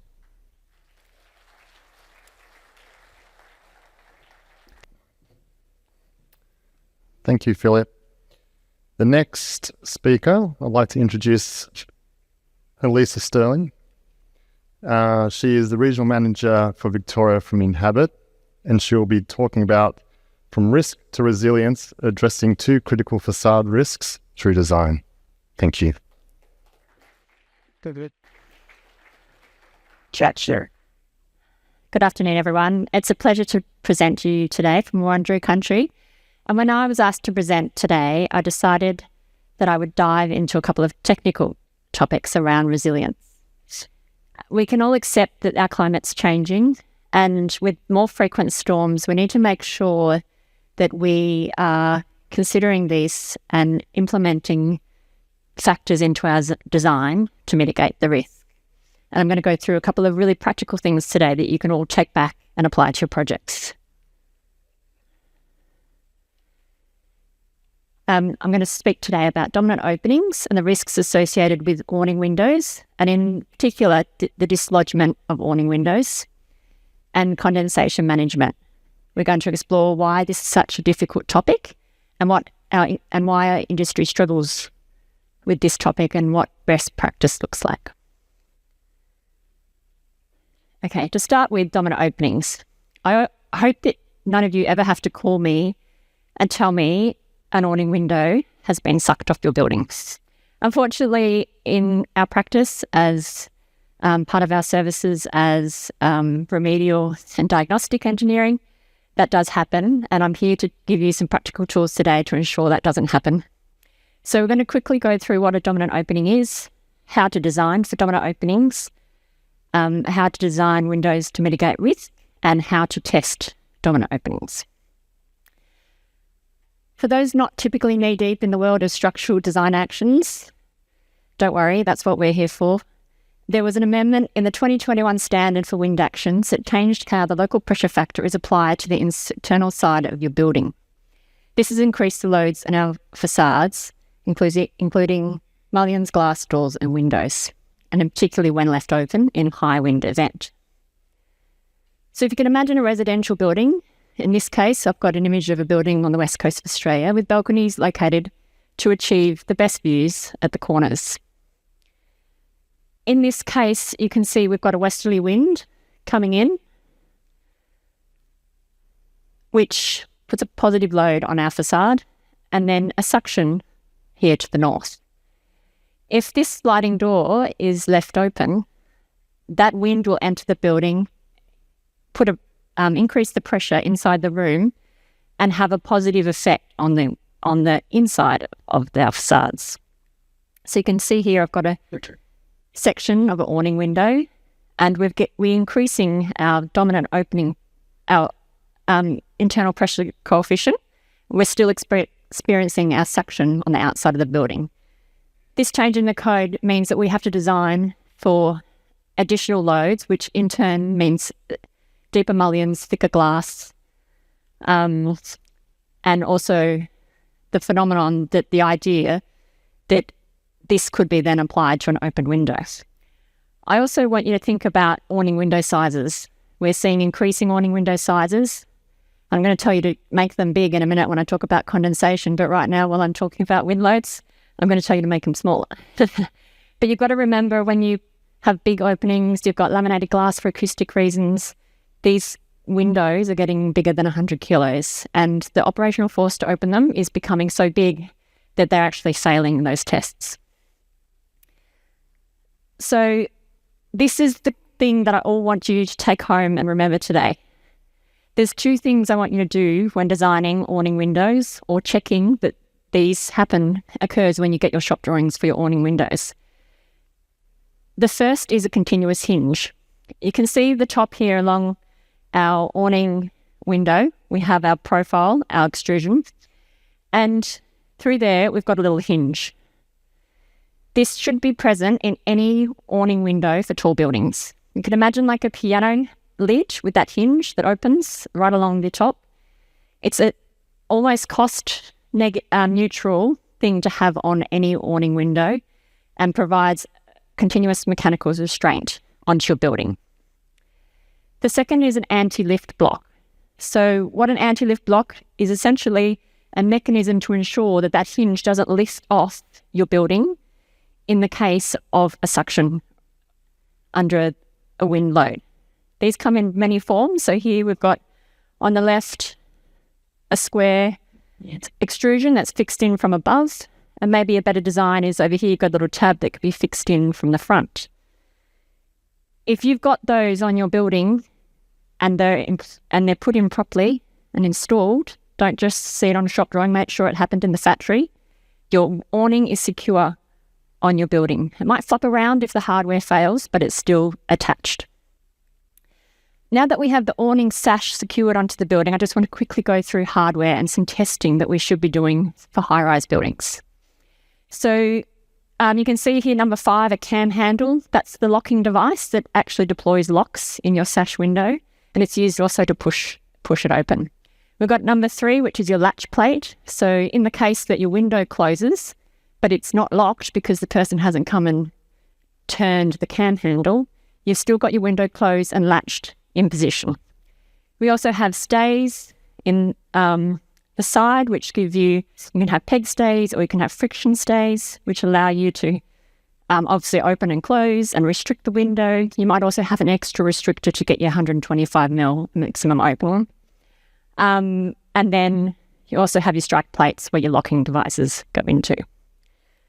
So what does the NCC ask us to test? It's actually very limited in awning windows. We do a full 2047 or 4284 test for our awning windows, right to the ultimate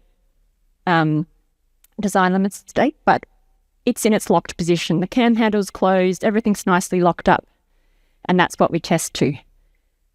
We also do a fall prevention test, open the window, apply a force with a 125mm sphere to make sure that it can't pass through. And we also get asked to do an operational force test. So that's the force in which it takes the user to open the window. After that, for a tall building, it's up to us to make sure certain things happen. So when the wind code changed in 2021, at Inhabit, we implemented a few things. Firstly, hinge, continuous hinge, and anti-lift block as a must.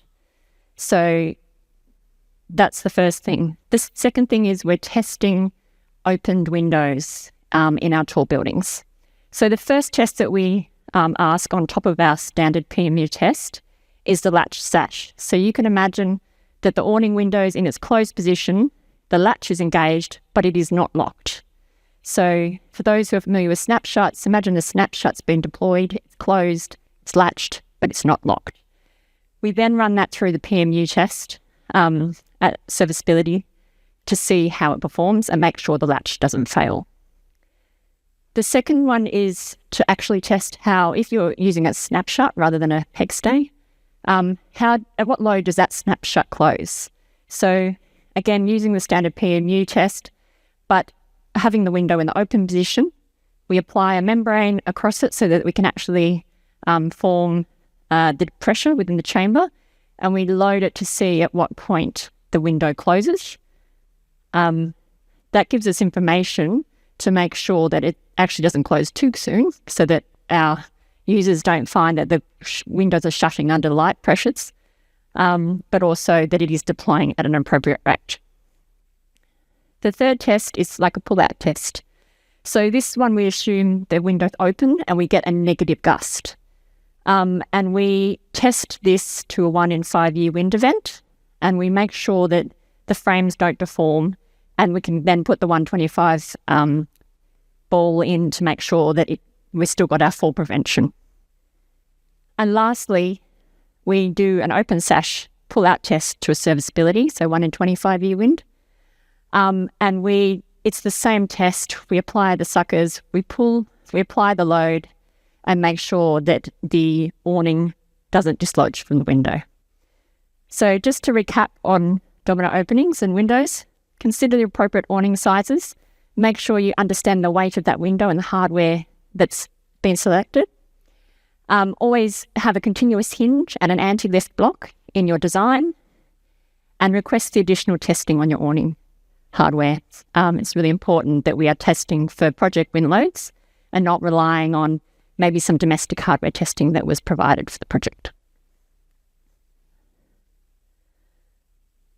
Okay, condensation management. So at a high level, condensation forms due to ineffective ventilation, infrequent operation of ventilation, or possibly a building envelope selection was inappropriate to the building. We might get interstitial condensation in the wall, or we might get surface condensation. And if they don't dry sufficiently, we're going to have a problem. So why does our industry struggle with condensation management? It's not a secret that we have many areas in Australia where condensation management is an issue, whether it's the higher risk, cooler to temperate climates in the south or the hot humid in the north.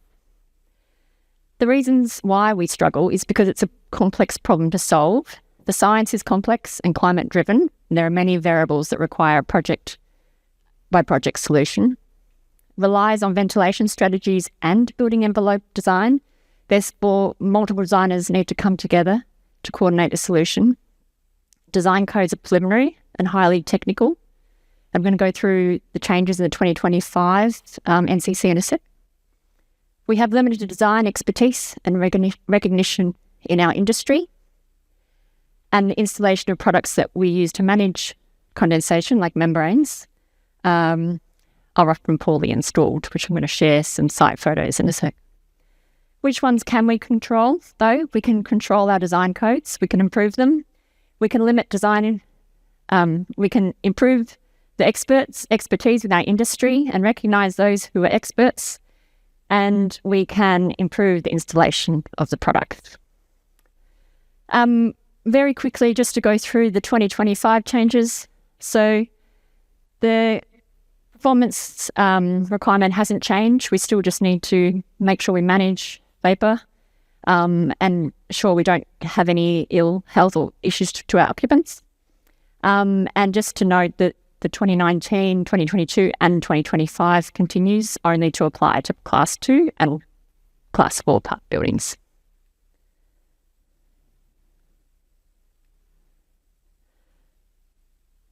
So the proposed changes in the 2025 are a small improvement, but they are limited in scope.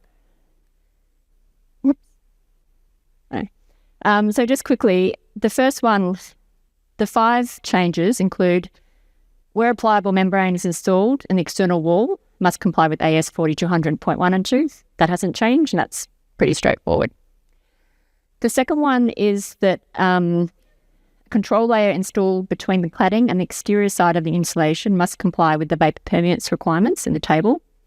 What this does is it actually takes out the permeance requirements from the Australian standard and puts it directly in the NCC.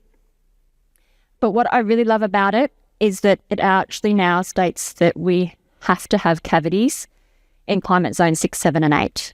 I'm hoping we might extend that to all climates eventually, but we always have to have cavities in 6, 7 and 8, which is a really good start. The third one, external walls without a pliable membrane or water barrier between the cladding and the exterior side of the primary insulation layer must incorporate a drained and ventilated cavity.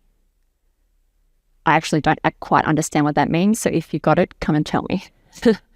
It might mean that maybe we're allowed to design walls without a water barrier. I hope not. Maybe it's telling us to start designing walls like we do in cold climates, where we put insulation on the outside of our membranes. Probably not. Maybe it would be good in some areas, but as I said, we've still got some work to do with these clauses. The fourth is the definition of a drained cavity. This is an excellent one, and I think one of the best additions to this version of the NCC. So we start to define a cavity where it is, its minimum depth, that has to be drained to the outside, and the actual openings, which is a really big one, trying to explain to people why you need drained and ventilated cavities and trying to understand the concepts of pressure equalization. The fifth one is actually just tells you what it doesn't include. So the clauses don't apply to single skin masonry, they don't apply to single skin concrete, insulated wall panels, and external walls below neutral ground. So the problem is that we have all these wall types, we build these all the time, and we have no guidance in a DTS scenario. So what's happening at the moment? Often on most of our projects, not much. Building surveyors may ask us to provide evidence of DTS compliance, but what are they asking us to do for all these other wall types? We get asked for some performance solutions on condensation for these other wall types, but only a very small percentage of our projects do we get involved. So I do want to ask building surveyors, what are we doing to make sure that all the other wall types that are not covered by DTS clauses in the NCC, how are we ensuring that we're designing appropriately? The clause also doesn't address spandrels in curtain walls and window systems or windows. So this is the outcome. If we're not understanding what the outcomes could be, then we're getting condensation forming on seals and glass.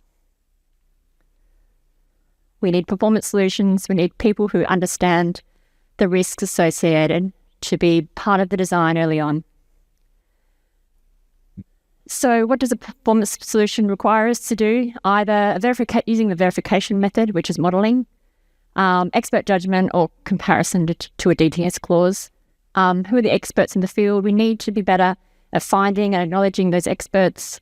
As a developer, how do I find a suitably qualified person? Where's the first place I go to find these people? And as a building surveyor, who am I relying on to provide these performance solutions? Sharing a couple of things on site. Unfortunately, the photos I'm about to share are all tier 1 contractors, and they're not a once only thing. This issue is constant throughout our projects. I put a query on our forum for people to, our internal forum at Inhabit, to share photos of what they've seen. And it was overwhelming with what people respond back right across Australia. So tapes and membranes not being installed properly. We've literally got insulation popping out of membranes.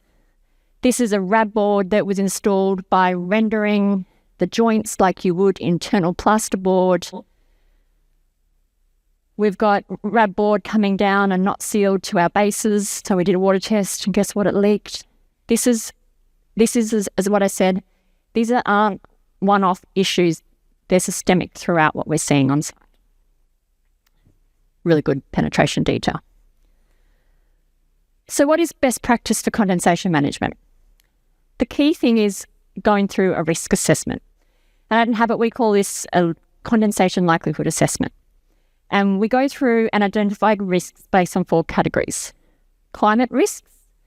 So in cold and temperate climates, vapour flux is generally from inside to outside. In these cases, vapour movement through the envelope is desirable, as long as condensation is managed to occur only in ventilated areas outside of the weatherproofing line. This allows assemblies to dry naturally and reduces the risk of moisture accumulation. I note that in much colder climates, for example, Northern Europe and Canada, detailing often also tries to prevent water vapour transport into the envelope from the inside. And there are a few typologies and climates in Australia that also require such detailing. Tropical climates, vapour flux is generally from the outside to inside. Here, the strategy shifts to actively restricting both air and vapour movement into the envelope through continuous and carefully detailing air tightness and vapour barriers, limiting the potential for moisture accumulation within and on surfaces of the building assemblies. It's important designers understand how vapour moves through your building and your walls to ensure that the appropriate walls are selected. So really quickly, just going through some risks around building class. High-risk buildings include swimming pools, spas, healthcare buildings that require high humidity rooms, gyms, and of course, residential buildings. Buildings with high air tightness targets. Traditionally, our leaky buildings have allowed vapour to move through our walls, but now with our comfort and energy aspirations, things have changed. Buildings with high water sensitivity materials such as timber are also a higher risk, and cold buildings where we have a mechanical dew point change, which increases the frequency of condensation. Building design risks, so separation of buildings, orientation of apartments. You can see here we're looking at a building in Melbourne that we've worked on. And good design practice is actually to have small studio-style apartments on the north where your solar loads are higher, going to help us dry out our facades, and also deal with small apartments also has a higher risk of hitting peak ventilation capacity. So design small apartments on the north, larger apartments on the south. Our HVAC strategies, systems require occupant intervention to manage water vapour, are higher risk than those that are automated. The aperture of openings, I'm now going to tell you to make your openings bigger, even though I told you to make them smaller. It's all a balancing act. And building envelope selection. So high risk for cold climates, precast concrete with insulated inside, single leaf blockwork, non-thermally aluminium frames and single glazed windows. Guess what? All the things that we don't have DTS clauses for. And in tropical climates, the real risks comes around poor quality of air and vapour membrane installation and also thermal bridging, which is required to accommodate cyclonic structural design. And again, another risk is buildings that require occupants to turn on and off mechanical systems themselves, where the occupants are required to open and close windows, where we rely on them. Small apartments, so smaller buildings with small apartments have a higher risk because they get their peak ventilation strategy quicker. And so if you've designed a studio apartment and you've got 8 people sleeping in there, you're going to have a problem. And apartments that rely on ventilation sources not always available. And what I mean by this is studio apartment that only has a sliding door for ventilation, and you might choose to close or lock that for security purposes, so you no longer have that access to ventilation. Maybe also tall towers where it's windy more often, you close your windows more frequently. So once you've gone through all those risks, you make good design decisions and you make change. So it's really important that we get on and do this work early. This is concept design stuff. It's not modelling in detailed design, which is what the DTS kind of tells you to do. After you've made good design changes, you can validate that through modelling. So this is using your Wolfie software, and I know that there's lots of other people who've got better options in the way that we, in particular, design test surface condensation on glazing and framing. And if you then get some negative results, you still need to go back and make change. So again, do this early. And then analyse your results. Make change, and just remember you can't solve condensation issues through building envelope design by itself. You have to do it in conjunction with the architect, with your mechanical ventilation strategy. It's a big picture with lots of people involved. Some further reading by Jason Grayman from our office. You can find it on LinkedIn, or you'll get a copy of this presentation. So thank you very much.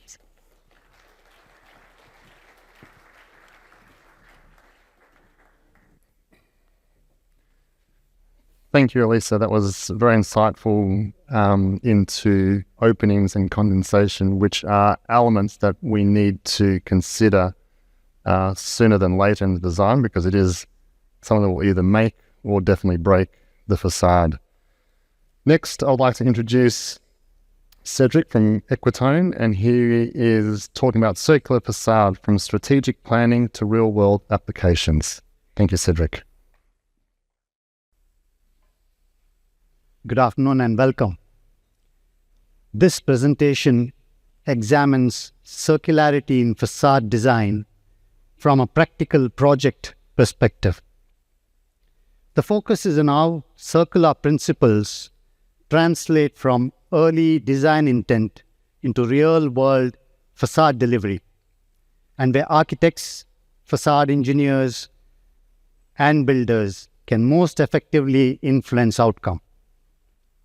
The discussion centers on decision-making, constraints, and performance across the facade life cycle. Material extraction has increased at a rate significantly greater than the population growth over the last 5 decades, and current projections indicate further acceleration. For the construction sector, this presents a material risk rather than a theoretical sustainability issue. Facade systems are material intensive, and decisions made early in design directly influence resource demand, replacement cycles, and end-of-life outcomes. Therefore, circularity needs to be understood as a response to long-term material availability, performance, and risk management. In a facade context, circularity refers to a series of deliberate design and delivery decisions aimed at reducing material demand and waste across the building life cycle. This includes minimizing unnecessary material use, extending service life, and enabling recovery or reuse where change occurs. The emphasis is not on end-of-life solutions alone, but on influencing outcomes throughout design, construction, operation, and renewal. The 4R framework, that is the refuse, reduce, reuse, and recycle, provides a useful hierarchy for structuring circular design decisions. At the front end, this begins with identifying opportunities to do less, that is, minimizing material use through efficient system design. It also requires designing for longer service life and higher in-use efficiency. That is, ensuring that facade systems perform reliably over time and do not require premature replacement or intervention. A further consideration is material recovery, that is, enabling components and materials to be separated, reused, or recycled at end of life rather than treated as composite waste. Let us look at circularity from these 4 concepts with real-life case studies. Refuse. Refuse represents the highest value circularity intervention as it directly avoids new material consumption.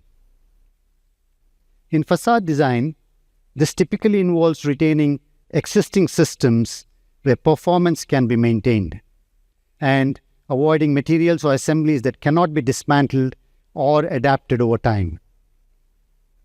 Design for dismantling is critical at this stage, as fixing strategies and interfaces determine whether materials remain assets or become waste.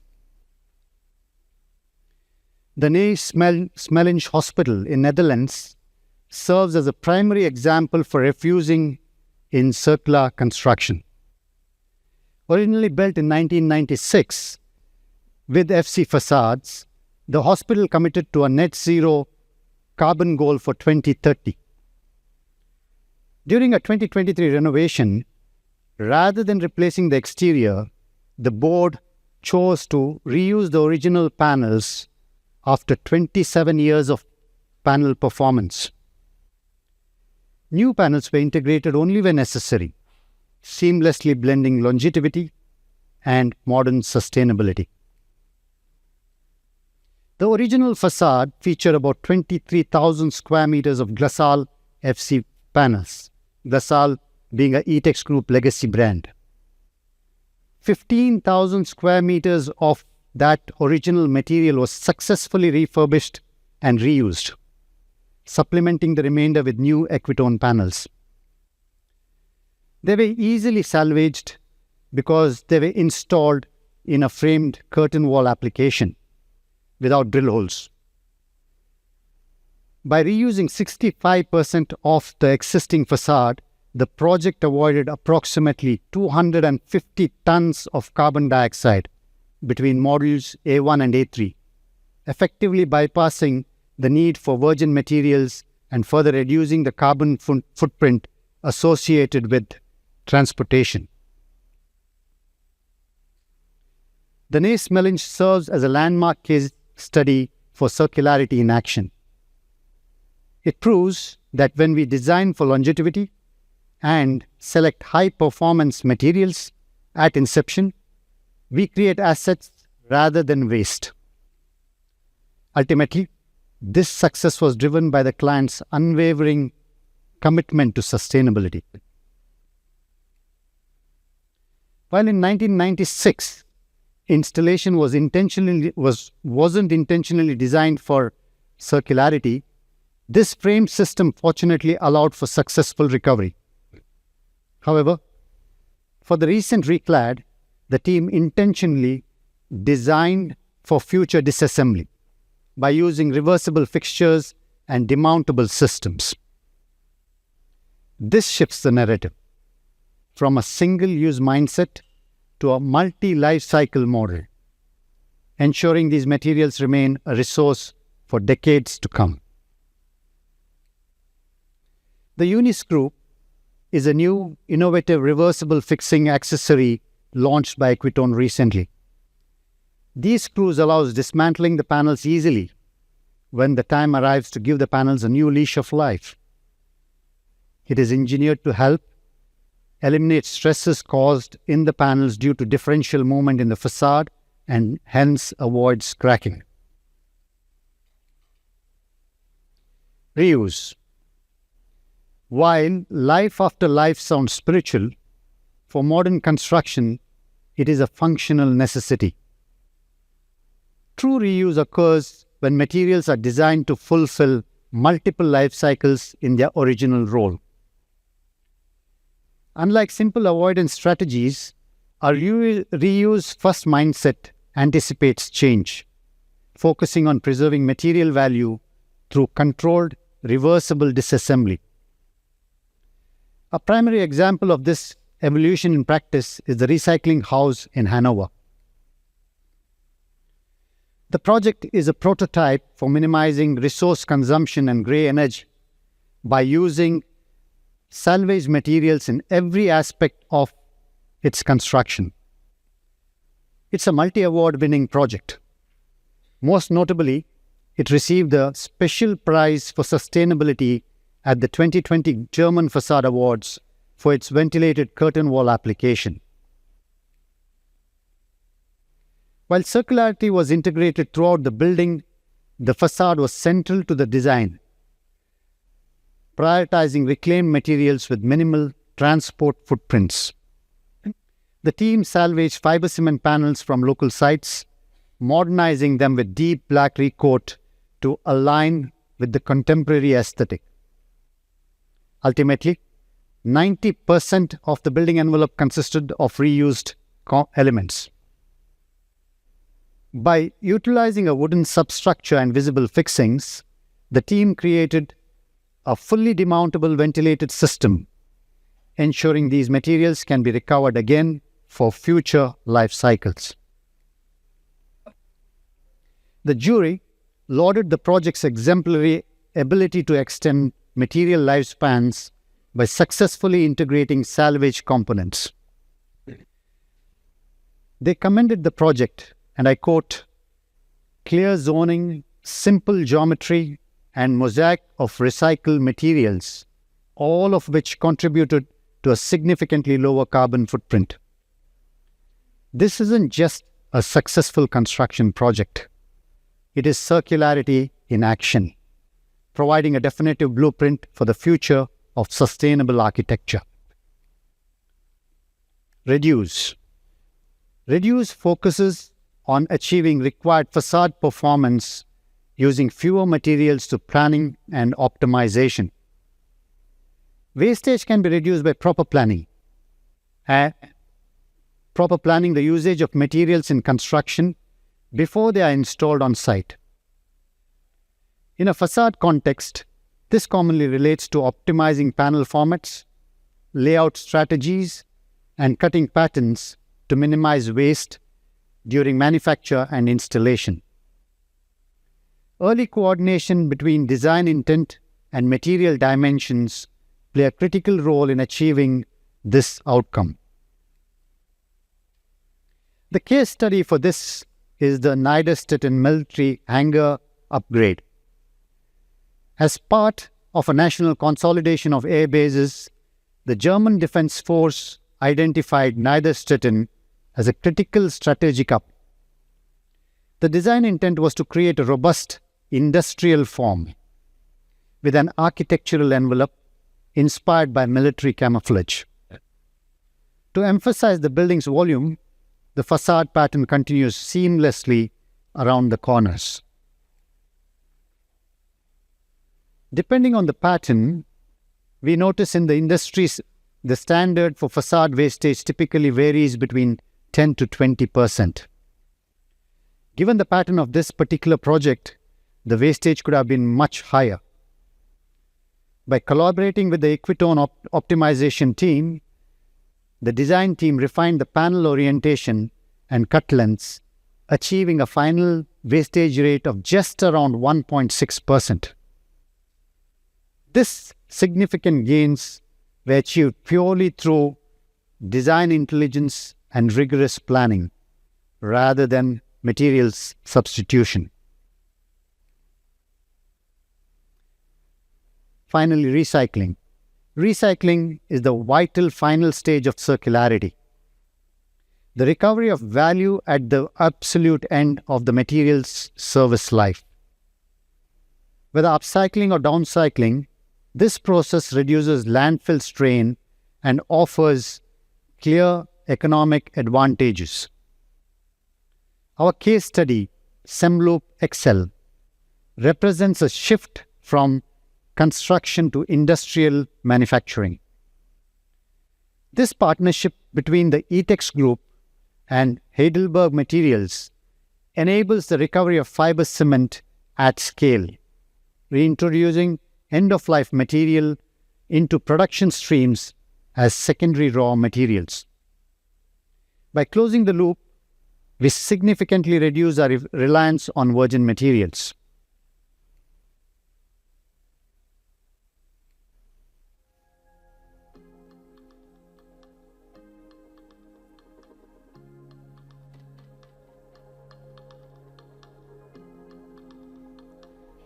Waste fiber cement is collected from construction and demolished sites and from factory outputs, thus reducing waste sent to the landfills. Through patented process of soft grinding and sieving, a recycled fiber cement paste, RFCP, is arrived at after the removal of the fibers. The RFCP is then infused with carbon dioxide at the kiln, effectively capturing and storing carbon dioxide. Carbonated RFPC is used to produce new low-carbon cement. The low-carbon cement is then used in the manufacture of new fiber cement material.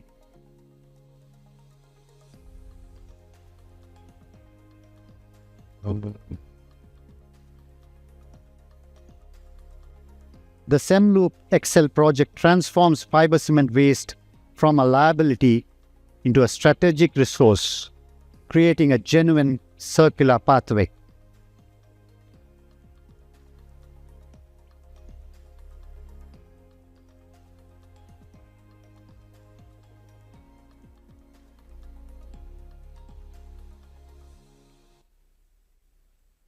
This technology represents a paradigm shift for sustainable construction.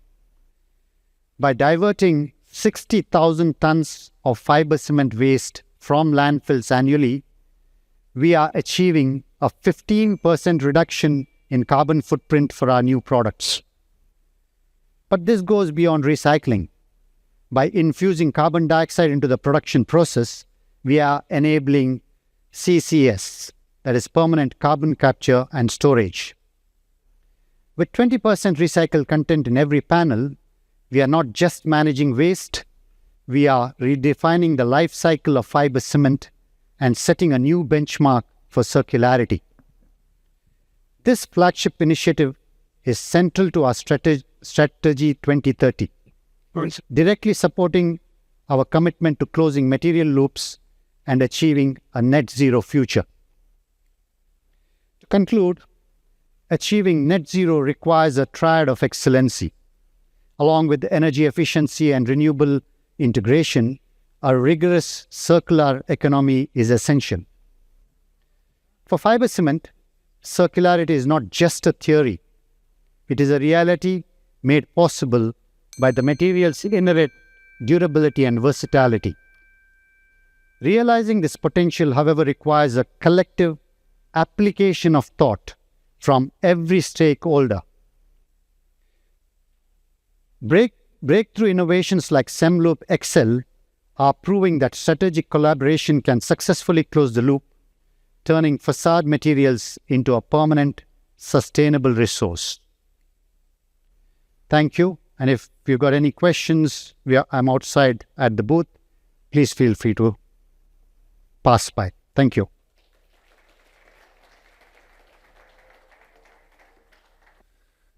Thank you, Cedric. And it's fantastic to see Equitone using those initiatives in our industry.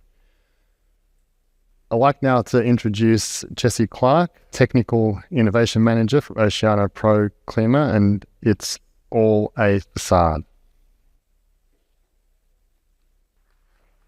Thank you. Oh, sound check. Yep, you can hear me. Good.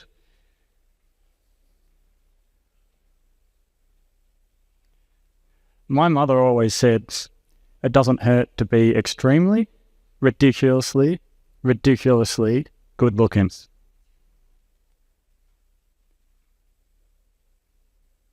But it's what's on the inside that counts. This is what we do at ProClima. We do the membranes that go on the inside of the facade that makes the whole construction system work from a weather tightness perspective. The risks of not getting the membranes right are somewhat in weatherproofing, but also what Elissa Stirling was talking about around condensation management.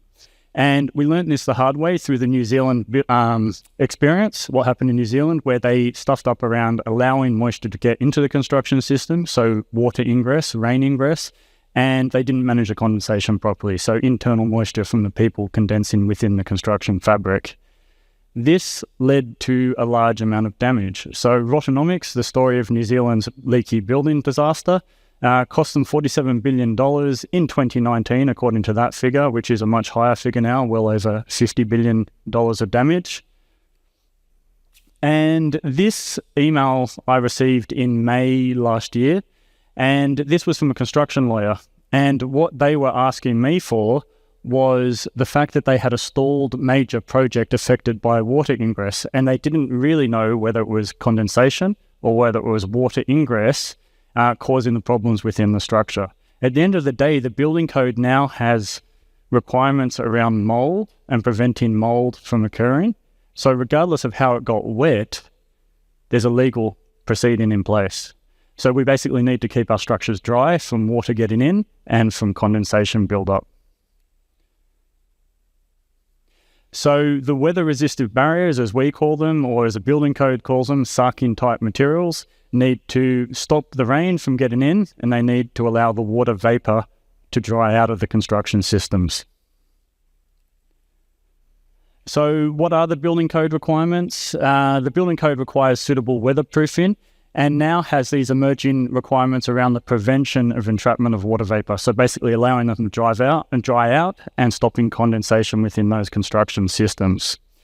Just focusing now on the weatherproofing requirements, in 2022, the requirements talked about prevent the penetration of water that could cause unhealthy or dangerous conditions, loss of amenity, deterioration of building elements.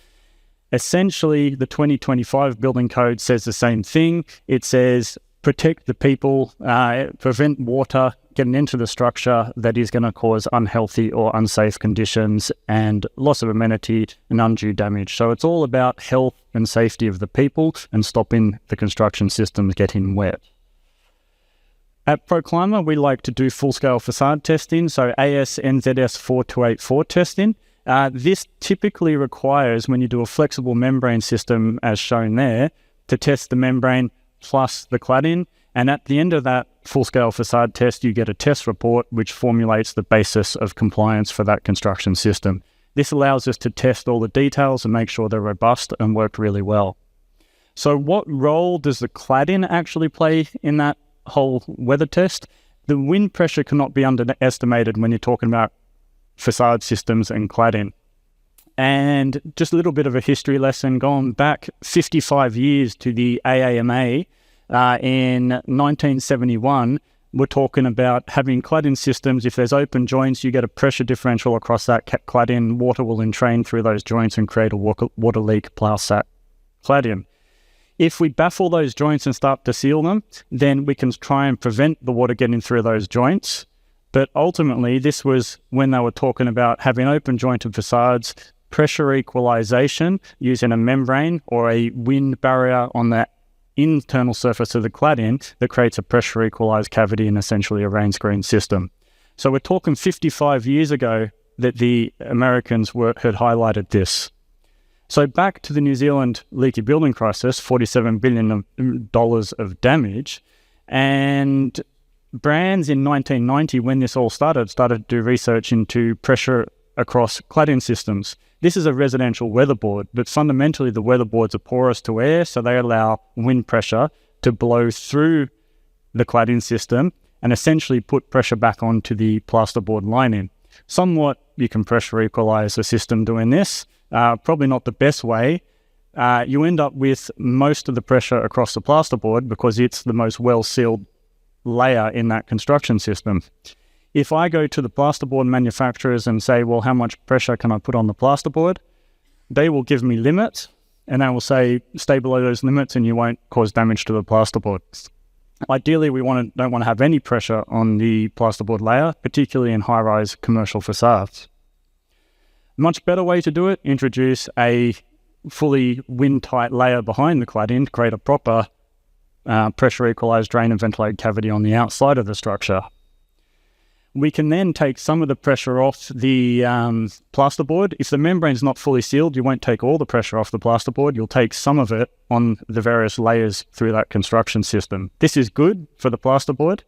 When we take this sort of think into the commercial facade space, what's happening a lot now is still face-sealed cladding systems. Face-sealed cladding systems, you have a cladding that has some sort of jointing material to fully seal up that cladding and make it weathertight. That means 100% of the pressure is taken across that cladding system, which means if you end up with minor imperfections in those joints, you got temperature cycling and UV exposure and whatnot over the years, one tiny little gap or crack, the wind pressure will force water through that cladding. You'll end up with a leak into the structural elements of the facade system. So better way to do commercial facade systems is to have baffled or open joints and put a membrane behind that cladding system. When you put the membrane behind the cladding system, you will take pressure off the plasterboard lining. What we know from our testing is that to make these systems work best, you need to tape and seal all the joints in the membrane system. That means the membrane becomes the most well-sealed layer in that construction system and will end up taking almost 100% of the pressure on that facade. When it's under load, it will deflect. So positive pressure, the membrane is going to deflect into the stud base. Negative pressure, it's going to deflect outwards, sucking the membrane off the studs. So you've constantly got a membrane moving in and out over the lifetime of that building. What's happening now and where the industry is moving is to full rigid boards with full adhesive membranes. This provides the best opportunity for pressure equalization in the facade system. If you have a lot of open joints in the cladding system, you'll get all the pressure onto the rigid board system, and the rigid board system will take essentially 100% of that wind load. So it has to be appropriately structurally designed with a full peel and stick membrane over the outside of it. So then we're getting closer to what the AMA established 55 years ago. Have an open jointed cladding with a well-sealed air wind barrier behind it. So if we go to 2008 now, we're talking about a building scientist, well-known building scientist known as Joseph Stuburic, and he basically coined this term, the perfect wall. And the perfect wall introduces a continuous layer of rock wool, hydrophobic, non-combustible rock wool over the outside of the rigid board system. This then allows continuous insulation, which helps reduce thermal bridging, but also helps manage the condensation because all the board and the structure remains warm and you're not going to get condensation within that system. In 2014, this was taken a step further because the BSCI in Ontario, Canada did some research, spray rack testing, and sprayed water at the facade system using those Perspex mock-up cladding panels with large open joints. They were trying to see how much water would go through those joints and reach the rock wool layer and wet the rock wool layer. So it's hydrophobic, the mineral wool, so the water drains out of the system. What they did is they had troughs at the bottom of the wall and they measured how much water was going to drain off the front of the cladding, the back of the cladding, the front of the rock wool, and then ultimately out of the system. And what they found was the majority of water was collected off the front of the cladding and back of the cladding, some off the rock wool. And this was all done under 70 times more rain intensity than 94% of driving rain events in Ontario, Canada. So it was a huge amount of water thrown at that wall. So this brings me to the next point, which is rigid boards. Rigid boards need to handle the pressure. And they can, to some extent, handle the pressure. And we've done a lot of testing on rigid board systems to increase the pressure ratings of these systems and durability in high pressure scenarios. The rigid boards with all the ProClimate products, full adhesive membranes and all the accessories can make this a fully weather-tight system.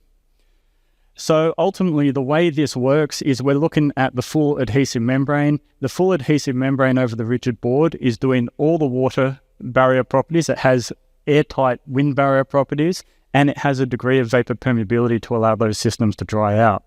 What we have tested in the test lab is that full adhesive membrane, and that is now known as the Vortex system, so the collection of all those products.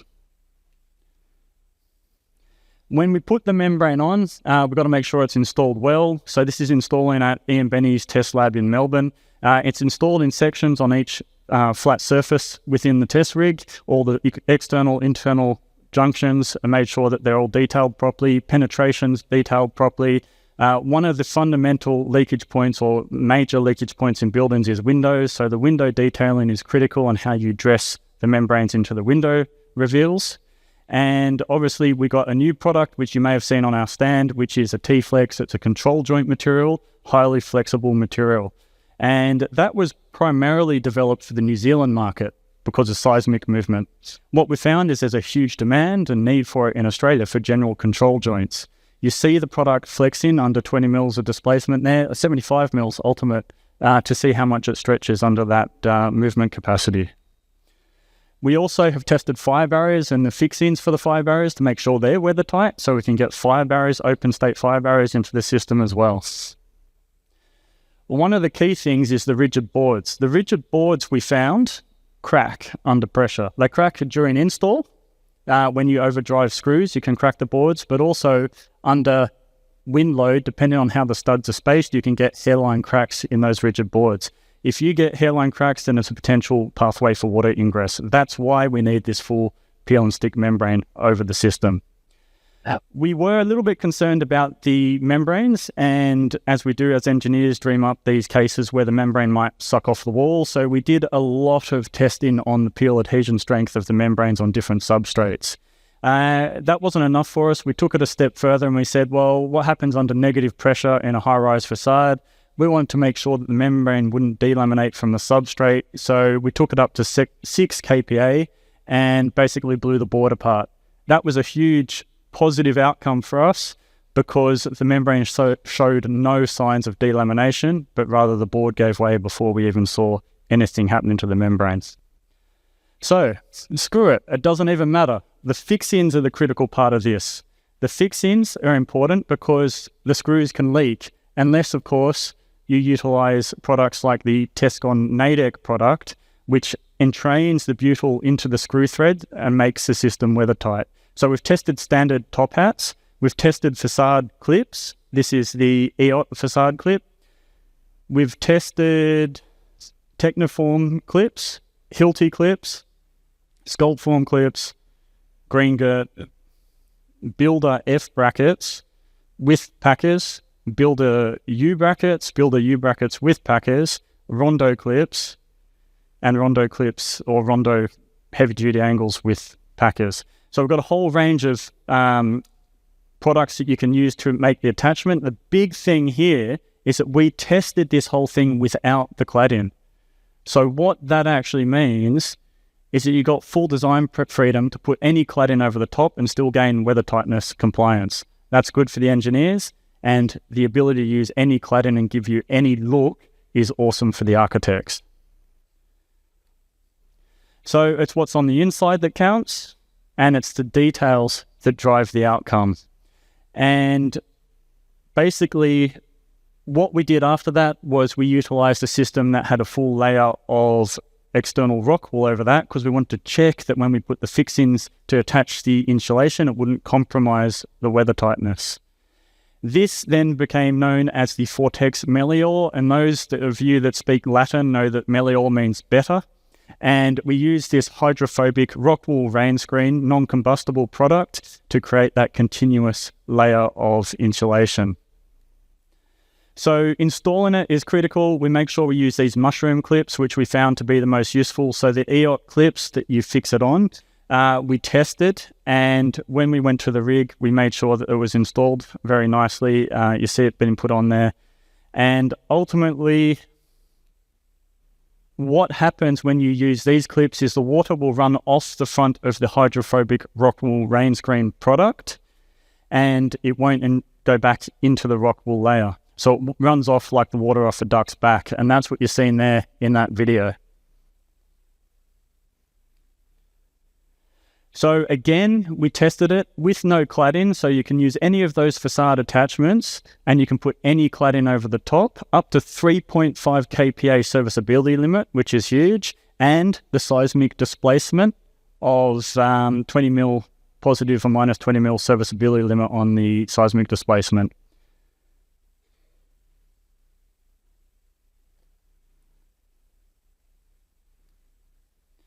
So what did we gain from this? We have certification reports. We have the Ian Benny test lab reports, but rather what all the engineers in the room need and you can request and get access to are the VEN reports, which is the weatherproofing assessment reports, and that outlines all the criteria which you need to meet to make sure this is meets the compliance criteria out in the field.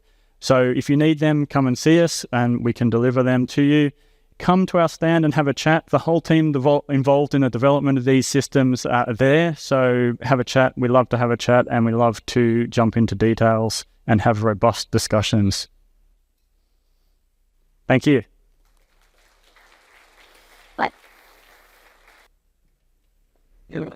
Thank you, Jesse. That concludes our second last session. We have a coffee break out in the breakout space, so please make your way, liaise with the sponsors. I'd like to ask the speakers of those last sessions to please stay behind for photo opportunity. Thank you. We'd like to make a start, and I'd like to introduce John, Senior Associate from Grade Pucksand, to talk about design to shape perception. Thank you, John. Thanks. All right, thanks everyone for your infinite patience to make it to this time of day. Good afternoon, my name is John Czikowski. I'm a Senior Associate at Grey Pucksand, and this presentation is titled Design for Perception. We live in a beautiful and a world of extraordinary beauty, full of distraction. And it's my objective to create experiences that draw attention back to the presence and places that we inhabit.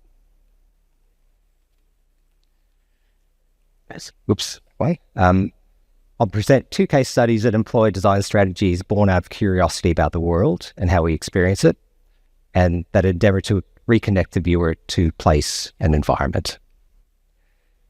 These strategies include color perception, as demonstrated by Impressionist painter Claude Monet's in his use of the broad brushstrokes and use of adjacent contrasting colors to convey space and environment. And notice how the eye tends to blend these contrasting colors to communicate texture and surface and different materialities. Spatial perception is also demonstrated in the right-hand images of Banning Gateway, which was a DCM project that I worked on in the early 2000s. So we have two large-scale lotus flowers that are on the side of a tollway gateway that effectively, as you reach the gateway, the right-hand flower coalesces into a lotus blossom, and as you move past it, it sort of decomposes, let's say, into a series of petals. So it's demonstrating using spatial perception as an unfolding and a dynamic experience. And finally, material quality and environmental conditions also has significant impact on perception. Material hue, surface roughness, and reflectivity characteristics are all affected by solar altitude and azimuth and cloud cover. Perception within dynamic systems is subject to change. I'm curious as to how we can utilize these strategies, create a dynamic architecture that provides different experiences each time they're observed to provide something to notice. Our first case study is Central Park Tower in Perth. It is in September 2020, Grave Hudson were appointed to provide architectural services for ACP replacement on Central Park Tower in Perth. It's designed in 1988. I bought by Forbes and Fitz Harding architect and planners and built my multiplex. Its construction methodology is a slit form central core, steel sleeve concrete columns, steel structural frame, modular precast floors, and a unitized curved wall system with aluminium composite cladding spandrels. It was completed in 1992 and still stands as Perth's tallest tower. Effectively still a sort of a premium grade, A-grade office environment. Our facade transformation brief provided by joint owners, Parent Group and Fraser Property Trust was to reposition Central Park Tower as a premier commercial tower through the expression of a dynamic and contemporary architectural aesthetic, as well as removing all the ACP cladding to comply with NCC 2020 performance requirements. Our approach was initially to understand effectively how we might intervene in the design of the building. So it really the existing design analysis shows us that we have a tower form that's an assemblage of tectonic elements expressed as a square tower and triangular buttresses. This assemblage is tied together by a circular structure with distinctive flying buttresses culminating in the top spire. And we have a series of contrasting horizontal bands that militate against the tower vertical expression and also a monotonous expression that tends to visually blend the dynamic forms, making the architectural intent less apparent. So as we then begin to understand the tectonic itself, it's effectively made of two square extrusions, the smaller of which can be subdivided in these sort of triangular elements that then become buttresses that are appended to the main tower. It's then stitched together by sort of a circular frame element that sort of expresses the corners. And again, we have our contrasting glazed and spandrel cladding panels. So our design objective was to accentuate the tower vertical expression and modify the spandrel glazing material contrast to reduce the horizontal banding effect, emphasize the prominence of the structural expression, support the existing architectural language, and really upgrade the material finishes to impart a premium grade architectural outcome. So our design response effectively was to begin with selecting cladding material colors that reduce the contrast to the glazing and the spandrel, and really begin to articulate the main and secondary tower forms through tonal variation of the cladding, and again sort of adjust the tonality, let's say, of the buttresses and lower buttresses appearing darker, as the taller buttresses appearing somewhat lighter, and the tallest element being the main tower. As you can see, as we were working through material investigations during COVID, as I might add, we certainly noticed that the angle of the sun as it was hitting these anodized materials was dramatically different, and we saw an opportunity there to use that to our advantage to minimize the variation of the colors that we use. So in effect, our design intervention really was to darken the tower cladding, to introduce faceted panels on the buttresses alone. And as the facets are asymmetrical, we're using on the lower buttresses the larger section of the facet pointing downwards that picks up ground reflections, whereas on the upper buttresses we have the facet facing upwards, picking up sky reflections, which generally give us, depending on the angle of the sun, time of day, the lower buttresses appearing darker than the middle buttresses, although they're using the same material color.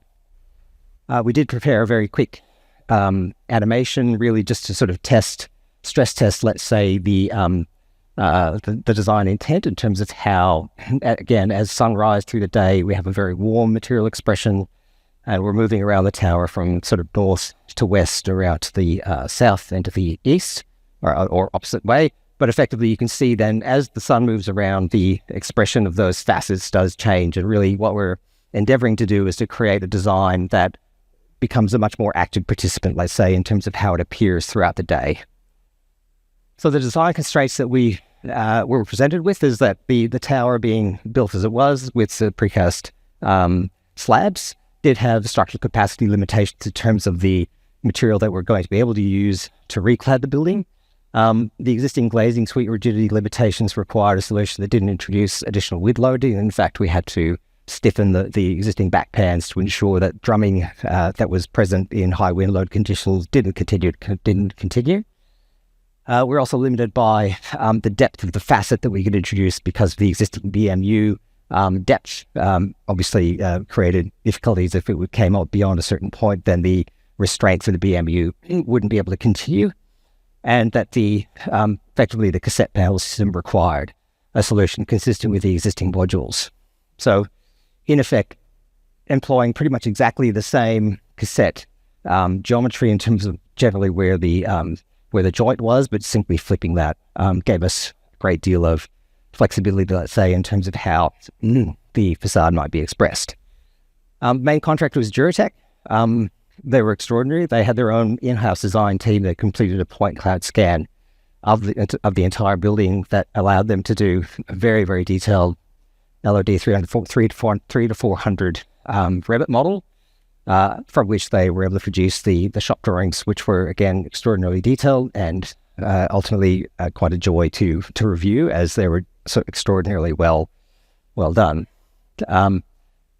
As an example for the shop drawings, one of the key issues was safety and design issues as we were working in a live CBD environment, actually designing the installation methodology such that there were no loose fixings to, again, minimize any possibility of dropped objects from the work platforms and so on and so forth. As you can see, it's a very complex form building. So again, this sort of is demonstration of the work front sequencing. If I'm not mistaken, it was about 18 faces, if I can recall, and it was incredibly complex site establishment and facade access strategy, employing mass climbers as well as some scaffold. And the main works program was 38 months with roughly 30 months cladding replacement. So a few construction photos. Effectively, we're now standing on a mass climber here at roughly, I'd imagine, about level 30. As you can see, the facets are very fairly minor, I suppose. They only project about, I think it's 150 millimeters. Again, extraordinarily well detailed. That is, in terms of the way they've been constructed, was just very crisp. That's at the very top of the tower. All of the structural elements at the top, those tubular members, had to be repainted, and so it was scaffold going all the way up, which was very, very interesting to access, let's say. We're certainly above the BHP building opposite at this location. So, in summary, the construction did replace indeed about more than 7,000 panels with a vast area. One of the key things too for this project was the recycling. So effectively, all of the existing ACP panels were fully recycled. So we were able to recover 120 tons of aluminium, 136 tons of polyethylene, and 265 tons of the steel temporary work platform was recycled as well. So, go through some images of the finished project. This is from St. George's Terrace, and you can see effectively how the facets, again, modulate the light depending on the time of day. This view, again, from St. George's Terrace, more of an evening shot. So because the bronze tone of the cladding is a fairly desaturated color, it does tend to pick up warmer sky reflections, as you can see here. So it has much more of a richness. Whereas midday, again, you can see how the facets are modulating the light and again distinguishing the buttress forms. But it much feels like a much cooler sort of expression in terms of how the claddings work. Wow. Once again, another view from St. George's Terrace, I believe, and again, similar sort of arrangement. Also there was some basically specialist lighting contract that FPOV prepared. So effectively very subtle articulation of the circular column forms as they rise up through the building. So the design intervention really it helps to reposition Central Park Tower as a premium grade commercial offering through premium material expression, reinforced in the original architect's tectonic expression, and through a subtle, ever-changing experience. So, second case study is Canberra Institute of Technology, Woden campus and transport interchange. CIT Woden, Canberra Institute of Technology Woden, is located at Woden Town Centre, which is 5 kilometres southwest of Parliament Circle in Canberra. Project was procured via a 12-week RFT design competition, and Ray Puxon partnered with Lend-Lease and the remainder of the design team that you can see there. The design promised a singular contribution to the urban realm as an expression of expressive architecture and facade with a strong connection to country narrative. It is a hybrid concrete and mass timber construction, and where we have concrete construction, those elements are expressed through the dynamic V columns that support the gateway canopy. So, what follows is a facade design process, and this took place in the depths of COVID lockdown in September 21. The next 3 slides encompass a span of 3 weeks. So in the early concepts, we due to some reasons, I commenced work on this project roughly halfway through a 12-week RFT design competition phase. It's to be a mass timber building, and we proposed a terracotta batten system employing varying depths and tones. The Yarrabingan Aspect Studio and Ray Puxon had developed a connection to country narrative and proposed incorporating the Brindabella ranges references into facade. After the first week, the first iteration of the facade design response treated the facade as a canvas to represent the ridge lines of the Brindabella ranges. Already at this stage, the premise of colour bands made of differing terracotta hues was in place. By the end of week 2, the facade geometry language had been developed, and again, using the same coloured bands arrangement, it's just become much more geometrically constrained, shall we say. The facade concept employed a simple curtain wall system at a fixed module with terracotta batten screen system attached. Facade geometry rules were set out to create a repeatable series of modules that could be adapted to create visual language. So the facade system effectively, as we can see here in the plan details, we have a hit and miss vision panel and spandrel panel, and we have a grillage of terracotta battens that are hung from the split mullion on the verticals. They do shift one bay to either side on each floor, so as to not get a sort of a jail cell effect in terms of how the terracotta battens are working. At this juncture, I'd like to acknowledge the incredible assistance of Kelvin Overy at DCA Facades, who assisted with technical information concerning the terracotta baguette systems. And unfortunately, Kelvin passed away in 2022 and is sorely mixed.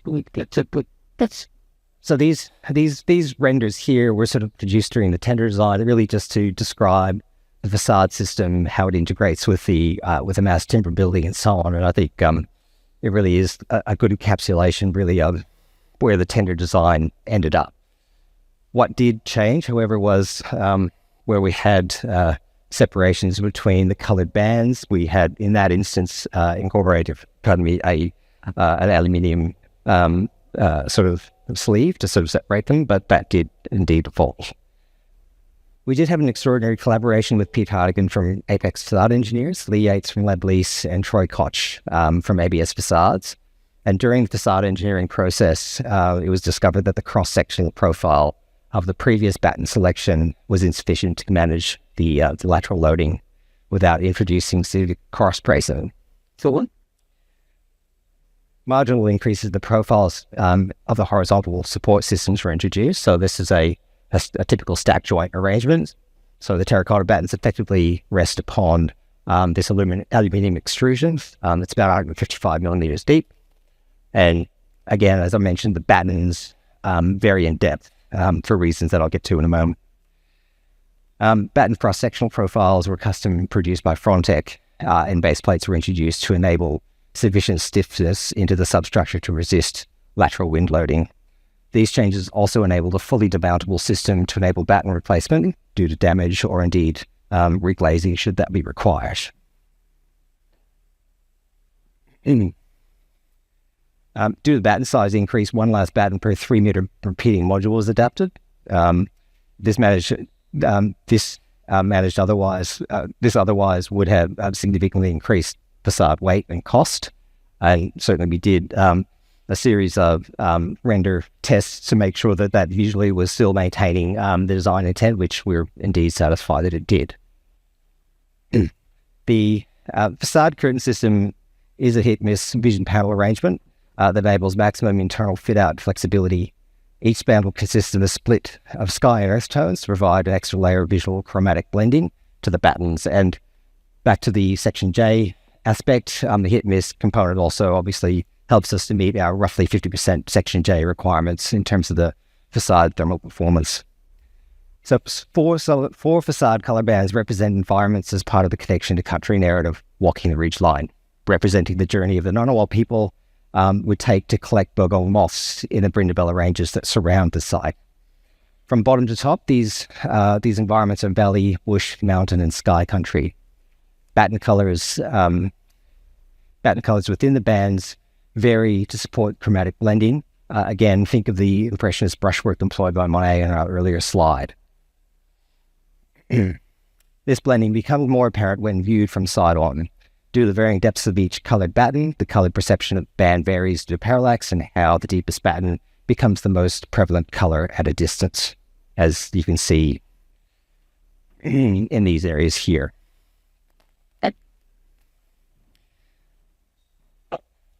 As I present the project summary, note that the supporting images here were renders produced at the 80% design development stage.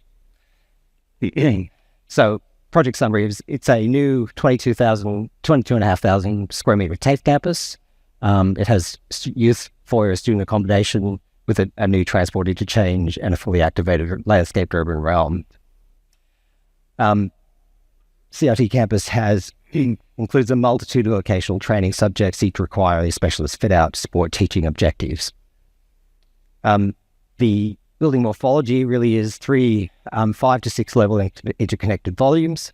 A level 1 landscape terrace, which you can see here.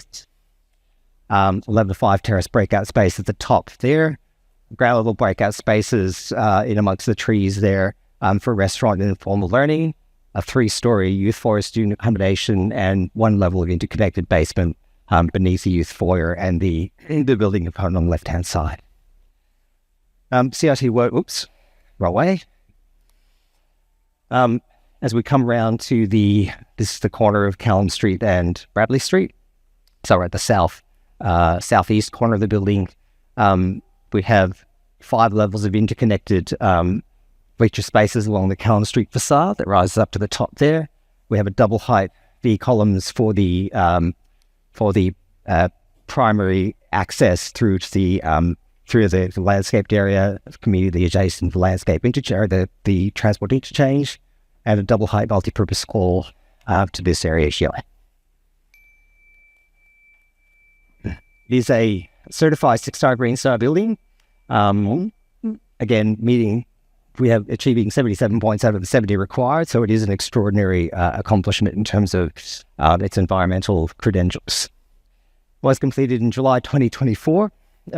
Construction of the transport interchange had unfortunately been delayed, hence here images from this aspect remained unavailable. Façade is conceived as an expressive canvas that has depth and whose expression changes depending on the angle of approach and sunlight angle, as you can see here. When viewed from the side, the very depths of the facade battens tend to show the leading edge, not the deepest batten, and expresses as more of an opaque graphic. When viewed face on, the second layer of the facade becomes more apparent. More oblique sunlight angles illuminate the batten leading edge to provide a contrasting expression, as shown on the diminishing perspective angle to the right. And again, a different expression again during winterfall in July. Again, more of a face-on view showing this sort of the facade expression, the depth facade. And the northwest corner of the site is a key activation point that provides midday light, sunlight access throughout the year, despite the building mass immediately to the right of the photo. Level 1 terrace is a key breakout space for students and staff, the outlook to the urban realm below, and the chromatic color blending, as I described, is apparent in that image to the right. That June winter light with light behind gives a very lovely sort of leading edge glow. And a wonderful aspect of the building's configuration as well is how the facade is experienced from different aspects within the courtyard space and within the building, as again demonstrated here. Again, different sunlight angles provide different sort of material expression. This is the multipurpose hall and level 1 terrace breakout space with again views into the aspect beyond. And this is the level 1 bleacher space, which may be enjoyed both as active and passive learning spaces, but also as a social catalyst space where students can hang out and enjoy the view, which is extraordinary. So level 5 sky, country, student commons and mullion, the wedge-tailed eagle totem animal is casting shadow throughout the space as the sun tracks through its travels through the sky throughout the day. This is the Calum Street facade at winter, and again, different time of day. It is extraordinary just how the facade expression changes again throughout the different times of day, and with the way the colors change the facade and the geometry does really convey a very dynamic expression. Again, an image underneath the canopy of the transport interchange and how the various geometries intersect. And really, I'm extraordinarily pleased at how the facade expression, the coloration really does tend to very nicely blend with the existing landscape and the ridge lines beyond in terms of its visual expression.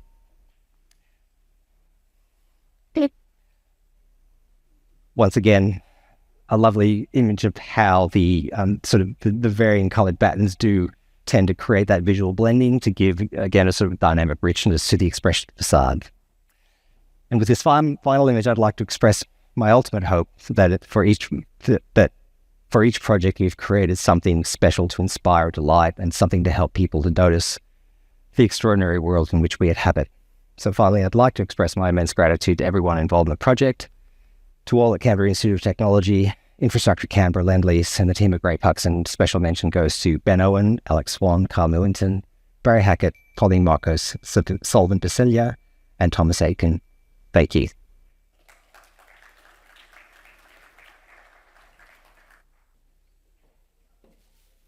Thank you, John. That was fantastic.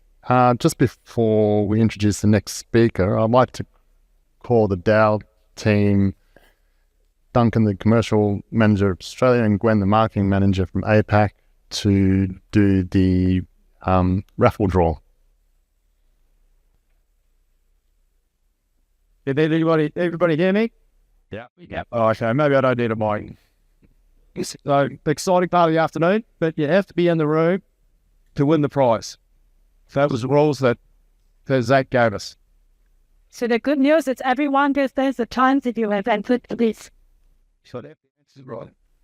Yeah, we did have to do the answers right. So the answers were for the first question, how long have we been playing with silicons in the market? More than 50 years. First 4-side structural project was in 1971 in USA, in Detroit.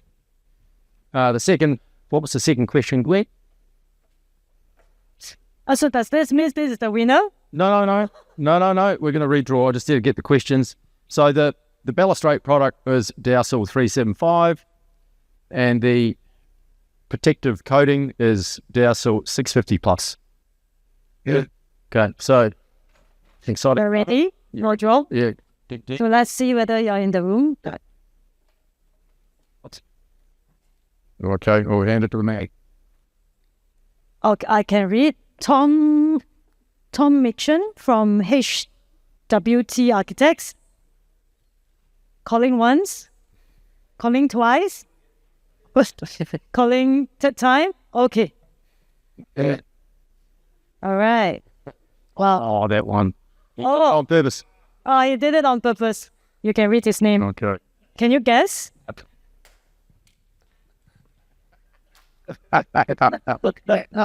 Louis. Louis, yes. I saved your marriage.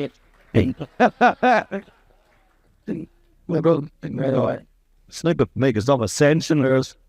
Makers if they like their large photographs. Oh, hang on, how I get the box? Oops. Photographs. Oh, and the bloody box should put out. Well, I'm going to call the box.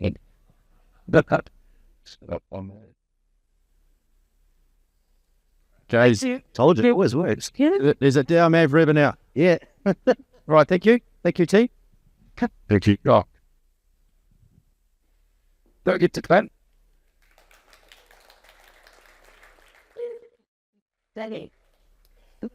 Thank you, Dow, for that.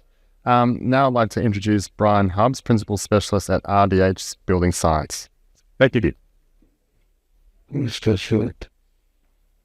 All right. Thank you for coming out and seeing me today. And thank you, Zach, for flying me out from Canada. I hail from Vancouver, Canada. A little bit different climate than Melbourne. It's a temperate rainforest. A little bit cooler. But pools are pools. Pools are one of the higher risk things that we build as enclosure consultants and facade consultants. So I'm going to talk a little bit about an iconic pool that we built that's now open to the public, or not to the public, but to the owners of this particular building. Okay. So the job I'm going to talk about is called the Butterfly. The Butterfly is an iconic tower built in downtown Vancouver, and it's built over top of a heritage church. You can see in the foreground there. I'm going to talk about that little glass building where the red arrow is, but it's kind of a neat overall project. The developer buys the airspace above the churches and then can make his building bigger because he owns that airspace, and then fix up the church, heritage reconstruction on the church, iconic tower, lots of cool curtain wall, lots of curved glazing, and then this particular pool. Now, as a enclosure consultant working on a iconic pool like this, kind of have three roles, right? I got to keep the water out, so it can't leak. That's obvious. I got to keep the water in. So this pool's built over top of office space and occupied space, so I can't have the pool water leaking into the units below. And there's been some pretty big disasters, particularly in Florida, where pools have leaked over many years and then collapsed the building.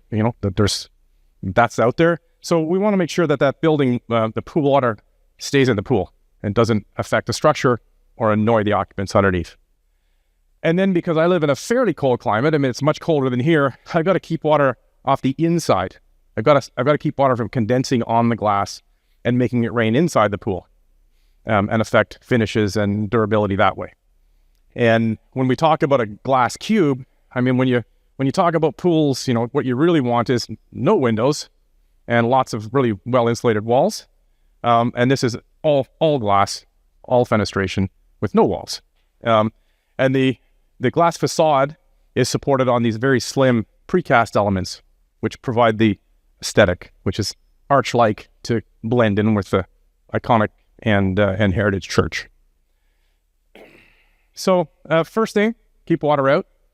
This one's not that difficult, although it is a very low slope skylight, and I live in a rainforest where it rains every single day, all winter.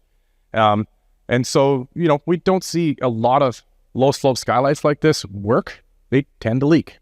So we've got to kind of roll out something that we know is going to work, and that we can test and make sure we don't have water leaking in. Water leaking in is a no-brainer. It's my primary job, is keep water out. So we deploy a system from Rayco, which we really liked. It's got a continuous gasket that spans, everywhere under the glass, and it's held in with a toggle, and the glass is held down, and then there's a continuous weather seal of silicone on the outside. So there's nothing that interrupts that line of weather tightness, and the rafters drain, the purlins drain into the rafters, and they drain out the bottom. So I like this system. We've used it a number of times in Vancouver, and you can make it very watertight. Problem is, this is really low sloped, and it's really expensive to try and do any fixing there. You're pulling glass out. It's really expensive. So Their base system is a EPDM gasket, and you rely on a butyl type sealant. Now, if you talk about everything else on here has life expectancies of 50 years, butyl sealant, a little less than that. So the last thing we want to do is have to dig into this midway through its service life and repair the butyl. Plus, what we also know, being people that maintain buildings a lot, is there will be no maintenance done on this until there's a problem. And so we want to make sure this is pretty watertight, even if you don't do maintenance. So even if that weather seal has some cracks in it. So we work with Rayco, which I thought was really good. They came to the table and we had them develop this system and redo it in silicone. So now we have all silicone gaskets, all the rafter purlin drainage, all the gaskets in the curtain wall system, everything is silicone. So now, even in the rain in the winter, we can weld those together with silicone. So now all of our waterproof gutters are all welded together with silicone. They're one continuous sheet of gutter, silicone caulking to gutter to rafter to drain out. So we're thinking at least now we've got everything is the same durability. So we don't have the weakest link somewhere buried in the system that we've got to go back and fix someday. We know that this system will all kind of last the same amount of time before it needs some work. So that's the plan. Rayco rolled it out. We started putting it up. What's the first thing we all do when we put something new up that we've never tried before? We test it. So here we are doing a flood test. And here you can see, it's a pretty harsh flood test. And we're doing this flood test without any weather seal. So there's no caulking on the outside. We're just testing the internal gutters and the internal toggles and all the internal seals. So, pretty harsh test. And of course, because it's something we've never done before, we find interesting things like it's leaking. Well, why is it leaking? Right? We have rafter drainage, purlin drainage, everything. There should be nowhere water leaks in. What we find is this little guy here, this little toggle that holds the glass in, when you screw that through an EPDM gasket, it self-seals. Or maybe it doesn't because nobody's ever tested it like this before. And Rayco and Blackcomb Glass, who built this thing, were like, you can't test our system without the weather seal on. I'm not testing your system. I'm just looking to see if we can make it better, right? Looking to see if we missed anything, looking to see if we can make it better. I think we can make this better. So we unscrew that screw, we put some silicone in, we screw it through silicone, we retest it, total flood test, no leakage. So good. This is the value of doing these kind of site tests, is that you can make it better even if you don't need to. This would have worked fine. It would have passed if we put the weather seal in. But we care about what happens 20 years from now when nobody's maintained that weather seal. We still want it to be watertight. Okay, so good. Now it's watertight. It's watertight without the weather seal. We put the weather seal on, everything's good. Now I got to worry about keeping the water in the pool and on the deck and any condensation that happens from going into the units below. That's pretty easy too. And this is how we typically do it. I don't know what's done here. But I went to a forensic conference in the States last year, and NIST talked about the pool that collapsed the building in Florida. And, he was pretty clear that engineers and architects need to think about longer than just, the first 20 years and what happens, and have some kind of safety backup and keep records forever. And it was pretty scary. The forensic investigation they're doing looks like an airplane crash, except for it's a building. So they've taken every piece and they've rebuilt it in the field, and it's all laid out and tagged. So we all have to be aware of that kind of stuff. So this is how we do pools. I don't know how you guys do them. Full waterproof membrane on the structural slab, drain mat, full structure and plaster for the pool, waterproof membrane, drain mat, tile. Waterproof membrane, tile. So if water leaks through your pool, your primary pool waterproofing that's holding the water, it drains over, goes down that drain, doesn't come in the building, goes to the bottom, and I've got a monitoring system there to tell me that somebody needs to fix the pool liner because the pool liner's leaking. So you have redundancy and a check, right? So down the road, when the caulking gives way around a light fixture, it will set an alarm off and no water will leak in the building. So we've got a monitoring system on the drain water that comes through that drain mat. And if there's water flowing through it, sets an alarm off. Okay, so that's pretty good. This is the 2-ply membrane going in. Now this looks easy, but in real life, nothing's easy when you talk about an iconic thing, because there's all kinds of three-dimensional interfaces, and there's all kinds of penetrations through it. You can't put a structure over top of a waterproof membrane. The structural engineer won't like that. He wants to go concrete to concrete or steel to concrete. So we design penetrations for the structure and for all mechanical that are made of welded, hot-dip galvanized plates that are cast in the concrete.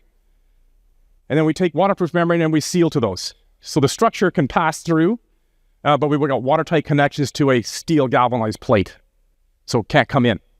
And it can't corrode things. They're hot-dip galvanized, and they're in that pool. When pool water is very corrosive. It's a saltwater pool or it's a chlorine pool. Both of those things like to corrode things, especially stainless steel if it's not the right stainless steel. Okay, so those are the two easier things. Those are not that unconventional, but oddly enough, you don't see that kind of thought put into these things every time on every pool. This is the big one. We got to keep the water off the glass, and it's a fairly cold climate, and pools are 50% humidity, 65% humidity in that range, and it's -7, -18 outside sometimes. So we don't want to have it raining in the pool. So this is the architect's rendering, and I'm sitting in one of the first meetings with my architect client, and I'm looking at this going, this is amazing, it's beautiful, but you forgot something. That, right? In Canada, you have a pool and it's all glass. You've got a huge, maybe 1 meter, 1.5 meter duct running down the center, and you've got tons of air flying on both sides out of that to warm up the glazing and to dehumidify it. So you're going to have dehumidified, heated air blowing all the way down this thing with something about that size. Like, I just kind of drew it on the whiteboard. He's like, oh, yeah, okay. So the architect says, Brian, love ya. Good idea. Good thing you're thinking about this. I will make a concession. I will allow you to put as much mechanical in this as you want, as long as it looks like this. So, okay. So how are we going to do that, right? Practically speaking, this has no mechanical system. And there was no real mechanic. They're going to blow air from one end to the other, which wasn't going to work. So I got to be a bit creative as the facade consultant here. I've got glass and I've got concrete, and you can imagine how much steel is in that concrete. There's not a lot of room in that concrete for other stuff besides pure steel. These are very slender elements, and they're holding up a lot of weight. So we run an initial model, and the red means there's going to be condensation during our January 2.5%. So basically, you're not going to be able to see outside because there's going to be so much condensation on there. Water's going to be dripping from the ceiling. So right off the bat, I'm thinking we need to go from double to triple glazing. Right, that's going to increase the surface temperature of the interior light and give us a little more room to play with. So immediately, we switch to triple glazing, and then we see what can we do next. So I went kind of cap in hand to my precaster and said, hey, do you think you could make some room in these little these precast elements for some ductwork for our mechanical? And you can see this is one here that was we made it up for a proof of concept. Make sure we could build these things. You can see there isn't even 50 millimeters of room in there for anything. But they were pretty creative. They said, we can carve you a little bit out for your duct. So they said, that's what we can carve out for you. Nothing more, and if possible, less. So I got them to notch it, essentially. You can see the notch here. So we're going to hide the mechanical system in the precast, but still not cast it in because we want to be able to service it. It's a mechanical system. It needs to be serviceable. And so what you're looking down on here is about the size of the ducts that I can get in there. So this is a boot. This is one of those galvanized boots that we've got tied into the waterproofing membrane so we can drop the ducts on there. So this one's already built, but that's the size I'm looking at. So now I know how big those are going to be, how much air can I shove through them, and how hot do I have to make that air, and how dry do I have to make it, right? So we come up with an initial basic design. So we're going to run ducts up these precast elements, follow them up. We're going to have some at the bottom, and maybe we're going to need some axle fans at the top. We don't know yet. That's what that looks like. We got the precast in, ready to go. And so we start to deploy some computational fluid dynamics. We model this thing. This is what it is like if we don't have it. If all the fans are off, i.e. we don't have those ducts available to blow air. This is what happens if, this is the roof, this is the ceiling. This is what happens if we have the side ducts running. It's good. But there's still a lot of condensation in the middle, which is going to drop down. This is what happens if we turn those axial fans on. So we put the axial fans to blow up. We got no condensation, or at like a reasonable level that isn't going to bother anybody. Walls are the same thing. This is the north wall. This is what it looks like if we don't do anything. And this is what it looks like if we run these ducts and run the axial fans. So we get that condensation off. A little bit of condensation, 2.5% of the time in January is okay, just not all the time. And of course, we've got everything in the plane of the glass on the inside is mold. Like it's not an organic. So mold's not going to grow on it. It's just going to get wet. So we just need to keep it. If a little bit of condensation happens, it'll dry up. So that's what that looks like. This is the boot that we've got tied into the waterproof membrane. No water can get into that boot and wreck the rest of our ductwork down below or drop into the suite below. We've got, these are the ducts here that slide over the boot and are sealed to the boot. And there they are running up the sides. So they really are hidden. They're hidden behind the mullion that holds the glass. When you look at it from the outside, you don't see it. When you look at it from the inside, you don't see it. So that's what that looks like. From the bottom looking up, you can see the diffusers we had to design in order to get the best air wash on the glass. And here are the columns. They're protected still, but you can kind of see the bottom here where they're getting ready to put those ducts in. Of course, the day we all dread as engineers and facade consultants is the day they actually start using the pool and start to, you get to see if your design calcs were right. And you can see there's a lot of water there. So we get a call, hey, didn't work. We go out, yeah, it's really condensing, but you didn't turn on the mechanical system. So we turned on the mechanical system, this went away, and I drove back and was breathing again. So again, that's proof that this would have been what it would be like all the time if we hadn't got those in. And with them in, it dried it up in a few minutes, or a few hours, it was dry and looking good.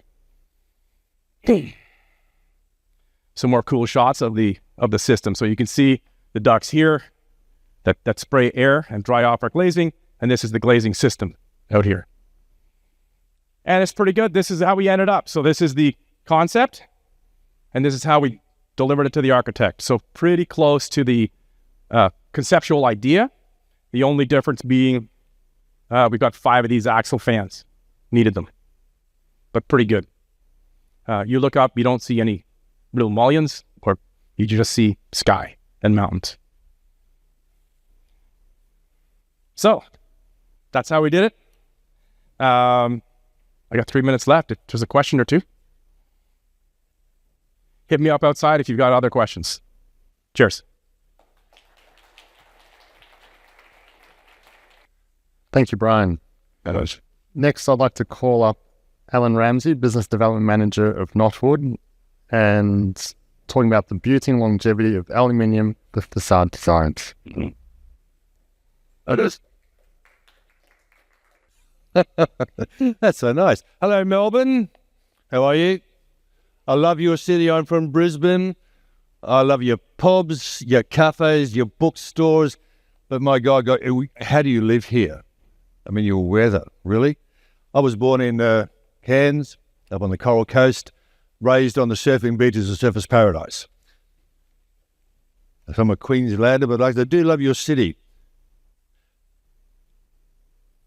Fairly light-hearted presentation, this one. Information is all I'm going to give you about what we do, what's in the industry around us, and how it indeed implicates us and you. Which is the forward? Okay, we are Knotwood. Anyone ever heard of us? Show of hands. Heard of Knotwood? Oh, nice. Any fewer than that? With a bollocking of John Rigg down the back. Say hi, John. Introduce yourself. He's my Victorian counterpart. Now, as I said, come over here. My name's Allan Ramsay. I look after all the training, CPDs, business development. That's my name on the bottom. Smallest possible font they could find. That was the first kick in the face.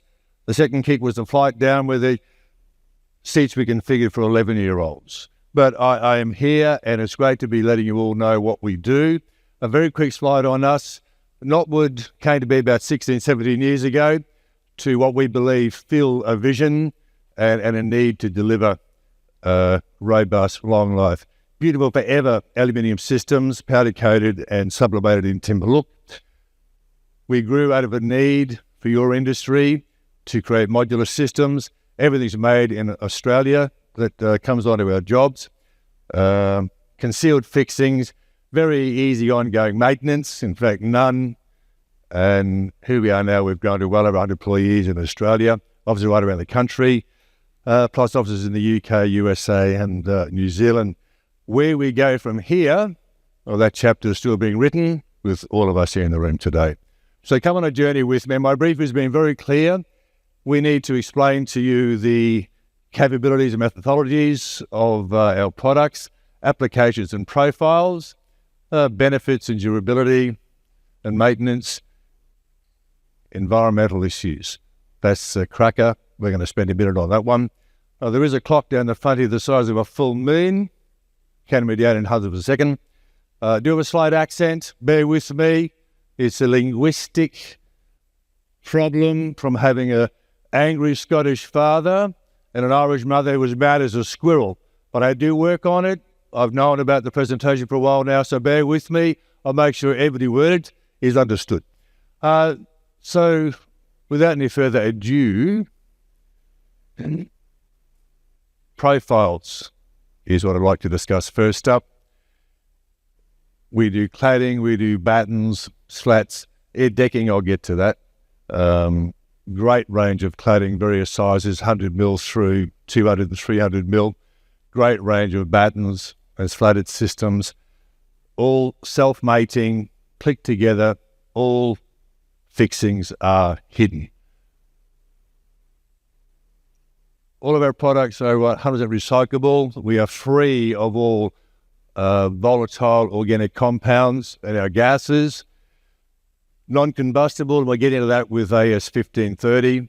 Very low maintenance, insect proof, absolutely, and very lightweight. Busy slide, but bear with me.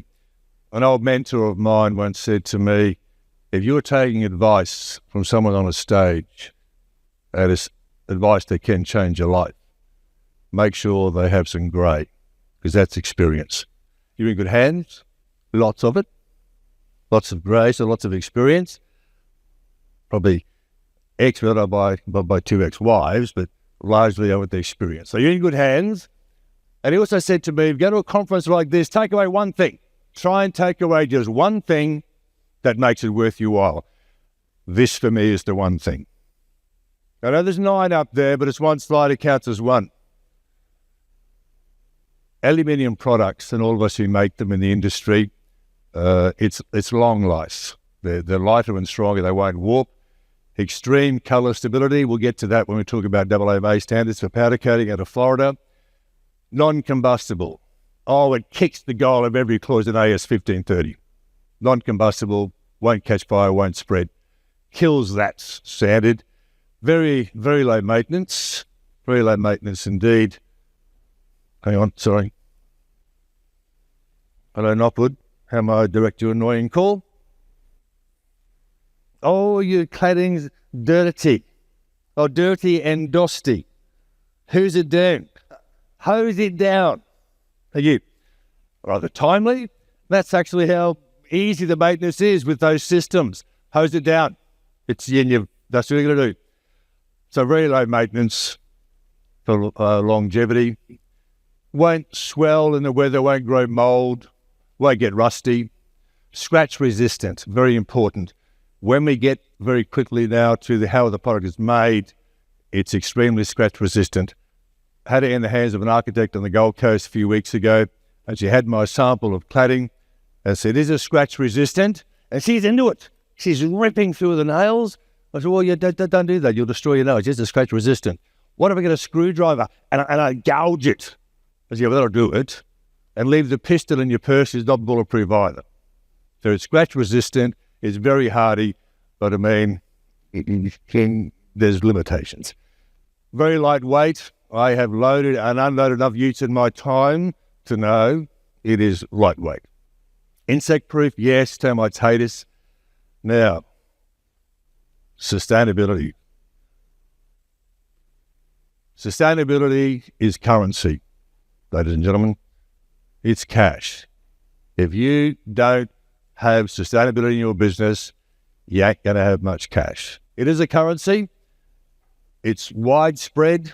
My daughter came home from a grade 9 science class the other night and said, Padre, she's studying Italian, and they all conceived belief she'll go there one day and speak the language. We're not here to crush dreams. I said, yes, what do you want? Can I ask you a question? I said, anything for you. You're my favourite daughter. And didn't score many bounty points. She's my only daughter. She said, are Knotwood a sustainable company? Do you care about our environment? I said, hardly appropriate conversation for dinner time, but I'll answer your rude question. I said, yes, we are. We are 100%. We are VOC free. There is no lead. We recycle everything down to swaths and waste on the floor. We have a 150 kilowatt solar system on the roof, generating 250,000 kilowatt hours per year of grid. We recycle 7.2 billion litres per year in our closed loop water, and everything we do in packaging is biodegradable. So is that good enough for you? And she said yes. So we have the backing of the new generation coming through, which I thought was important because they're our future leaders. But sustainability is something we're taking very, very seriously. All of our stuff's made from T5 alloy, some of your windows, curtains and doors, etc. It's all architectural grade. It covers off on the DYM 2604 standards for commercial coatings and very eco-friendly. The manner of packaging it poses itself is 4 components: extrusion, which is where we bring the aluminium in into our profiles, pre-treatment, powder coating, and then sublimation. So what that means is when the aluminium comes in our profiles, we clean it right down to fingerprints. The staff wear industrial strength silk gloves, and all impurities are cleaned off. So we have a very nice aluminium to go through to the powder coating. Our powder coating lines are both vertical and horizontal. The powder is actually electrostatically charged, so it's applied to the drawn to material, which reduces our overspray and waste. And any unused powder is indeed reclaimed and recycled, and then it's cured. And from there, with a very thick base coat, which protects us from abrasion, corrosion, weather, humidity, etc., UV damage, it then goes into the sublimation, which is the timber look. If you see on the table outside, we take the powder coated product, it goes into a film, and it is basically vacuumed through, the air's drawn out, it is baked and heated, and the chemical reaction, that imprinted timber look you see actually impregnates down into 95% of the depth of the powder coat. So it's not sprayed on, it's not painted on, not stuck on. It is heavily transferred into the pattern of the powder coat itself. There are, of course, alternatives to the product. You have your timber grain wrap, which is a aluminium polymer film wrap. A great product, durable, flexible, chemical resistant, good optical clarity. However, it doesn't like to be set on fire. Fails AS 1530. Aluminium composite cladding, once again, great product. Consists of aluminium faces, the cool material. Great thermal qualities, good durability. Looks fantastic, but they do fail an AS 15 30.1 and 3. Wooden plastic composite, once again, hybrid products. Great product, low maintenance, a bit weighty, requires a lot less upkeep than traditional timber. It is resistant to rot and decay, and it won't warp, so great product. But once again, throw it in the face of 1531 and 3, and they fail terribly.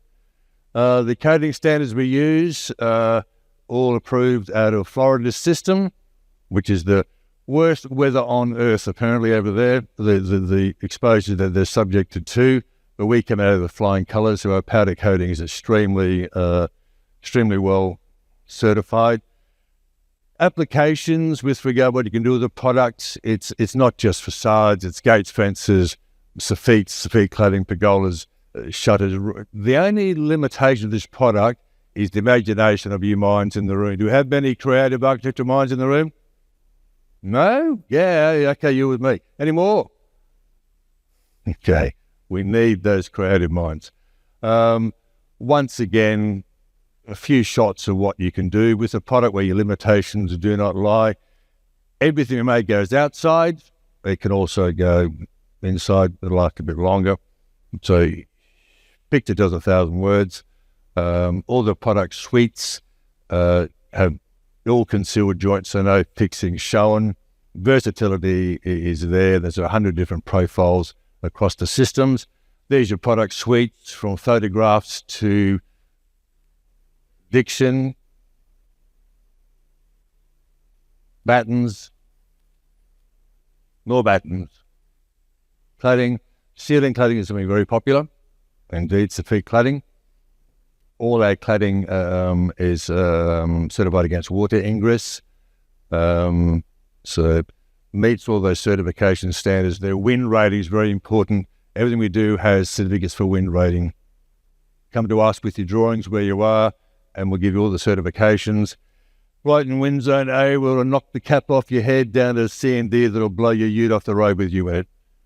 Decking, not really a facade suite of products. I didn't put this in here, but I will talk about it. We do make decking as well. And where decking does tie into your industry and your facade, spec it, put it down. It's all P5 anti-slab, Bell 40 rated, and you can stand all over it and get up front and close and personal to your facades. That's the good news about battens in what you do. So I'm not going to spend your time on battens, on cladding, on decking, sorry. Not really warranted in this audience. Busiest slide of the day. Not going to read them all to you. Just blink and be blown away. Be exhausted. Because they are exhaustive. These are the certification standards that we adhere to. They're all there. And we're talking to copies of these if you like. So in summary essence, it's the powder coating and sublimation that really drives this longevity, what we call beautiful forever of our systems. The suite of products illuminated by imagination and untold benefits. The environment and sustainability, like I said, that's currency, that's king to us, and we meet all the standards and codes compliance of what you have in front of you there. And ta-da, that's us. That's what we do. That's what we bring to the marketplace. Oh, please don't stop. No, don't stop. So no questions in the last 54 seconds? Okay, good. See me after if you do. Well, thank you so much, Melbourne, the chance to come down and have a chat to you and let you know what we do. And it's great to be part of your industry. We're growing with you, and you all do great work from what we've seen. So thank you very much for your time. Thank you. And now we approach our final talk, and it's a panel. I'd like to present moderator Tom Donald, Director of Elissa Callahan, and the topic is the scope and competency of facade engineering in the context of the DBPA. Thank you very much. Hi, everyone. Welcome to my ongoing professional existential crisis. What are facade engineers? Joining me today to help answer this a little bit are our esteemed panel. We've got Gareth Winstanley, Director of Fairlight, Liz Carpenter, Managing Principal of FJC Studio and President of New South Wales AIA Chapter, Vera Chichinka with Rickard, and Alison Potter of HDR. Welcome. I don't have the clicker, so I hope this works. Oh, here it is. So a little bit of a definition start to get us going. So very quickly, the scope and competency. The reason for this is that we've been asked recently to help define the scope and competency of facade consultants. So really, for competency, we need to have a common understanding of scope. Currently, there isn't really one. This is a very lovely diagram that we use at Elissa Callahan to define scope or to describe scope. It's obviously got a huge range of different elements, which I'm not going to go into, but It covers environmental elements, physical elements, design intent, and process. So really what we're aiming to do is, instead of getting all of that, there's no way we're going to have a definition that includes all of that. And what we need to do is introduce this word, which is core scope, which we're going to discuss in a little while. The key thing, though, is competency. How do we define that? How do we know who's competent? How do we train people to be competent? And how does the government know who's competent and who's been trained? So these are the 4 competency criteria that we have as a working element at SFE. That's based on SIBC criteria and goes back to the JCI. And so firstly, skills. It's the practical process-based stuff. It's all the stuff that is the experience required to do something well. But ultimately, it requires training, and therefore implies there has to be some process of tracking that training, or CPD. The knowledge, it's the educational stuff. It's where it's the knowledge that you're applying. This is effectively directly linked to scope. It implies that there is a definitive list of things that you have to have knowledge in the first place. And there's a way to gain that knowledge. I'm not answering any questions here. I'm just framing it up for these guys. But the experience, again, implies time and relevancy. So what is relevant is another question we might discuss. But it also implies that there is this pre-experienced state. In order to be experienced, you have to have been previously not experienced, but gaining experience. And that makes for quite an interesting question, which is, when do you start counting? And how do you gain that? And then behaviors is an essential part of competency in our view. It includes ethics, codes of conduct, responsibility, but also implies regulation, which implies registration, which implies there is a group or body to administer that registration. Now, this is, again, another really complex diagram of all of the possible competency elements. But again, this is a much broader selection we might come back to, but this is what we're needing to define the core based on. So, who's asking? Currently in New South Wales, we have the DBPA, and that has the practice standard for professional engineers, and that comes out of the New South Wales government. So at this point, I'm going to hand over to Gareth to give a little brief description on that. Okay, thanks, Tom. Well, hold on, everybody. I'm going to try and do the Building Act in 5 minutes. Not easy. So first of all, what was the purpose of the Act? Why is it there? And it was there to basically stamp out building defects in New South Wales in residential construction. So you may recall the Opal Tower building in Olympic Park, where the concrete column cracked all the way through the middle of the building on Christmas Eve. That was sort of the last, the straw that brought the camel's back, and the Building Act was put into play just over a year later. So what is the Act? Well, essentially anybody who undertakes what's termed building work on a Class 2 or Class 3 building in New South Wales will be subject to the Act. Now, building work is classified as pretty much anything that you do in construction. So it's not physical construction work, or not just construction work. It also encompasses procurement, organizing a contract, supervision, as all classified as building work. So basically anybody who does anything on a Class 2 or a Class 3 building in New South Wales is subject of building work. And also, if a commercial development should contain a Class 2 building, then the whole development is under the Act. So 447 Collins Street, for example, in Melbourne would be a good example. You've got a hotel, you've got residences, and you've got commercial office space. That whole building would be subject to the Act because there's a Class 2 portion in the building. Atlassian's a good example. And Atlassian, yes, in Sydney. Now the next one, the DBP Act, is New South Wales law. So in exactly the same way that I can't contract myself out of murder, you can't contract yourself out of the Act. So you can't write a contract as a developer and pass it down to the builder and say, I'm actually not going to be subject to the Act. You can't do that. It is the law and you must abide by it. Now, the Act clearly separates designers from builders, both of which have their own sections in the Act and both of which have their own regulations within the Act. Designers are designers and builders are builders. Designers do design and they declare that design and hand it over to the builders, and the builders subsequently have to construct it. There is an issue around that, which we will come back to a little bit later. Yes. Okay, the Act also formally recognizes facade engineering as a class of design practitioner.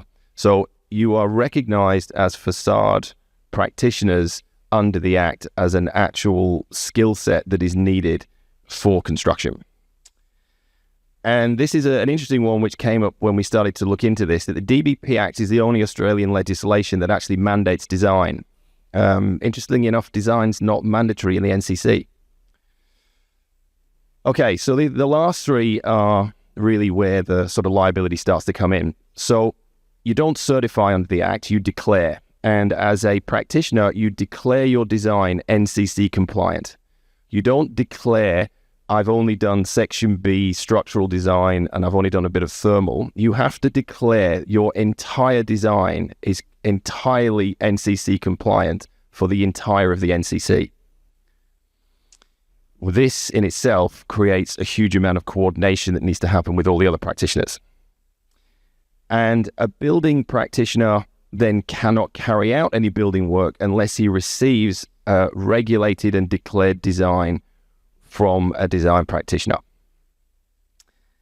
And finally, which is probably the major one, is anybody who is undertaking building work on the Act is subject of a duty of care to the economic loss of the tenants of the building. So this is different to a contract that you might have today, where you've gone into contract and you can hide behind your contract in the event that something has gone wrong because you have a scope that's defined. Under the Building Act, you have a duty, regardless of your contract. And everybody has a duty to the tenant. So to give us an example just quickly, there's been a court case recently in Sydney where the body corporate has sued the developer for building defects. The developer's defense was to argue proportionate liability. I don't actually build anything, and so therefore I'm not liable. But the High Court overturned it and said, no, you're actually subject to the Act, and as a result, you have a duty. So the developer is actually on the hook for the duty. Well, what that was also identifying is also any companies that tried to disappear and rename themselves and Phoenix and go, yeah, we're not liable because we're not this company anymore, and then continue doing building work, which was also happening a lot in New South Wales and no doubt everywhere. So it's more that personal liability that you're beholden to. Yeah, that's correct. Yeah, you could actually be found personally liable as well. Okay, so I just did a slide which shows your pros and cons. Yeah, well, it's more sort of issues in the current processes that where the Act doesn't work, and then also where the Act is working. So the first probably biggest issue is it's created a significant amount of design. The design's almost gone exponential, and there's so much of it that's causing a lot of administration issues.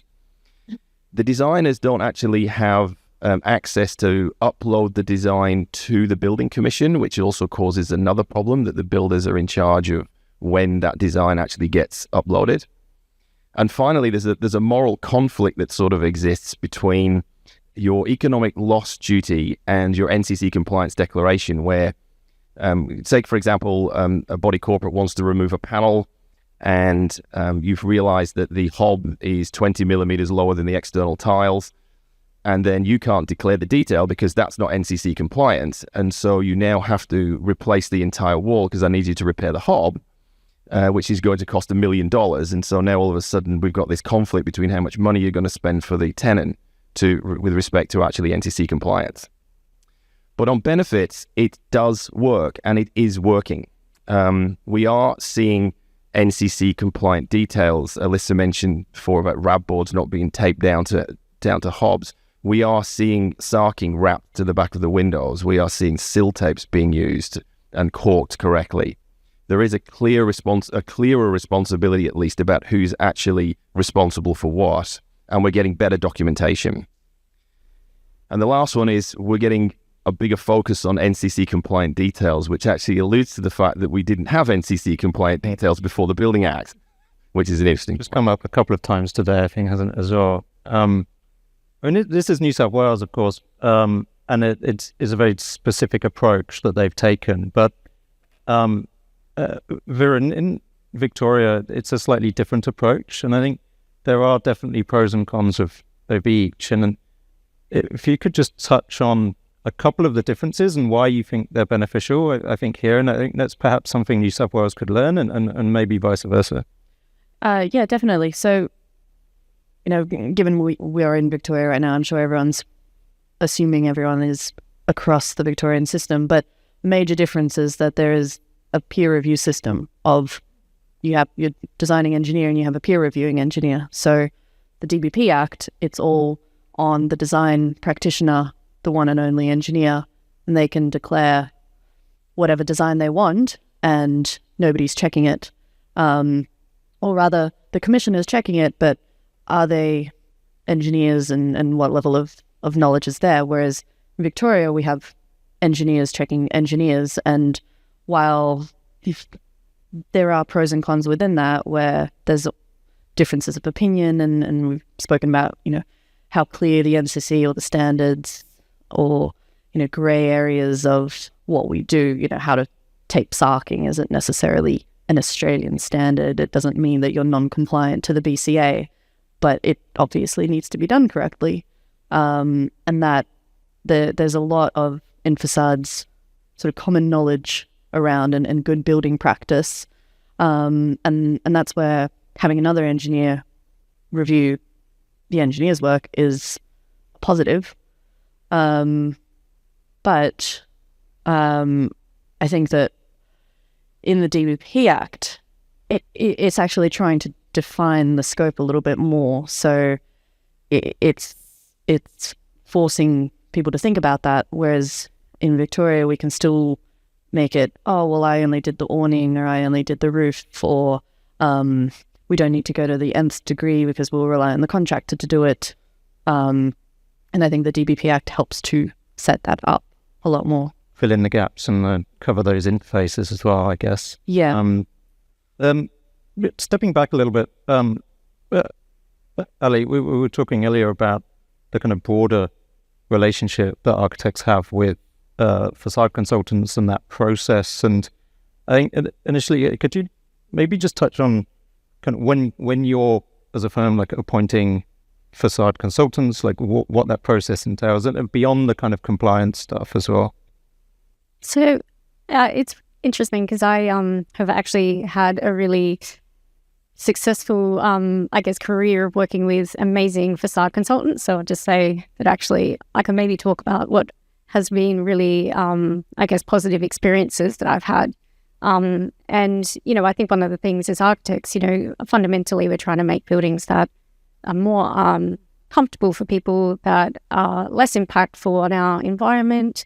This kind of, responsibility that we have as architects, is much more than, yes, we want our buildings to perform, be beautiful, but, there's some sort of stronger drivers, I guess, around what we're trying to achieve. So I think, the best, experiences I've had is that early engagement, highly collaborative working relationship. Often, it's really about trying to solve this really complex problem together or challenge things in a way and just look at things again from sort of first principles design. Go, okay, what's appropriate for this place? What's appropriate for this kind of context? What materials should we be thinking about? So it is really drawing from, that specialism, of this one particular aspect of a building, has these other kind of layers to it. So it's always like looking at that balancing between those different kind of layers of what makes that definition is getting brought forward as well, isn't it? Yeah. So I think there is that piece there around the expertise, but fundamentally the foundation of craft and kind of working through a problem together, and you know, being able to bring that into the early design thinking, sort of going, okay, well, actually we've seen this before and this was really bad, like actually we should try to avoid this. So that kind of feedback. And this is partly why this question's so hard, because that scope and that diagram we showed earlier is very broad, and it's such a tailored service, and I think most people here would have as many scopes as projects and relationships with architects. But Liz, I'm going to jump to you. And why is the definition of the scope and competency of facade consultants important for architects as well, to kind of define that? Yeah, look, I think as buildings become more and more complex, we actually rely on the facade consultants, because they're really that bridge between what we want to do in terms of our design intent and then, in a sense, what the industry is providing in terms of the technical layers. I do have a tip, and because it's, you know, the end of Friday, my tip is, as a firm of architects, you can always employ a facade consultant who sits within your firm. We have one of them. And look, the benefit of that is it basically enables us to really, really push the boundaries and have that great collaborative that you're talking about at the beginning. And I think we were talking before as well that we really also now want to talk to all of the technical experts, so the suppliers, and we've, you know, heard some great stuff today at very early stages, so we can really understand the possibilities. So yeah, we totally have to rely on the facade consultants for that. But then what we also have to rely on, I think, is what you're talking about, is that they're actually competent. And so how do we ascertain that? How do you, and how do you currently find facade consultants? You know, do you kind of phone up someone in this room? You know, that we have our inside. You have a job, but not every firm does. Well, that's how Tom and I met.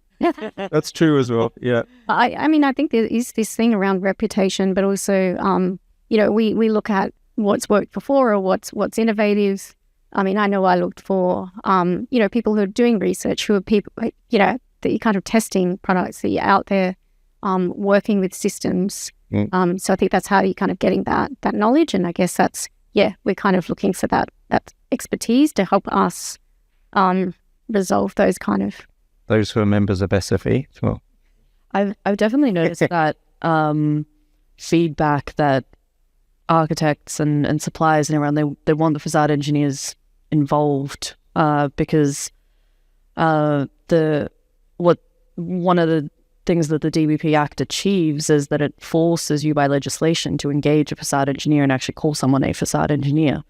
Whereas before, nobody really, or a lot of projects, you know, we're talking not our tier one, you know, best, you know, beautiful projects, but, you know, your projects out in the suburbs, your bread and butter sort of maybe low budget projects would, to be honest, like, I think they're just being built without engineers. What were there things being built that weren't NCC compliant? Most definitely. But through legislation, it's forced someone to go, no, you actually have to have someone look at this. And it's unraveling a lot of builders going, oh, now someone's actually telling me, like, this is how I need to do my sarking.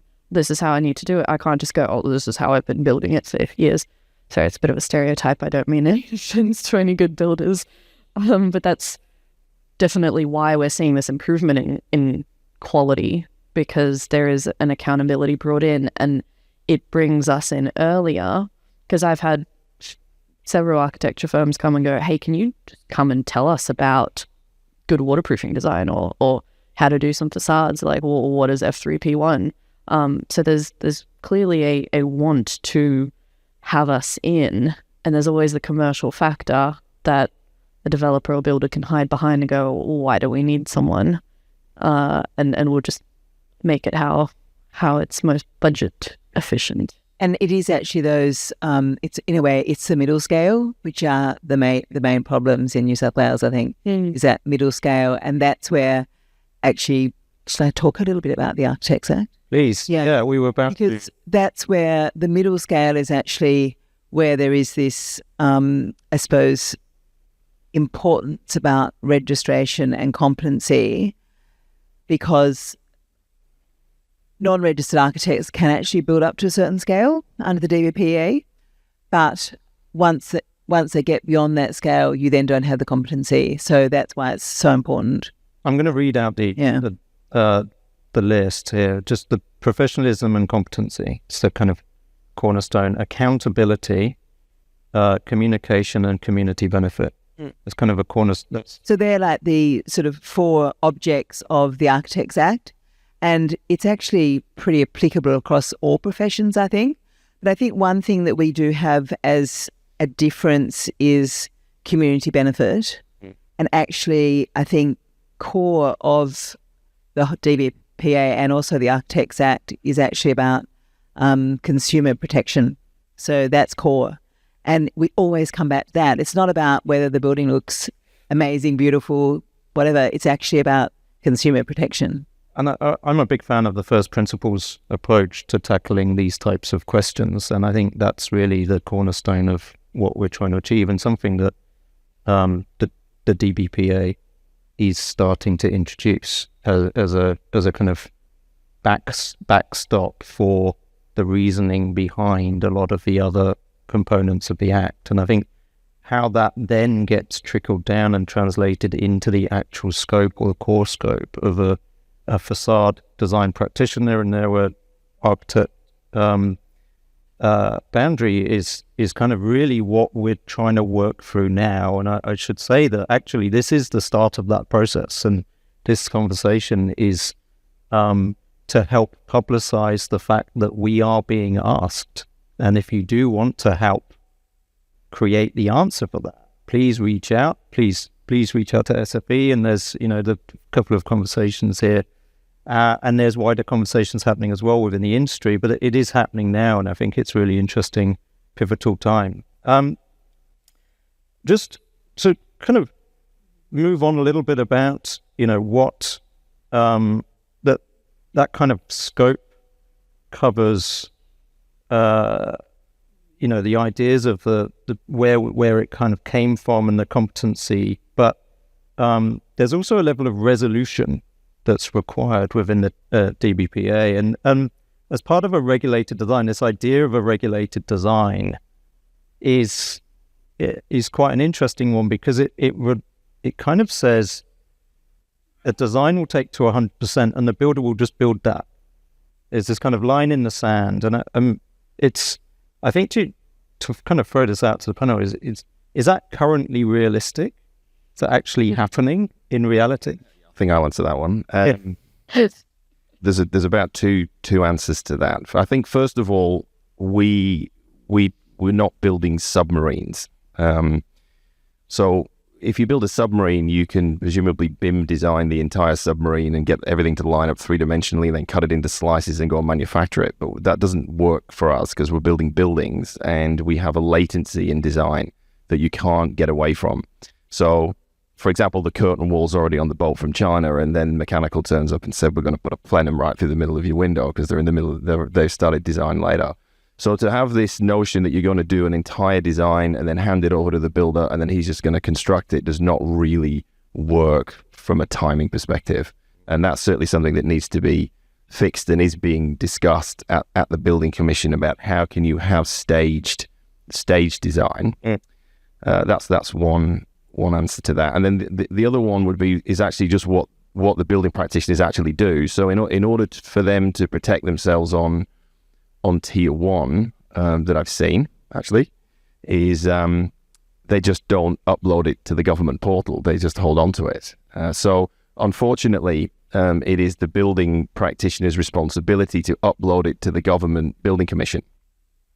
The designer actually doesn't upload it, which means we actually don't know whether they have or in fact what they uploaded, which is interesting. Now that's also changing.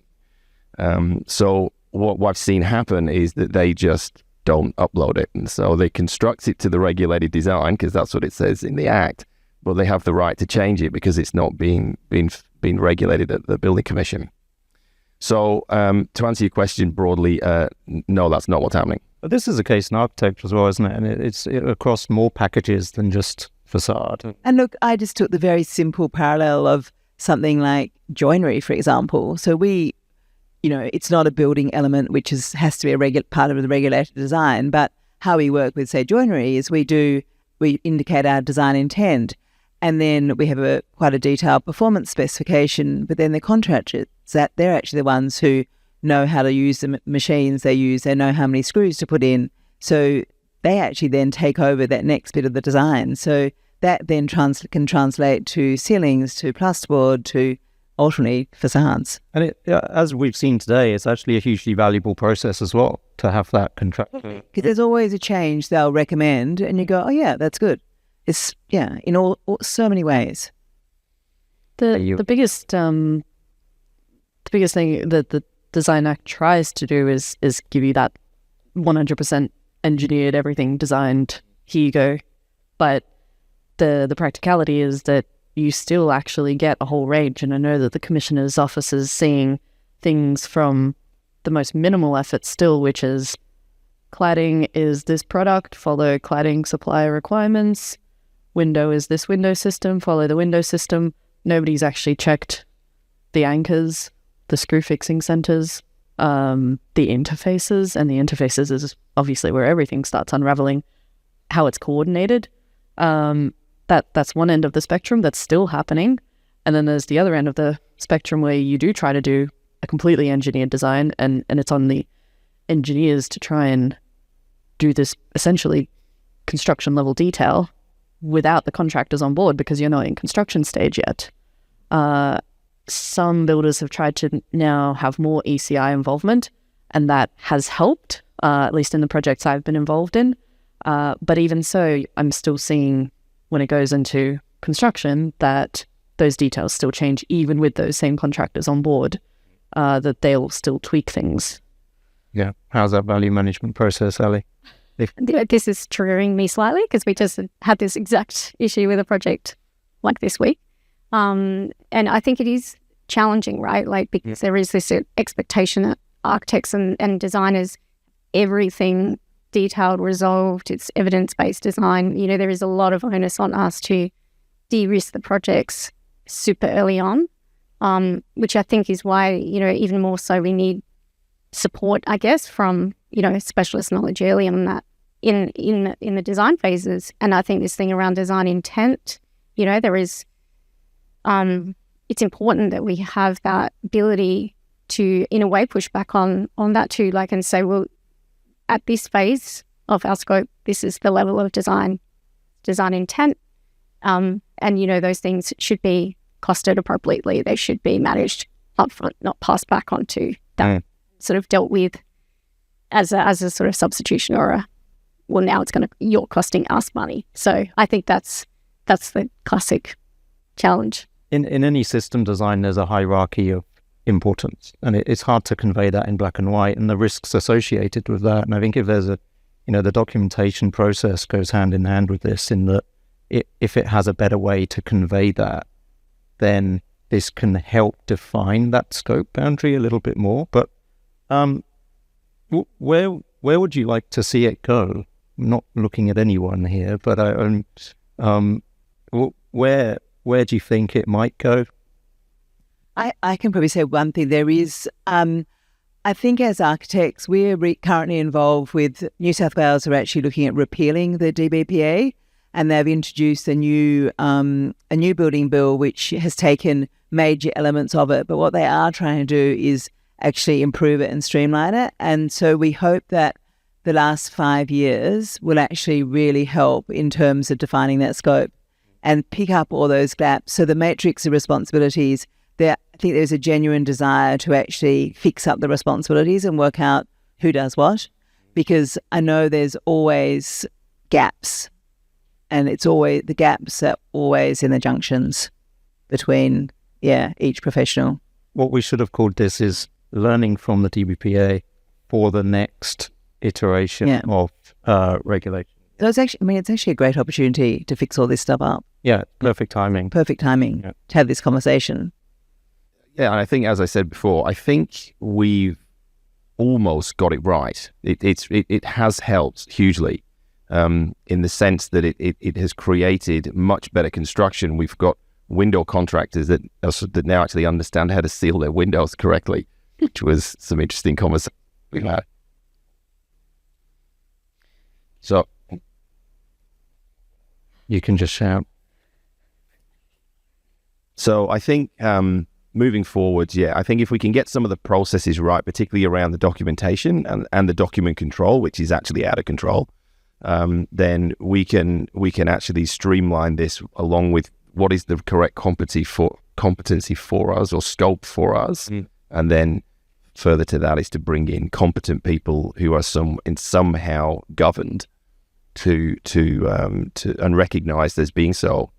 We haven't got on to training, education, how we get to that competency. That's a whole future talk. This is a series, by the way, so in case you didn't know, welcome back to all the panelists next time and everyone else who's going to be involved. But Vera, any last final thoughts and wisdom from... Yeah, I think it's clear that so far a lot of legislation, a lot of things have been quite reactive. So from the Opal Towers to ACP being taken off from Grenfell and La Crosse.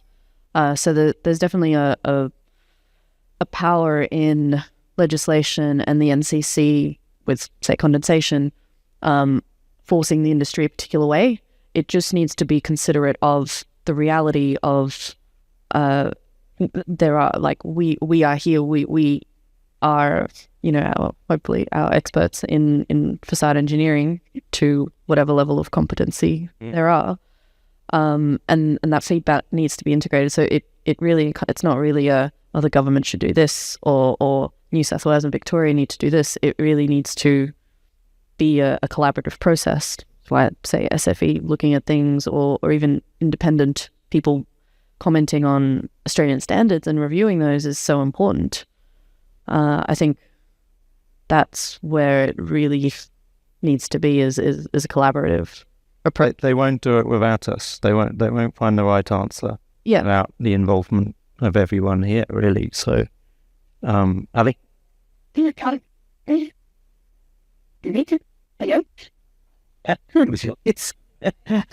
maybe it's a hint. I was going to say end of day. Look, I think this is it's a moment in time, isn't it, where there's a number of things that are being challenged, questioned, things that clearly aren't quite working.